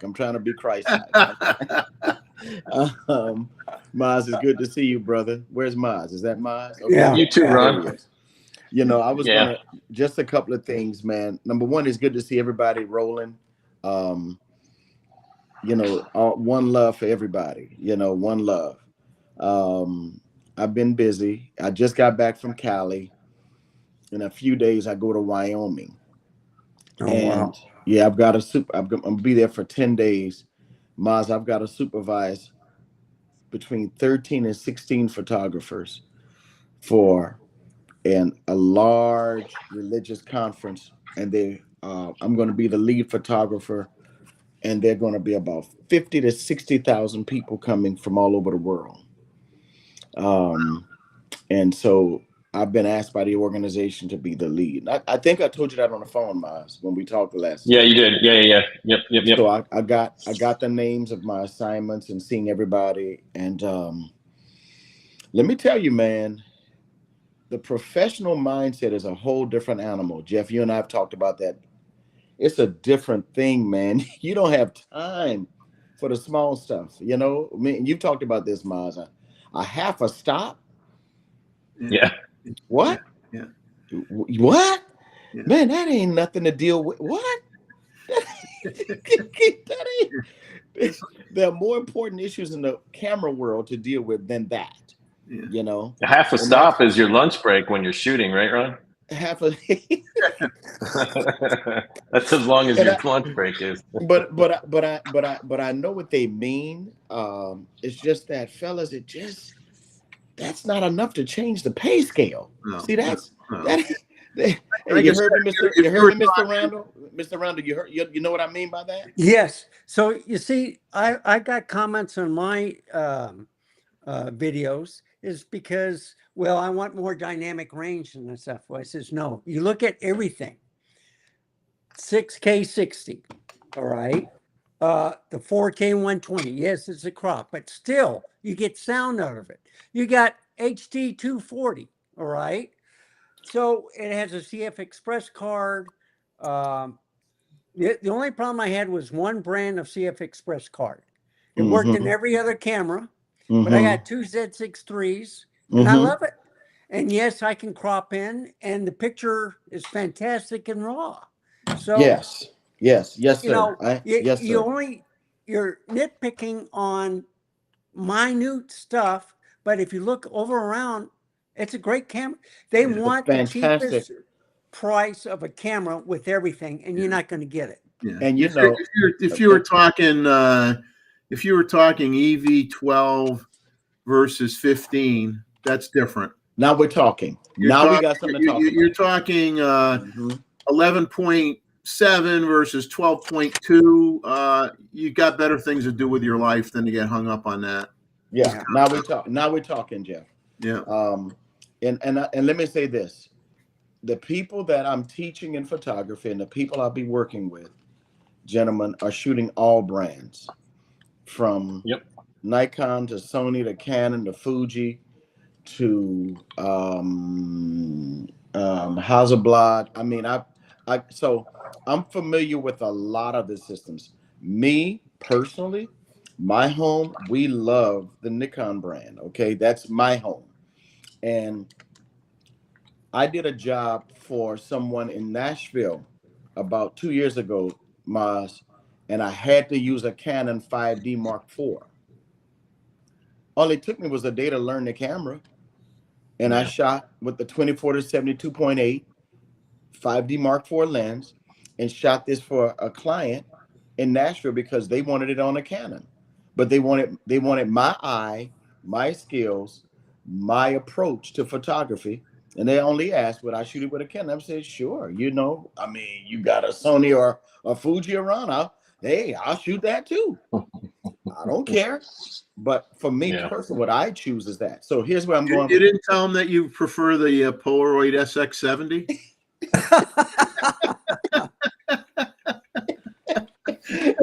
Jeff, I couldn't make it come out of my mouth, Jeff. I just couldn't get there.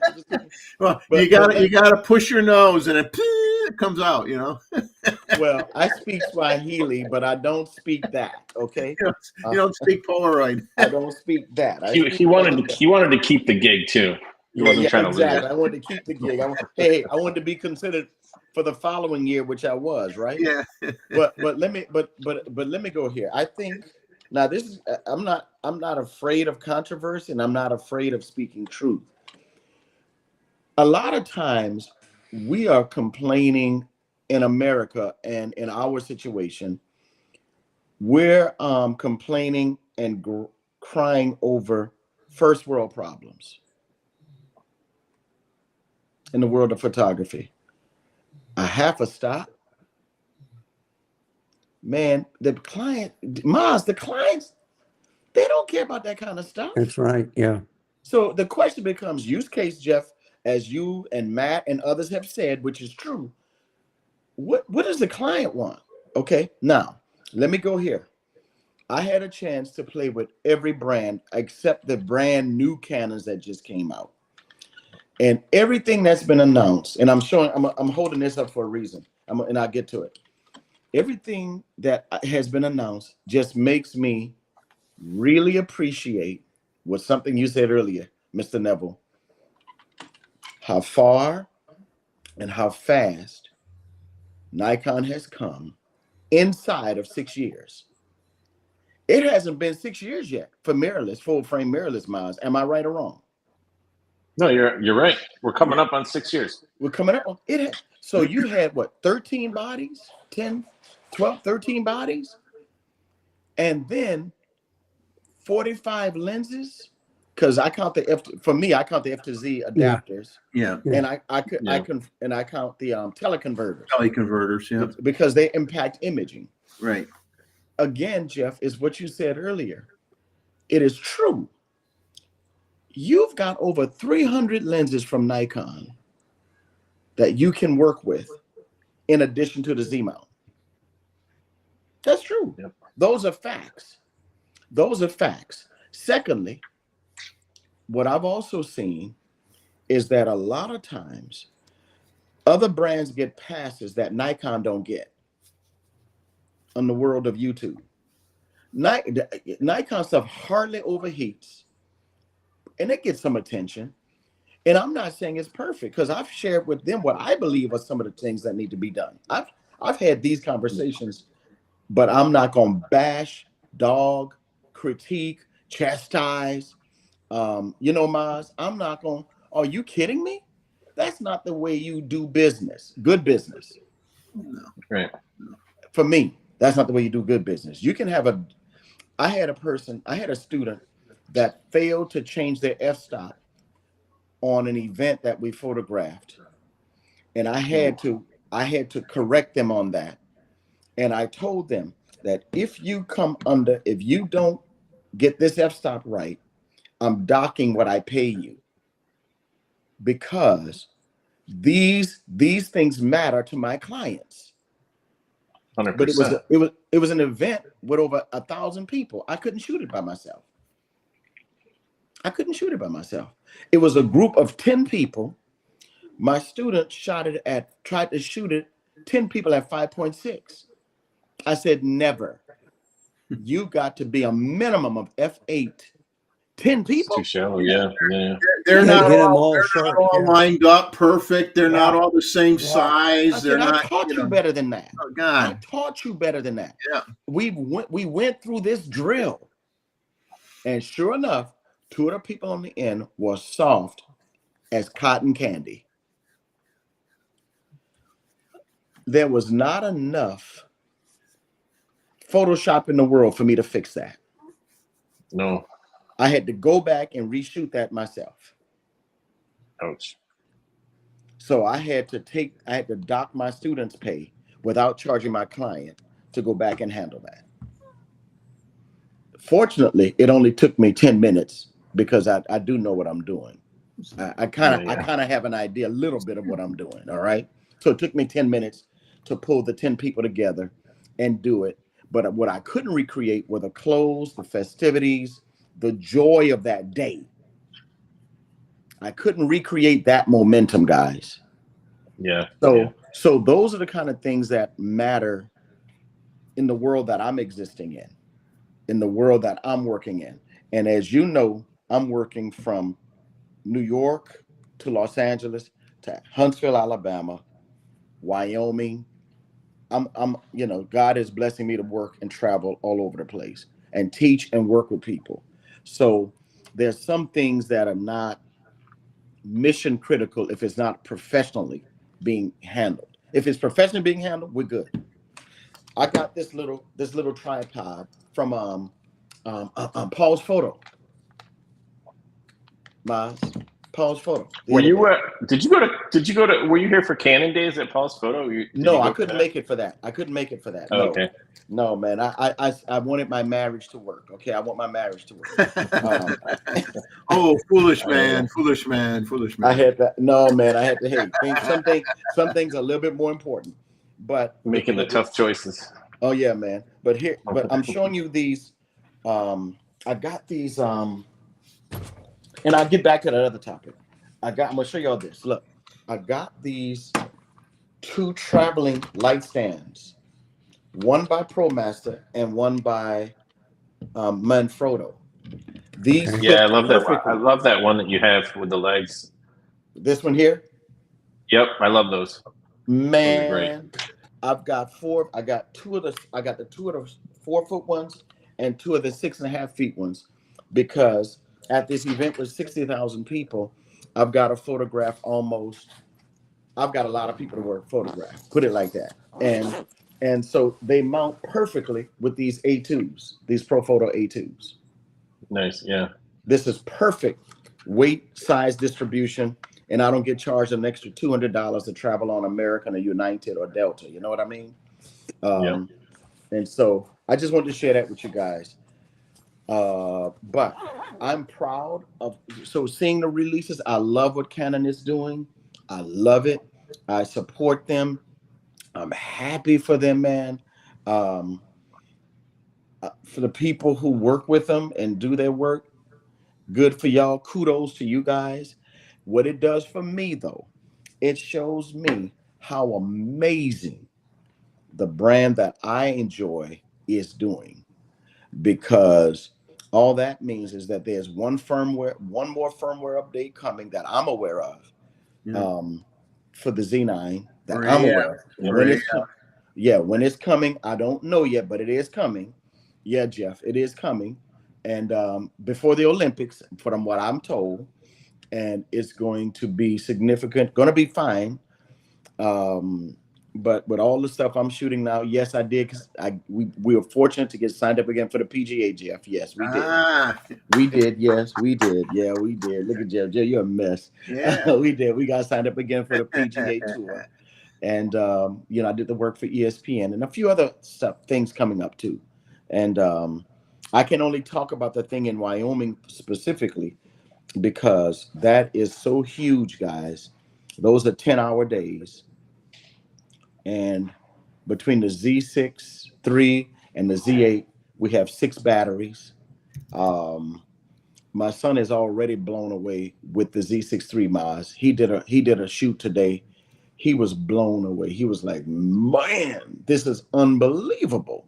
The light, the quality, just amazing. So don't you love it when somebody, whether it's your own child or not, but don't you love it when you see somebody that gets so excited about photography? Because it's like, and he does video more than I remember anything one else. time at the park, there was a young boy, maybe about 12 years old, that had a camera around his neck, and I don't remember what brand it was. It's irrelevant.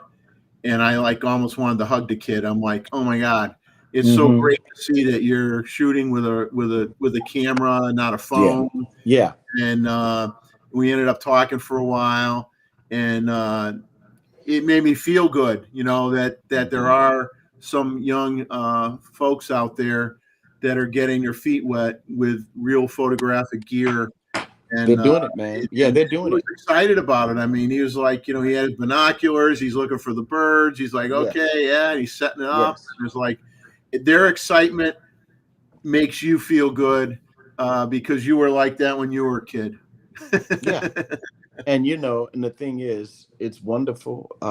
Like I said, I love seeing everybody win. I'm happy that everybody's winning. I wish that I like what you all are doing with this channel, Jeff, when y'all are doing more photography. You got to talk gear. That's got to happen. Yeah. I get that. I'm with that. I love talking gear too.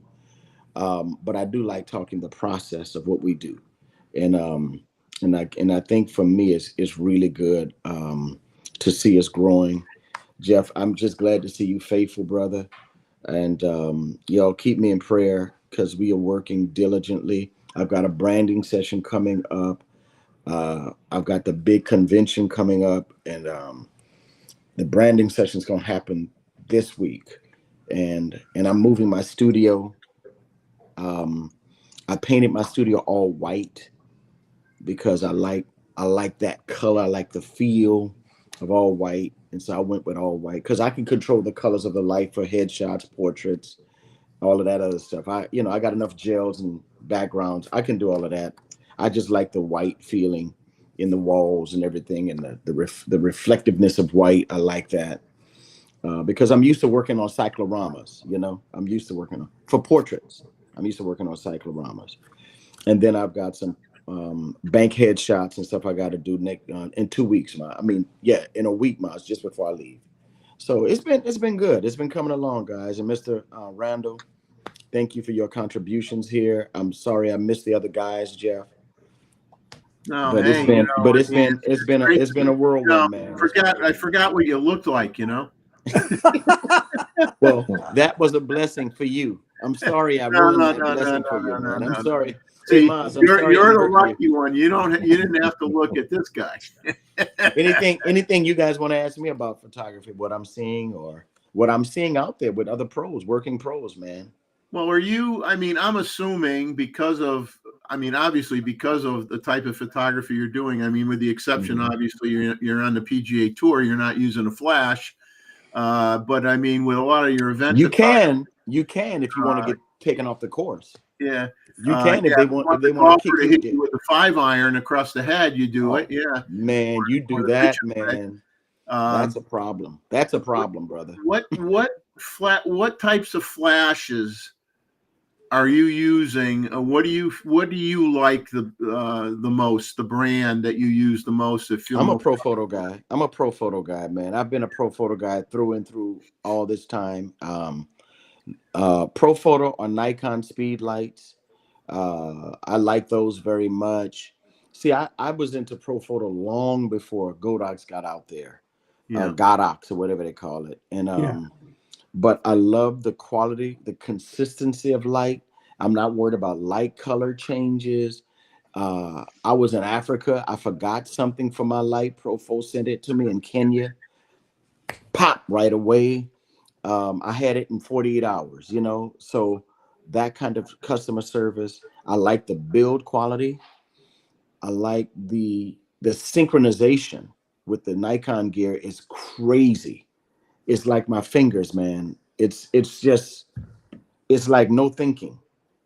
Pop, pop, pop, pop, pop, and go. So it is expensive. Now I will say this. I've learned that other I like the lights, no doubt. But there are other modifiers that are amazing. So you don't have to spend $800 on a modifier. Yeah. You can spend $150 on a modifier. I use SMDV, flip spring distribution out of San Antonio. I use their stuff. Man, it's amazing. It's absolutely amazing. Well built, and the quality of light shaping is incredible with it. I'm going to put up a question that somebody's asking you, Ronald, directly in the chat.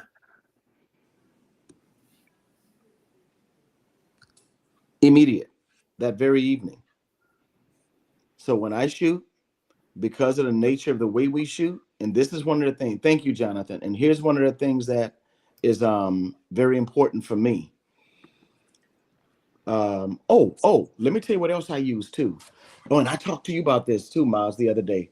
I use, for my storage device, I'm using Glyph, Glyph, Thunderbolt 3. I know you're looking at it, Mr. Randall. Super fast, reliable, and don't have to worry about it breaking down. Randall will have that on order within the next 10 minutes. It is industry. It is industry standard. Motion picture industry standard. Along with, Maz knows this, OWC. OWC makes some incredible stuff, man. So I'm using between Delkin Black and OWC storage cards for my yeah, Jonathan, I have to. See, Jonathan, if for me, I don't get it right in camera, I can't turn it around in 2 minutes. On event work, I have to have it done inside of 2 minutes, or they don't pay me. Or I can't charge what I charge, or I can't ask for or expect what I do. I'm from that old school. While I'm using new school technology, from that role of, see, that's the discipline. I'm gonna call everybody family out there. Okay, is that all right? If I Yeah, call them family you can instead of say community, family instead of community. I know I'm gonna you're call having them issue family. with the Okay. term community. You can call us, The whatever, neighborhood, the fam. crazy people, whatever you want to call us. We're okay. So fam, the discipline that I've carried over from the film days was get it right in camera. When I trained with the Oakland Raiders photographer Jeremiah Soiver, we had to get it right in camera. 36 images, 24 exposure, 36 exposure. You did push and pull a little bit with your film. 200, you could get up to 400 depending on the film. Some film wasn't good for that, some was. So I carried that discipline over. So even for weddings, they may get 1,000 images out of me, maybe, because I'm shooting for the story and I'm shooting for accuracy of the story. So it's not about spray and pray, it really isn't. It's about really just focusing on what I'm doing. But yeah, Jonathan, I get it right in the camera, and if I'm not right, I'm very close. I usually have to only change one thing for most of my event work. Maybe one thing, unless somebody's child runs across, stuff like that. You know what I mean? Somebody's kid runs in the camera in the field of view. But generally, no, we're not, and I trained my son like that. He's even more OCD than I am. Especially on the video side, he is hypercritical about getting it right in camera. So, Randall, did you find? Yeah, you want to have. So you mentioned some things, by San Antonio, and I live northeast of San Antonio. Mm-hmm. So SMDV, baby, SMDV. Okay. Spring Distribution, man, look them up. They make tremendous modifiers for all brands, for all lighting brands. But the price point is reasonable, makes sense. I think you got another one here, Ron, that would be you'd be good to answer. What is the Nikon setup or system? Are you using Nikon Mobile Air? NX Not Mobile yet. Air? Whatever. Not yet. No. Not yet. I don't yet. Let me tell you what I do sometimes. Because I not tether, because I have the Wi-Fi connection, I can tell which 5 pictures I can get to my client immediately. Most of my clients for event work and stuff like that. So I'll just send it from the camera to my phone and send it to them. That's what I do. Does that make sense? Yeah. Does that make sense, Mars? It's so fast. Makes sense to me, yeah. I hear you. It's so fast. I just get it to, if I see something, like let's say there's a kid getting baptized or somebody running a race and they win, and you get the picture of them winning and they're raising their hands in the trophy, right? Well, I've stopped that action. Pop, pop, pop. That's on my camera now. I go in, and send it over to them. They love it. They print it, or they run it on their wire services. They run it to their magazines or whatever, And the thing they do is they give Ron Pollard photo credit. That is important to Ron Pollard. Hey, Mr. Randall. Hey, Jeff. That part is important to Ron Pollard.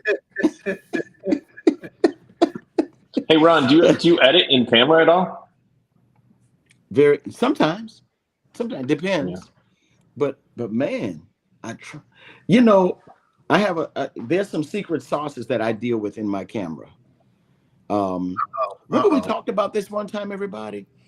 Tiger, everybody can buy Titleist or TaylorMade, but they're not buying the clubs that are tweaked for Tiger. Right. Yeah. Well, when you're doing the event photography, are you shooting JPEGs or RAW? JPEGs. JPEGs, yeah. JPEGs, man. I have no time for raw. Yeah. Oof. You got to kick the images out right away. So, Ooh, like you raw said, is now that tough, makes it man. more important. That makes it even more important, as you say, get it right in camera. Get it right in camera. Yeah. Get it right in camera. Even when I trained with an old Nikon ambassador who's now a Sony Artisan of Light. His name is Mike Colon, Colon. Bad wedding guy. Bad dude, right? He used to slap my hands, man.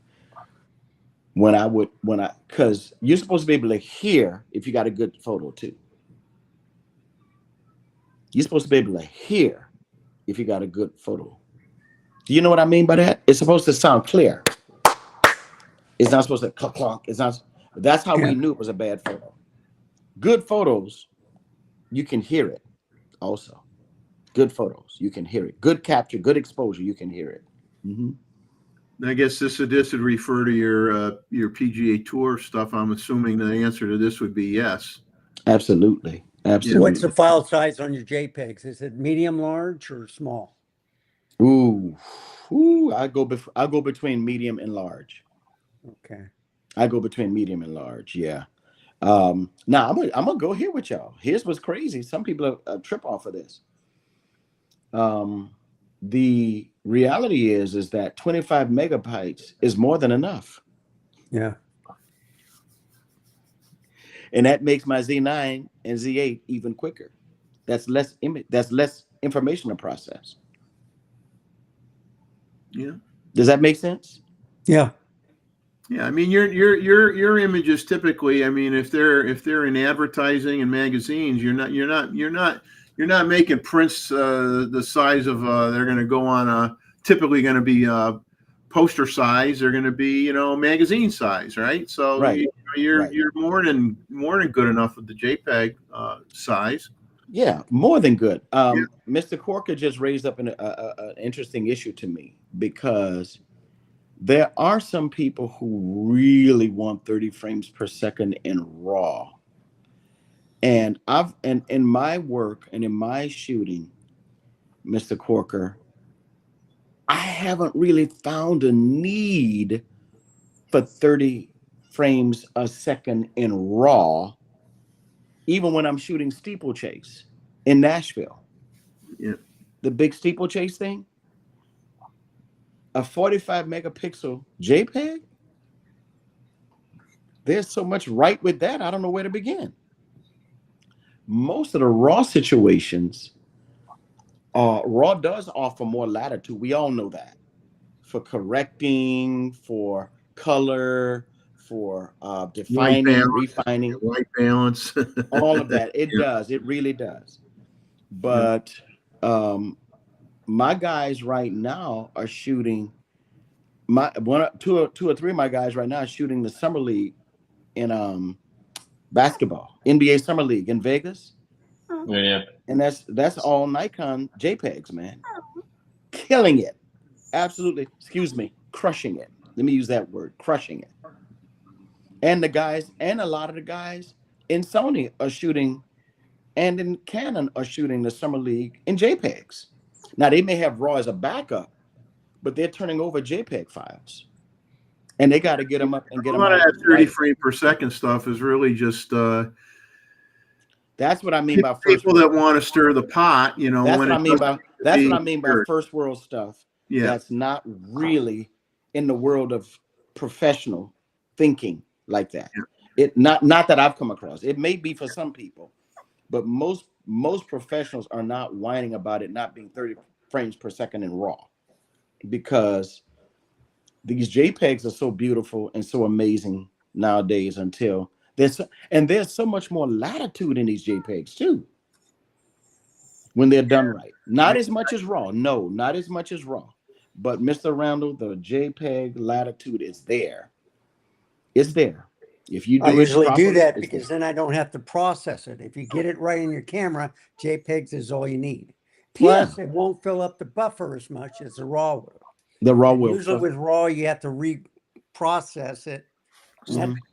in your So job, you don't have the time. Yeah, I don't foo-foo the I don't foo-foo the issue with raw. I'm just saying to you, I'm sensitive to it, and I don't disrespect anybody who may want that. I'm just saying there are very, very, very few use cases where I've seen for professional photographers complain about not having 30 frames per second in raw. I haven't seen it. I shoot bird and flight photography, and I do stuff with kingfishers and sparrows and fast moving birds. And I'll tell you, lots of times I'm not even shooting 20 frames a second. I have lowered my Z9 and Z8 and now my Z6 III to about 10 frames a second. Yeah. I just don't need 20 frames, 30 frames, 60 frames, 120. I did it the other day to show off for my sister-in-law with the 6 III. And she was like, can I shoot 50 frames, 60 frames? I said, yeah, here. I put it on. And by the way, the buffer did not fill up at all. And I was using Delkin Black, 150 gigabyte card. And it did not stop. It kept going. It must have gone on about 90 seconds or something. I stopped it at 90 seconds. It was, they were like, that thing is still going. I said, yeah, I know. I told y'all. They were blown away. Shot one day, I mean, inadvertently, I shot JPEGs one time with my ZF, and I was blown away by how good they looked. They were like phenomenal. They looked really good. And you know, when you're not doing with the, obviously it's different when you're doing multiple flash photography and strobes and stuff like that. But when you're doing non-flash photography, you know, having the ability to view the histogram in your viewfinder and make adjustments, and where you've got it in the right spot where you're 95% there, and like you said, get it right in the camera. Get it right, man. That's the best way to focus get it right on the in the camera. And focus on the and craft. then your JPEGs come out, and you're like, holy moly, look at this. I wish most photographers were as good as the gear that we use. The gear is usually better than us. You know, Mom? Yeah. Well, most people don't read the manual either, which is a pet peeve of mine. Look at what Mr. Powell said. And then I'm gonna come back to Jonathan too. Yeah, man. My student who's at SCAD, have y'all ever heard of SCAD? Savannah College of Art and Design. It's like the Juilliard for photography, video. It's in Atlanta. It's the main campus is in Savannah. Then they have a B campus in Atlanta. It was like Brooks Institute at one time. And well, I think to elaborate on his comment is that I agree that with event photography or something where you have to turn around an image really fast to somebody, to a client, you got to shoot JPEG. You don't have a choice, and there's nothing wrong with that. And the medium in which it's going to get printed on, it's more than an adequate file size. Yeah. And, you know, everybody talks RAW, but I think, you know, a lot of us that talk RAW are people where we're not satisfying a news organization or have to kick a photo out really quick. We're doing nature photography, or we're doing landscape photography, and we want to have the additional ability to tweak the image. Yes. I get that. But it's a different genre. If it's a different use case, which leans itself more to the RAW end of it, and then you're shooting a use case that lends itself where it needs to be a JPEG. Right. So there's no right or wrong answer. It all depends on what you're shooting. And that's what people don't get. That's what my headshots and portrait sessions. I got a branding session coming up for a musician. Yeah, it's gonna be in RAW. Of course, it's gonna be in RAW. That's a branding session, man. Yeah, I want every available light, detail, color, scope I can get for my client who's gonna be putting this on an album cover. You know what I mean? Of course, yeah. can I go back to what to let me say this. The autofocus arguments about Nikon, when we talked about the 6 years, Jeff, you said it in such a beautiful way. You're such a statesman. You said it in such a beautiful way. With Gee, I said Nikon, something good I don't remember.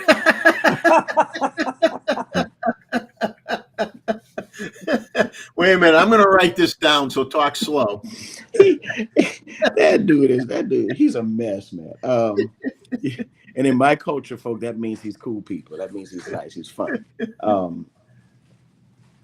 What you said about what Nikon has done, when Nikon and Canon were out there running the world in DSLR, Sony had the first steps into full frame mirrorless like they do now. Now Nikon had done the J1 stuff, but that they weren't taking that seriously. Nobody in the world was, right? No one was. But Sony was smart to do what they did. Now that they've awakened, and I said this 3 years ago, you keep poking the she-bears, they're going to wake up. Yeah. I said this 3-4 years ago on other streams, you keep poking these she-bears. Now they're going to bring to bear all of the stuff. Guys, family, the stuff they about to do with Red is going to be mind-blowing. Mind-blowing, the stuff they're going to be doing with Red. The color stuff they're coming out with. It's going to be amazing. The thing is, what I was going to say, the thing is that with what Nikon has done and Canon, these companies are fully engaged now, and the balls are rolling. And we are just seeing the tip of the iceberg, fellas. The Z9 was revolutionary, not evolutionary.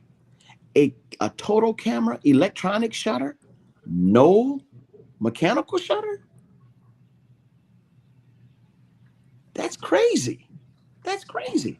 And then to it practically, I mean, they tell us to use the word practically, but for all intents and purposes, no rolling shutter. No rolling shutter at all. I knew I was reading your mind, buddy. What are you talking about? Rolling shutter? No, don't confuse rolling shutter with bad camera technique, not knowing shutter speed.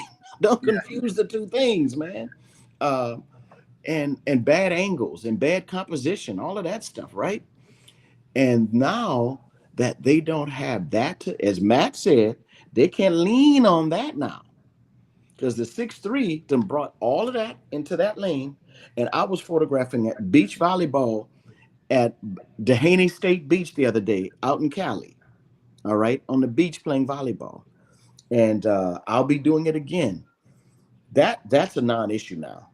Dynamic range, come on, man. That's just another red herring. That's just another thing that really Mr. Randall doesn't hold. It really is.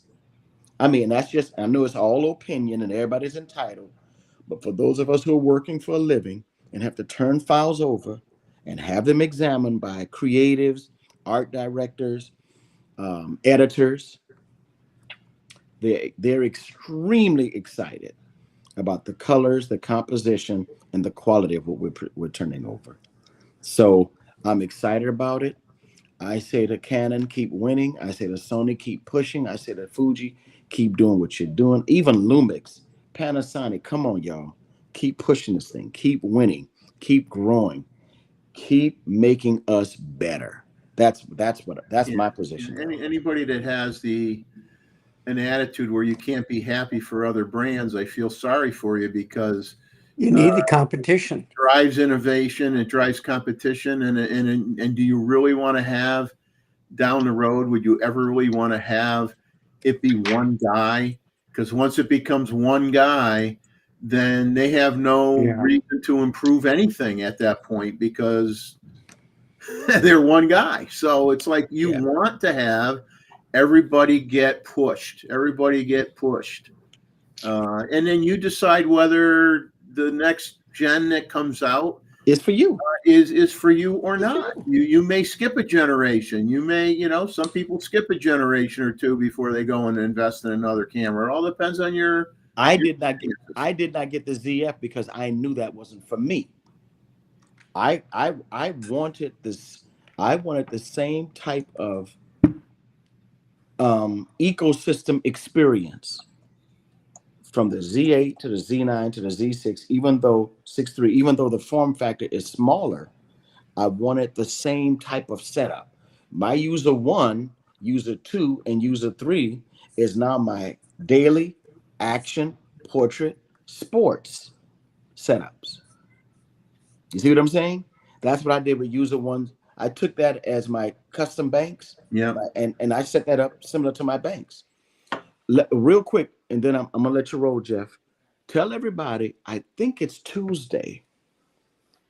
Joe McNally and them are having a free webinar on sports photography. Is it on Adorama? It's on Adorama. Yeah, with Seth. Yes. Yeah. It's free. So send that out to everybody. You want to grow your craft?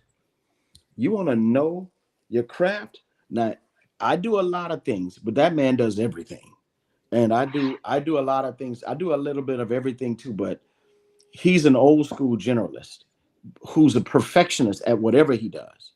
And I can't, if Joe McNally wanted to shoot weddings for real, he would dominate that too if he wanted to. Everybody in the world knows that. Even Jerry Guiones told me, he said, if Joe wanted to do weddings, he said, Joe don't like weddings like that. He loves weddings, but that ain't his thing. Yeah, that ain't his thing. No, it's not. Yeah, but he could shoot weddings. Like he'd tear them up like any, he'd tear them up. We all know that. It's what he, Maz is what he loves doing. And he's 100%. More of a photo. Yeah, of course he could shoot weddings and knock them out. But that's Tuesday evening with Adorama with Seth Miranda. So just let everybody know that's going to be, and it's free. Take advantage of it. I think it's going to go, they usually go about an hour. So you have to go on their website and register ahead of time? Yeah, I'll send you the email I got, Jeff, and you can share that with everybody else. Did you get it? Did you get it, Maz? The email? No, I didn't. Okay, I'll send it to you guys, and y'all can send it out to you. It's probably going to be live streamed on their channel, though, right? It's probably from their event space. Probably. So here's what I'm doing. So let me give you a head up. All the photographers that I'm working with for this thing in Wyoming, I'm asking as many of them as possible to go to this event, because while it's not sport, it's event work. And there will be enough movement, action, that the principles of sports photography and thinking and storytelling will be there, because that stuff you can cross-pollinate a lot of that. They already have it, just so you guys know, they already have it set up on their YouTube channel. If you go to the live tab, it's already there. Okay. So thank you, it's scheduled 7/24/24, 8 a.m. Yeah. Okay. So see, there you go. That's why it's good to have an engineer in here with us, 8 a.m. PST, so 11 Eastern. Tim has the fastest keystroke finger movements of anybody. Is Roy Bixby? Is that the one in London? No, he's in Australia. Roy's in Australia. Okay, I'm sorry. No, who's the guy that was with us? Who's from London? From London? There was a guy. I see him on. Yeah, he would come in on a live sometimes. You're talking about the guy from the tour. There was a guy, Jeff. Yes, Maz and Jeff. Oh, yes, let me look down. There was a guy that came in from London sometimes. I can't think of who that. I can't think. It's been so many years. It's been so long for me, man. I can't. But anyway, yeah, let that be known across. However, that is I'm asking all those photographers to go check that out, to make time, to spend time with that, because we need excellence at this event. And I've sat with Joe so many times, personally, privately, and in groups. I still sit at his feet to learn. I made a comment earlier bringing up, let me see if I can find my notes here. Give me a second. Mm-hmm. Who's the guy with the pertwee? We've got with Nikon USA now having that those courses from Nikon mentors, and you have visual storytelling with Joe McNally.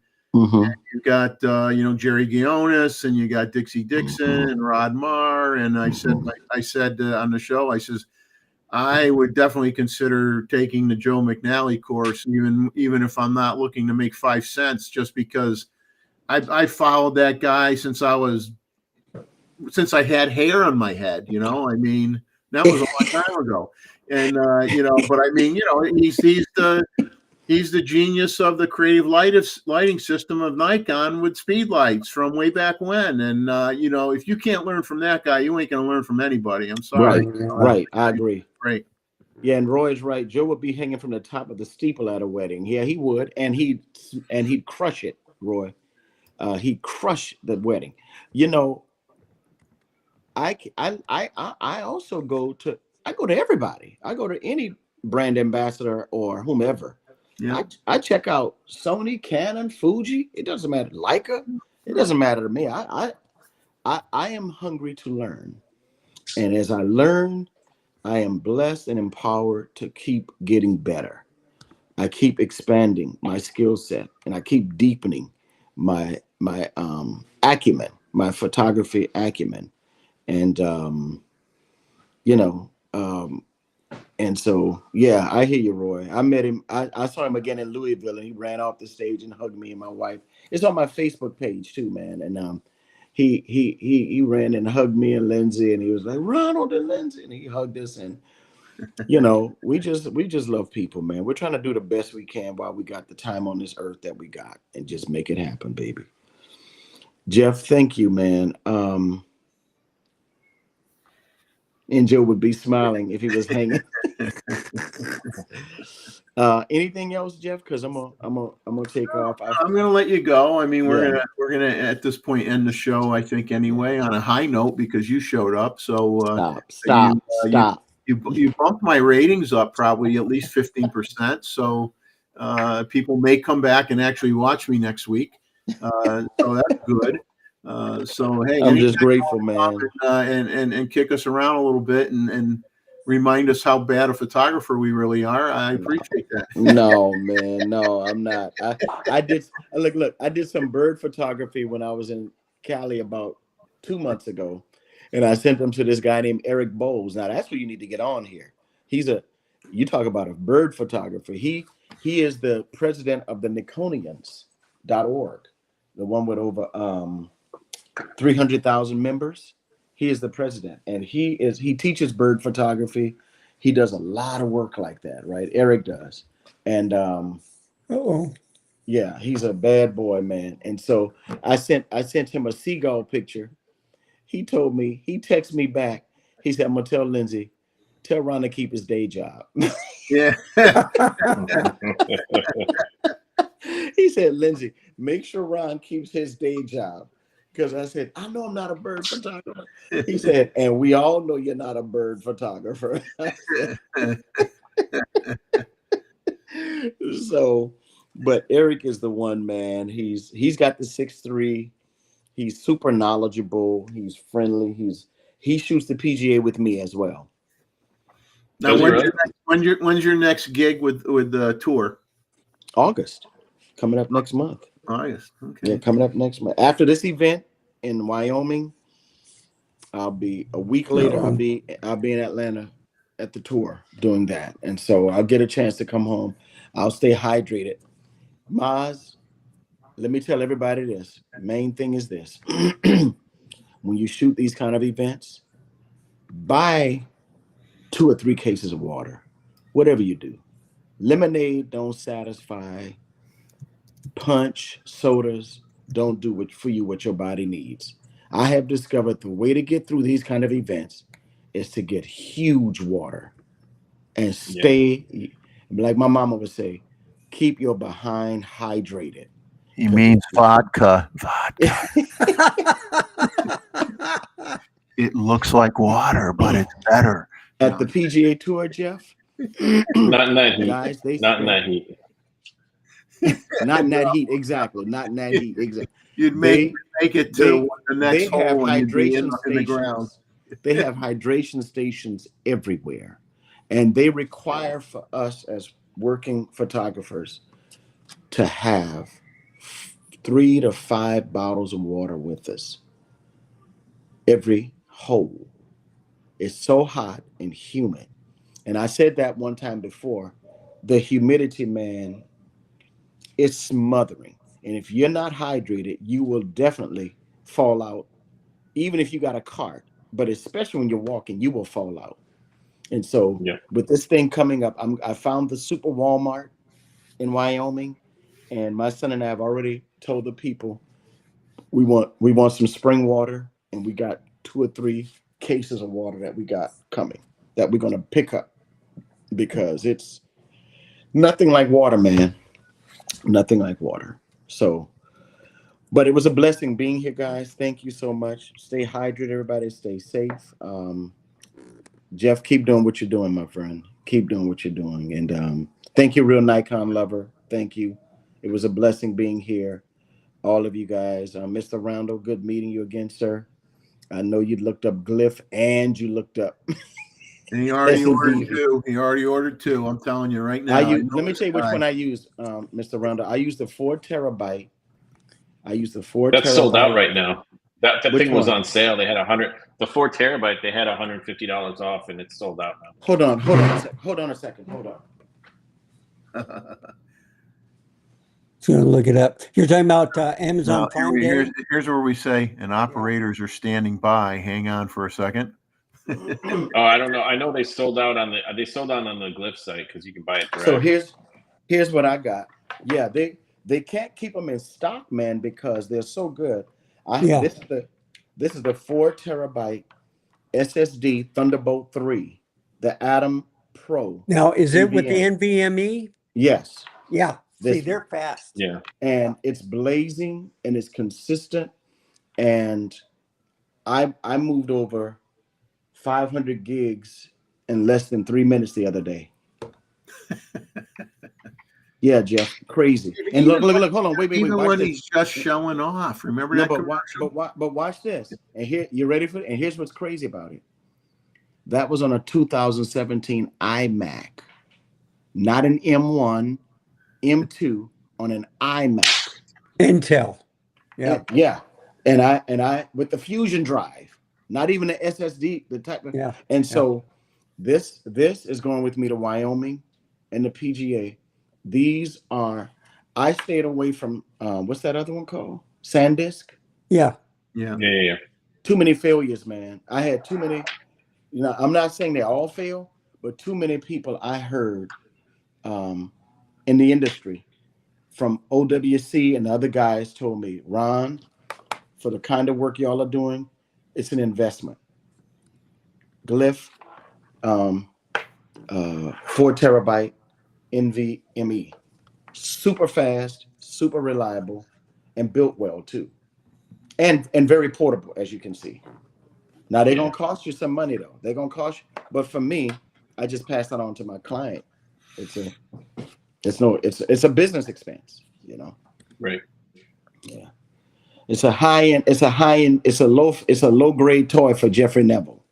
Yeah. My dog will pay. My dog will pay for it.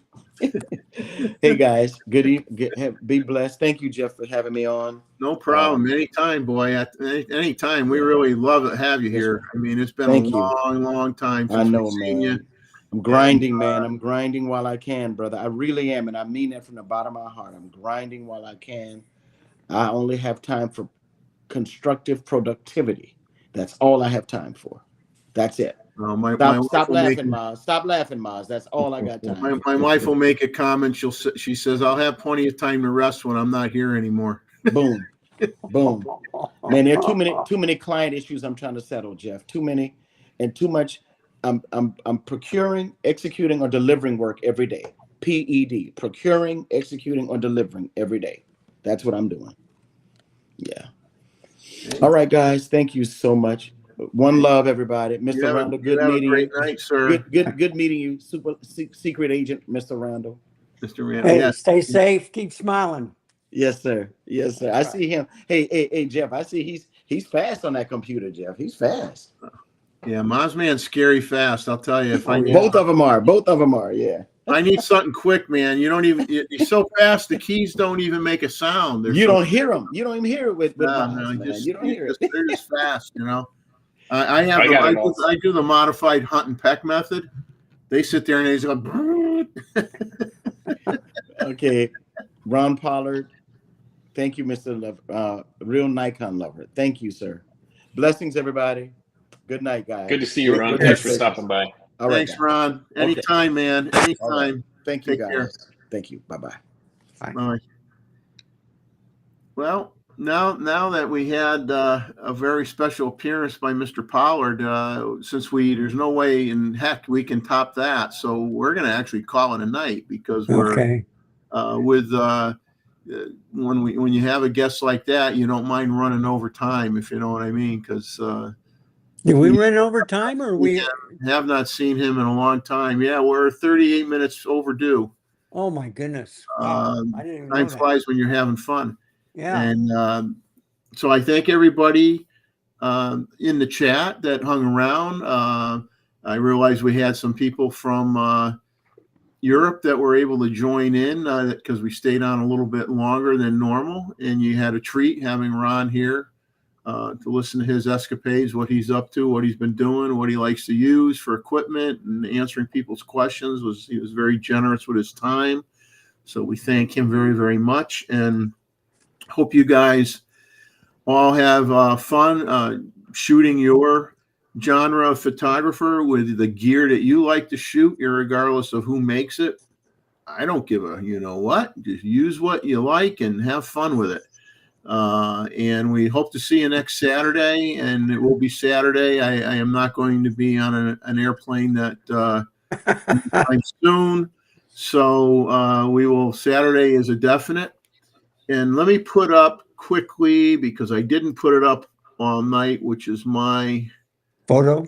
shame on me, is there we go. Just a reminder with the photo review. August 3rd. Okay. August 3rd. That's the next photo review. I really might only have half a dozen images so far for this review coming up, and it will approach quickly. So please get your pictures together and start sending them to me so we can try to hit that 80 photo threshold, which I'm enjoying hitting around 80 photos every show. That seems to be a good balance, because when we start at 9 o'clock, we pretty much are talking about those images until like 12:30 to 12:45 a.m.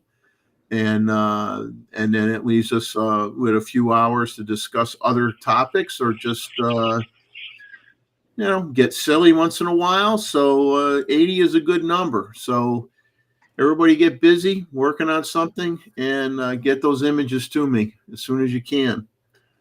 And with that, we're going to end the show. And once again, thank you. And I'll let you guys say your goodbyes to everybody.